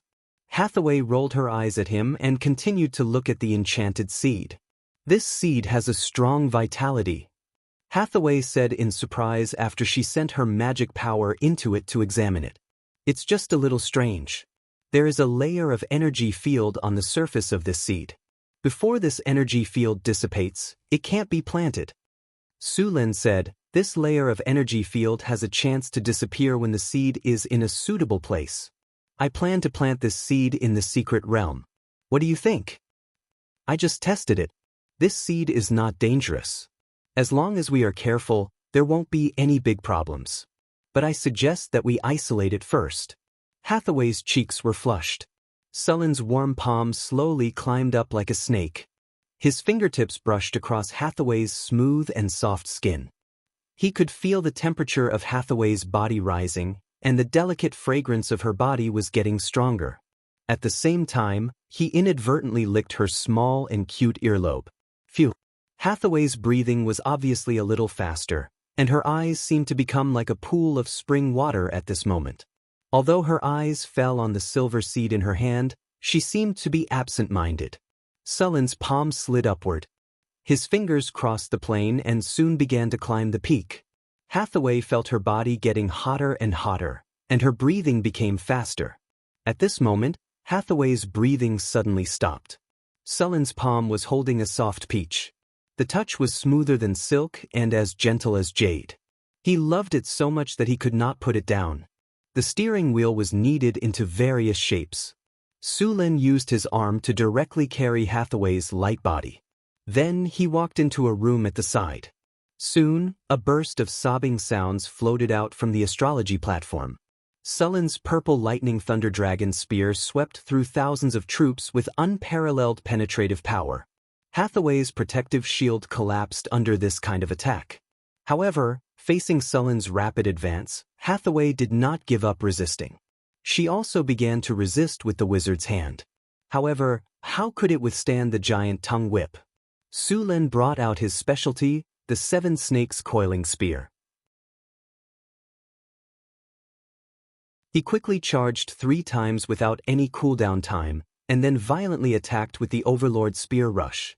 Even legendary spellcasters were beaten to a pulp. After activating their ultimate move, they were invincible. Then, it was an earth-shattering battle of tens of thousands of words. In the end, Su Len won a complete victory. Early the next morning, Su Len brought Hathaway back to the secret realm. The secret realm was still full of flowers, and there were no changes due to the wind and snow outside. Groups of winged ones were busy in the flower field not far away. On the other side, a few clay golems were working. The whole secret realm was full of vitality. The secret realm produced a lot of magic materials every month. However, because of the lack of manpower, there were still many places in the secret realm that had not been repaired. Many of the planting areas were still barren. The operation of a secret realm required a lot of manpower. The work in the secret realm was dangerous. Without a certain level of strength, it was impossible to do it.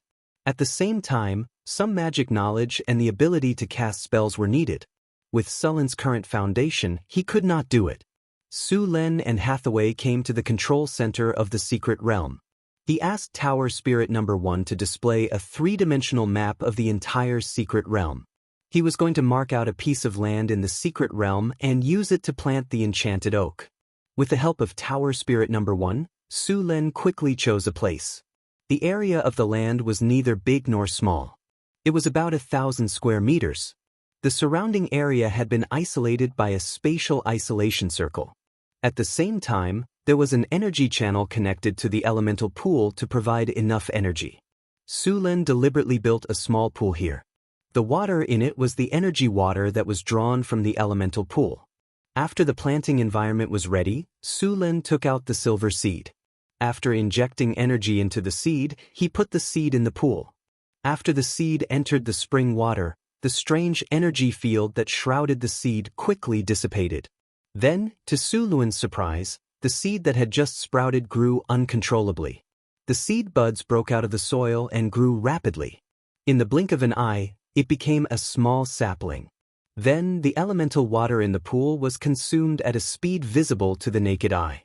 In just a few seconds, the elemental water in the pool was exhausted.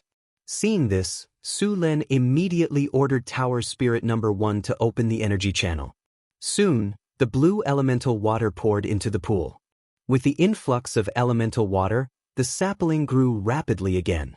In just a few minutes, the sapling grew into a tree more than 10 meters tall.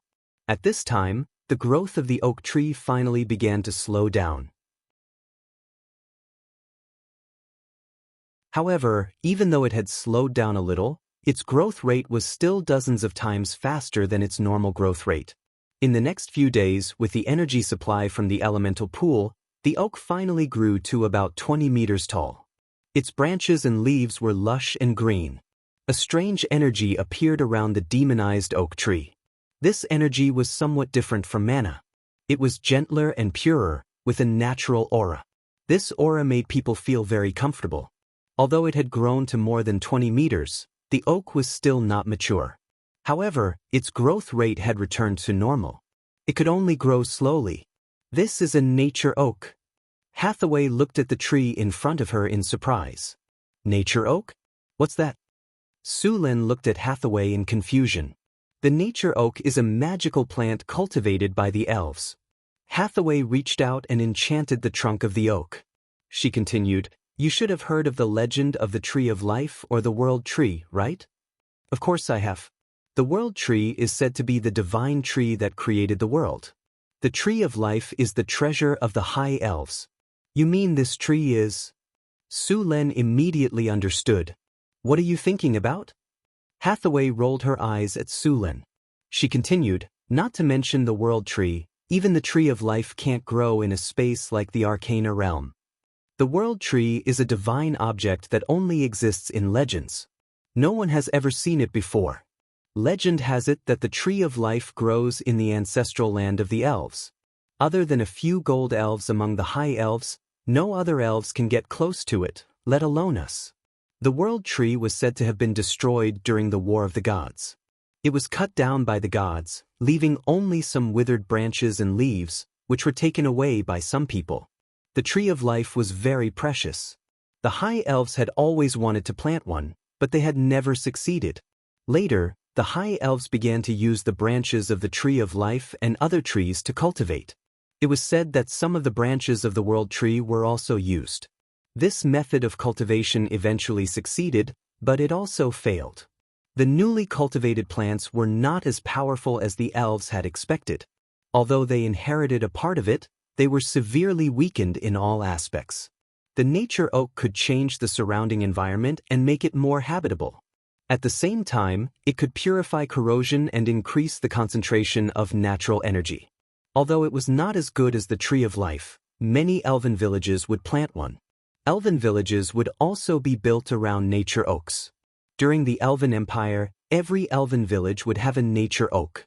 After the Elven Empire collapsed, many nature oaks were cut down and burned. Although the nature oak was not as powerful as the World Tree, it still inherited some of the World Tree's abilities.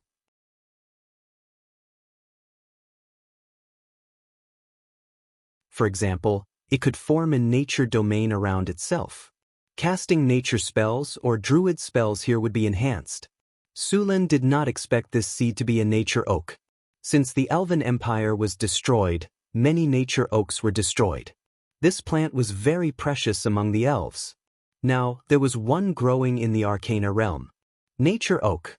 Legend has it that the branches of the World Tree and the Tree of Life were used to cultivate an advanced plant. It was widely planted throughout the continent during the Elven Empire. It has the effect of purifying the environment and improving nature. Energy purification plus 35, nature force plus 33, nature domain plus 10, health growth plus 18, bloodline evolution plus 6, only applicable to nature elemental creatures, environment compatibility plus 33, Sulin was a bit surprised after seeing the nature oak's attributes. This kind of nature oak could promote bloodline evolution. No wonder the elves planted it in every village. At the beginning, the ancient elves' bloodline was the same as the dragons, which was the golden bloodline. However, as time passed, their bloodline began to deteriorate. For example, the normal elves' bloodline had already deteriorated to bronze, which was not much different from a human's bloodline. However, with this nature oak, their bloodline would slowly improve. Although it would be difficult to evolve, at least it would not continue to deteriorate. This was very important to the elves. However, this bloodline evolution was only limited to nature elemental creatures. In the northern city, only the half-elves and Pegasi met this requirement.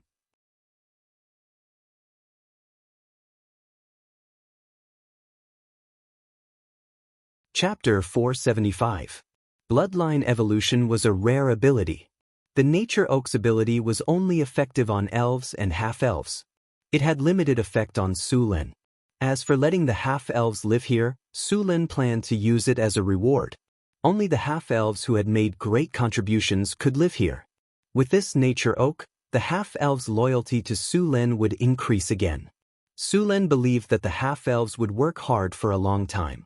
As the nature breath on the oak spread, Sulin and Hathaway felt some changes in their bodies. Although Sulin had successfully merged with the divinity after absorbing it last time, the pollution in the divinity was not completely removed. The divinity of the brain hunter contained a large amount of evil, madness, lust, violence, and destruction. It could easily interfere with one's mind. After Sulin's methods, most of these negative energies had been removed. According to the original speed, it would take at least half a month to remove all the pollution. But just now, all the pollution in his body had been cleansed.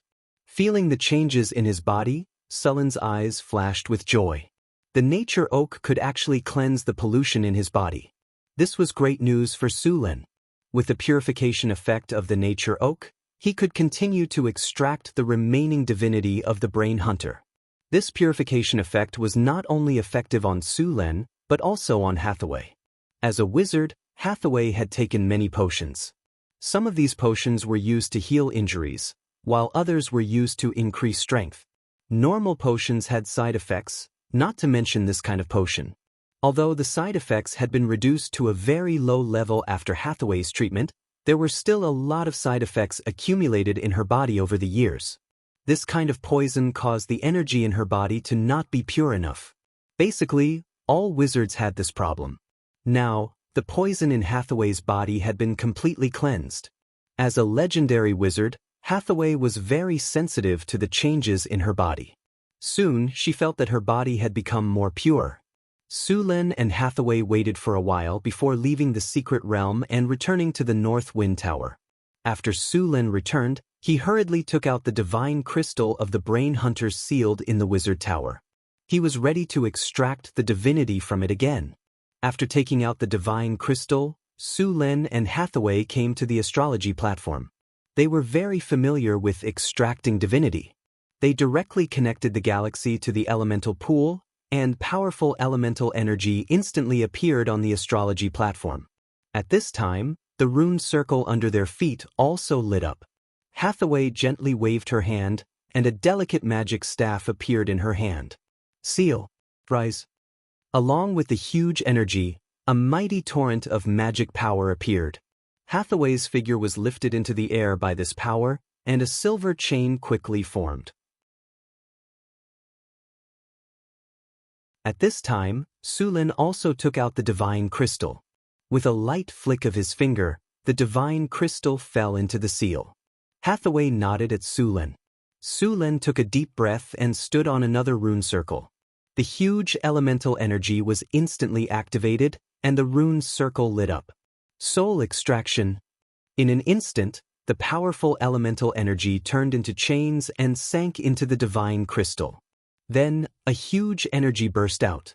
The chains slowly pulled and dragged the soul of the brain hunter out of the divine crystal.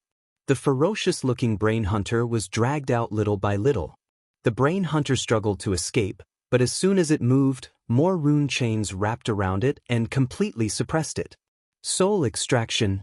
A purple-brown soul energy was extracted and then integrated into Sulan's body. It contained the soul energy and divinity of the brain hunter. Sulan calmed his mind, extracted the soul energy, and resealed it. Then he integrated the divinity into his body.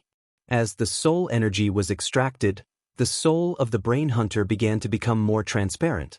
At the same time, a trace of pale golden energy began to slowly enter Sulan's body. The original divinity in Sulan's body was also stimulated at this moment, guiding the divinity into his body. A trace of pale golden appeared in Sulan's blood, and even the divinity in his soul became more radiant. As the divinity was integrated bit by bit, Sulan quickly felt bloated again. When he felt that the divinity was absorbed to the peak, Sulan directly stopped the soul extraction. At this time, the originally solid soul of the brain hunter had become faintly discernible. After 2 extractions, the soul of the brain hunter had become very weak. There was only a little divinity left. The soul crystal that Sulan used to preserve the soul energy of the brain hunter had also become legendary.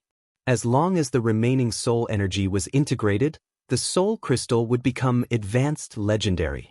Hathaway skillfully used the demon sealing formation to reseal the divine crystal. Sulan also came to the seclusion room and began to remove the evil energy. At the same time, he removed the various negative thoughts in the divinity. When he came out of the seclusion room, the negative energy in his body was very faint. The remaining polluted energy needed to be slowly removed. The last stubborn energy would be purified by the nature oak in the secret realm. After integrating the divinity, Sulan had 9 points of divinity. He was only 1 step away from becoming a demigod. After stretching his body, Sulan left the northern wind tower and went to the Chilan Pavilion in the northern town to inspect.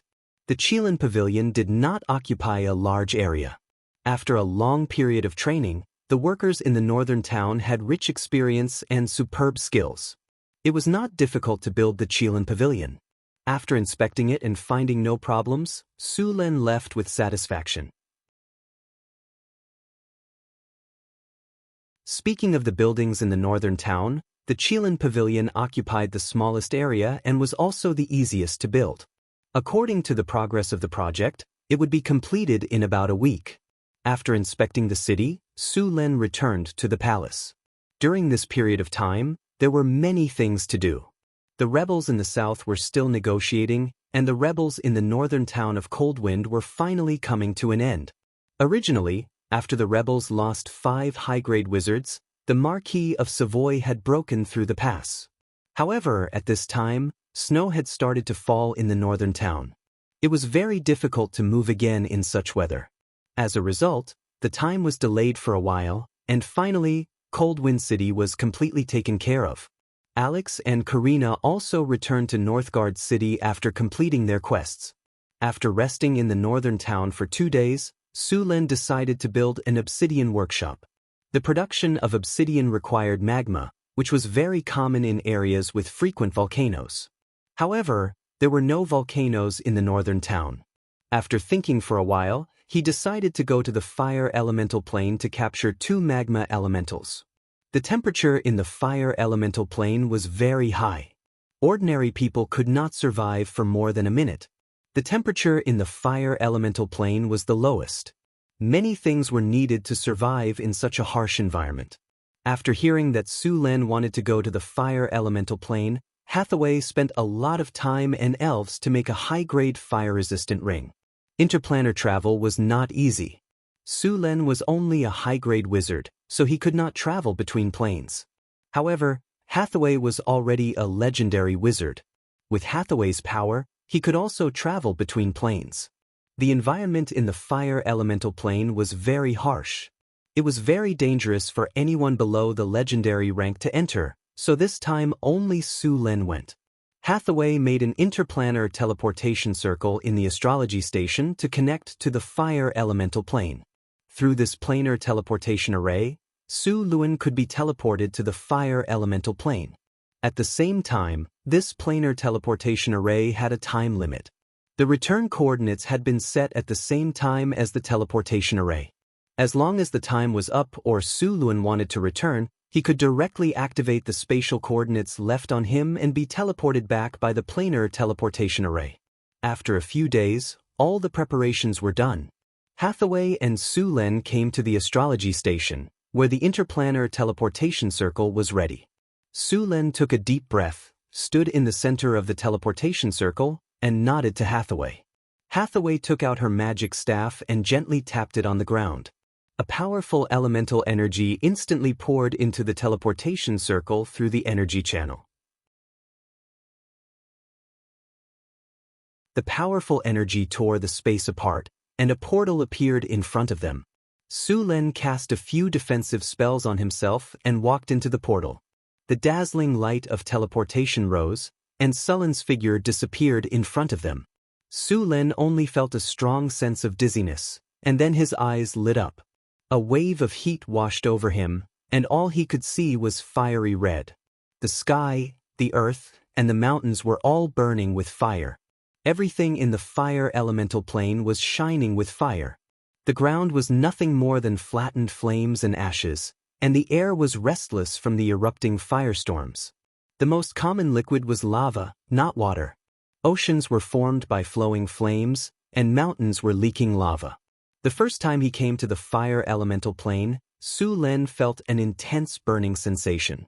Although he had already cast a few spells on himself and had a high-grade fire resistance ring, he still couldn't completely resist the high temperature. Just the outermost layer of the fire elemental plane had a temperature of 800 degrees. Ordinary people would directly burn to death if they came here, and most things in the material world would directly burn if they came here. And in the depths of the fire elemental plane, it was normal for the temperature to reach tens of thousands of degrees. Even steel would become as soft as mud and would quickly melt when it was brought here. Ordinary weapons couldn't be used here, and the temperature was very high. Directly breathing would cook the respiratory tract and lungs. Moreover, the air was full of poisonous gases, so they could only use wind elemental power to breathe.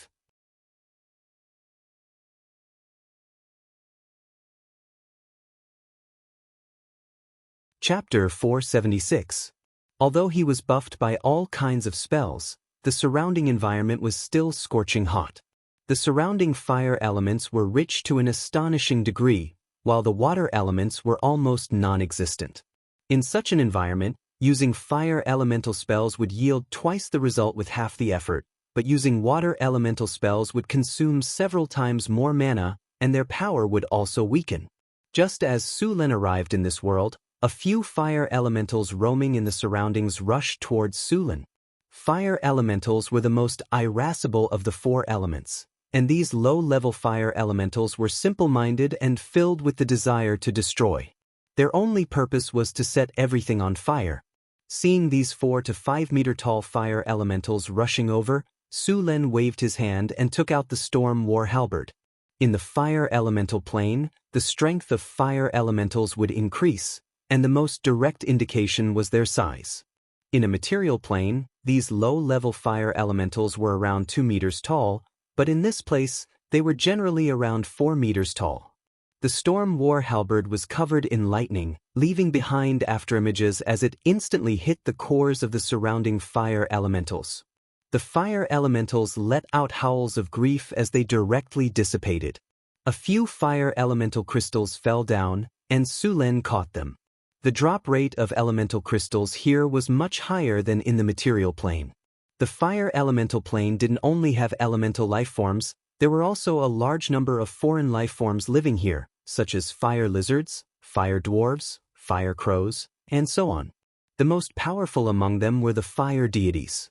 The fire deities had built a huge city here, the Brass City. This city floated above a sea of fire, and not only did the fire deities live in this city, but there were also a large number of slaves. Escaping here was basically impossible, because only the magic of the fire deities could protect these slaves from being harmed by the flames.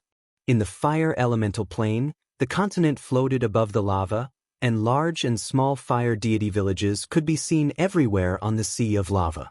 Moreover, there were also gods living in this plane. The fire elemental god and the fire god both lived here. One of them was located in the hottest place of the fire elemental plane, while the other lived in the Coke Temple. The common languages of this world were the fire elemental plane, the common language, and the inferno language. Walking in the fire elemental plane was like walking on burning flames. Most of the land was solid, but there were also some flaming swamps that were similar to asphalt and highly sticky. The most troublesome of all were the lava fountains, which appeared completely randomly. Apart from that, the fire elemental plane also had a rain of ashes. Countless burning flames would fall from the sky, and without any defensive spells, even a great night wouldn't last more than a few minutes. Other than that, there was also a volcano that could erupt at any time. Although this place was very dangerous, it was rich in all kinds of fire attribute materials. For example, elemental crystal stones, fire essence, fire copper ore, and so on could be found here. Accompanied by an unpleasant cry, a red cloud flew over from afar. Sulen took a closer look and found that the red cloud was actually a flock of fire crows. When they saw Sulen, they flew towards Sulen with burning flames. Food was scarce in the fire elemental plane. It was clear that these fire crows had taken Sulen as their prey. Quintuple lightning whip. Crackling lightning jumped out of Sulen's hands, and a whip made of lightning swept through the air. Wherever it passed, a large number of fire crows fell down like rain. These fire crows weren't very powerful, and they relied on their numbers to win. But it was clear that they had found the wrong opponent this time. The quintuple lightning whip swept through the sky, crisscrossing lightning bolts weaved into a huge electric net. All the fire crows were covered by this electric net, and it only took a few moments for the flock of fire crows to be wiped out. Fire crows didn't have any precious materials on them, so Sulen chose a few high-quality fire crows and put them in his storage space. He then didn't stay any longer and immediately left. The elemental fluctuations there would soon attract more monsters, and fire crows were considered good food for many monsters. If he stayed any longer, he would likely be entangled by those monsters. Sulen had come to look for lava elementals, so he didn't want to waste too much time here. After identifying the direction, Sulen's figure flashed, and he quickly left. Rumble! A series of fireballs exploded, and Sulen's body flashed with light. He disappeared and reappeared dozens of meters away, dodging the attacks behind him. Why are there so many monsters? Sulen killed 3 fire lizards with a headache. It had only been a morning since he arrived, and Sulen had encountered dozens of waves of monsters. As soon as these monsters saw Sulen, they began to attack without saying a word. Since he came to this plane, the battle hadn't stopped.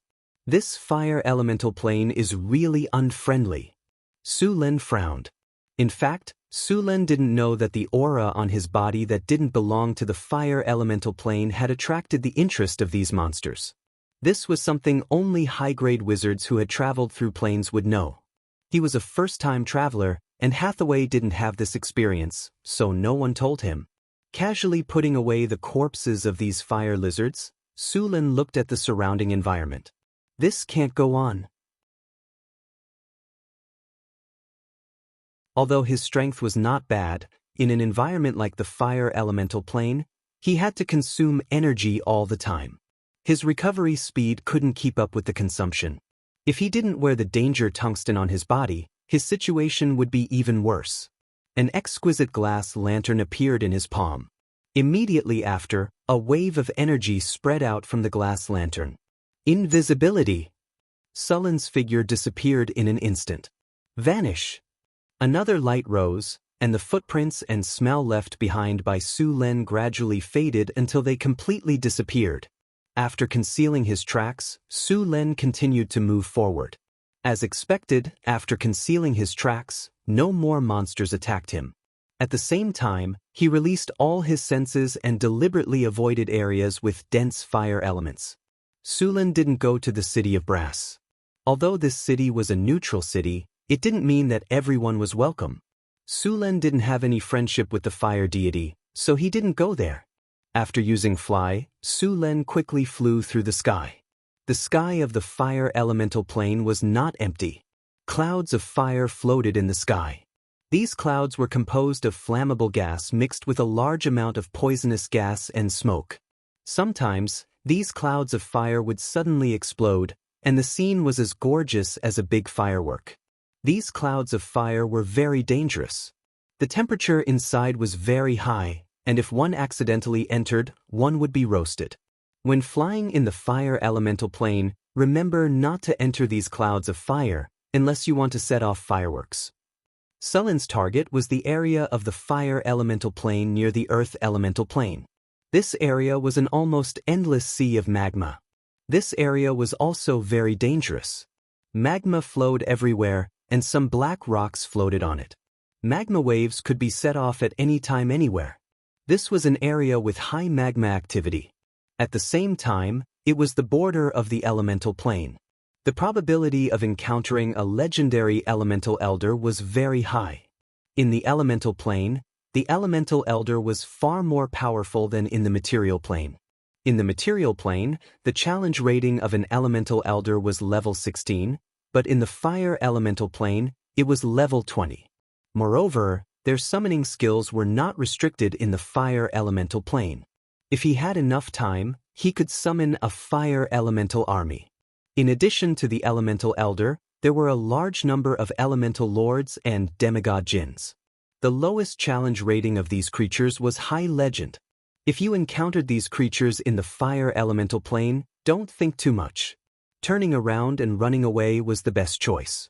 The creatures in the fire elemental plane were generally very aggressive. According to the division of camps, many creatures in the fire elemental plane leaned towards the evil and chaotic camp. If you encountered a demigod jinn in the fire elemental plane, up to 90% of the cases would be a fight. The friendliest elemental jinn were the jinn. They often traded with plane travelers. Of course, this friendliness was also relative. Sulen did not go too deep into the magma sea. It was very dangerous. As the border area between the fire elemental plane and the earth elemental plane, there were usually powerful elemental demigods or elemental lords guarding it. He intended to look for a few large magma elementals nearby and catch them back. In fact, the best place to catch magma elementals was in the magma plane, but this kind of subplane was not so easy to find.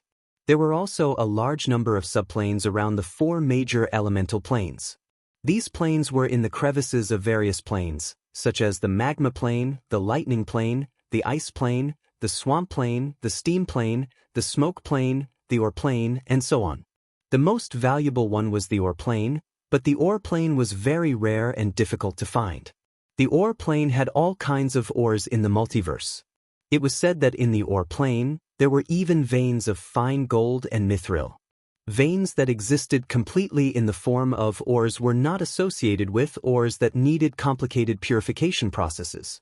Once this kind of plane was discovered, it was basically a windfall. Sulen flew near the magma sea and observed. After sensing the aura of creatures such as elemental elders, elemental lords, or demigods, he directly went around. Fortunately, there were not many of these creatures, and they were sleeping most of the time. As long as he did not get too close, he would not disturb them. Far away from a magma waterfall, a fire elemental lord was bathing under the magma waterfall. Sulen used the system to identify it and found that the challenge level of this fire elemental lord was as high as level 35. After Sulen looked from afar, he decisively went around it. In the fire elemental plane, if you wanted to challenge them, you would need at least a few high-grade legendary masters in a team. You're tuning in to the Passion Pages YouTube channel. We're so grateful for your support, and don't forget to subscribe to join us on this incredible journey through captivating stories. Your generosity through donations truly makes a world of difference, as it's the primary source of revenue that allows me to expand and enhance this channel for you. Thank you from the bottom of my heart for being a part of this adventure.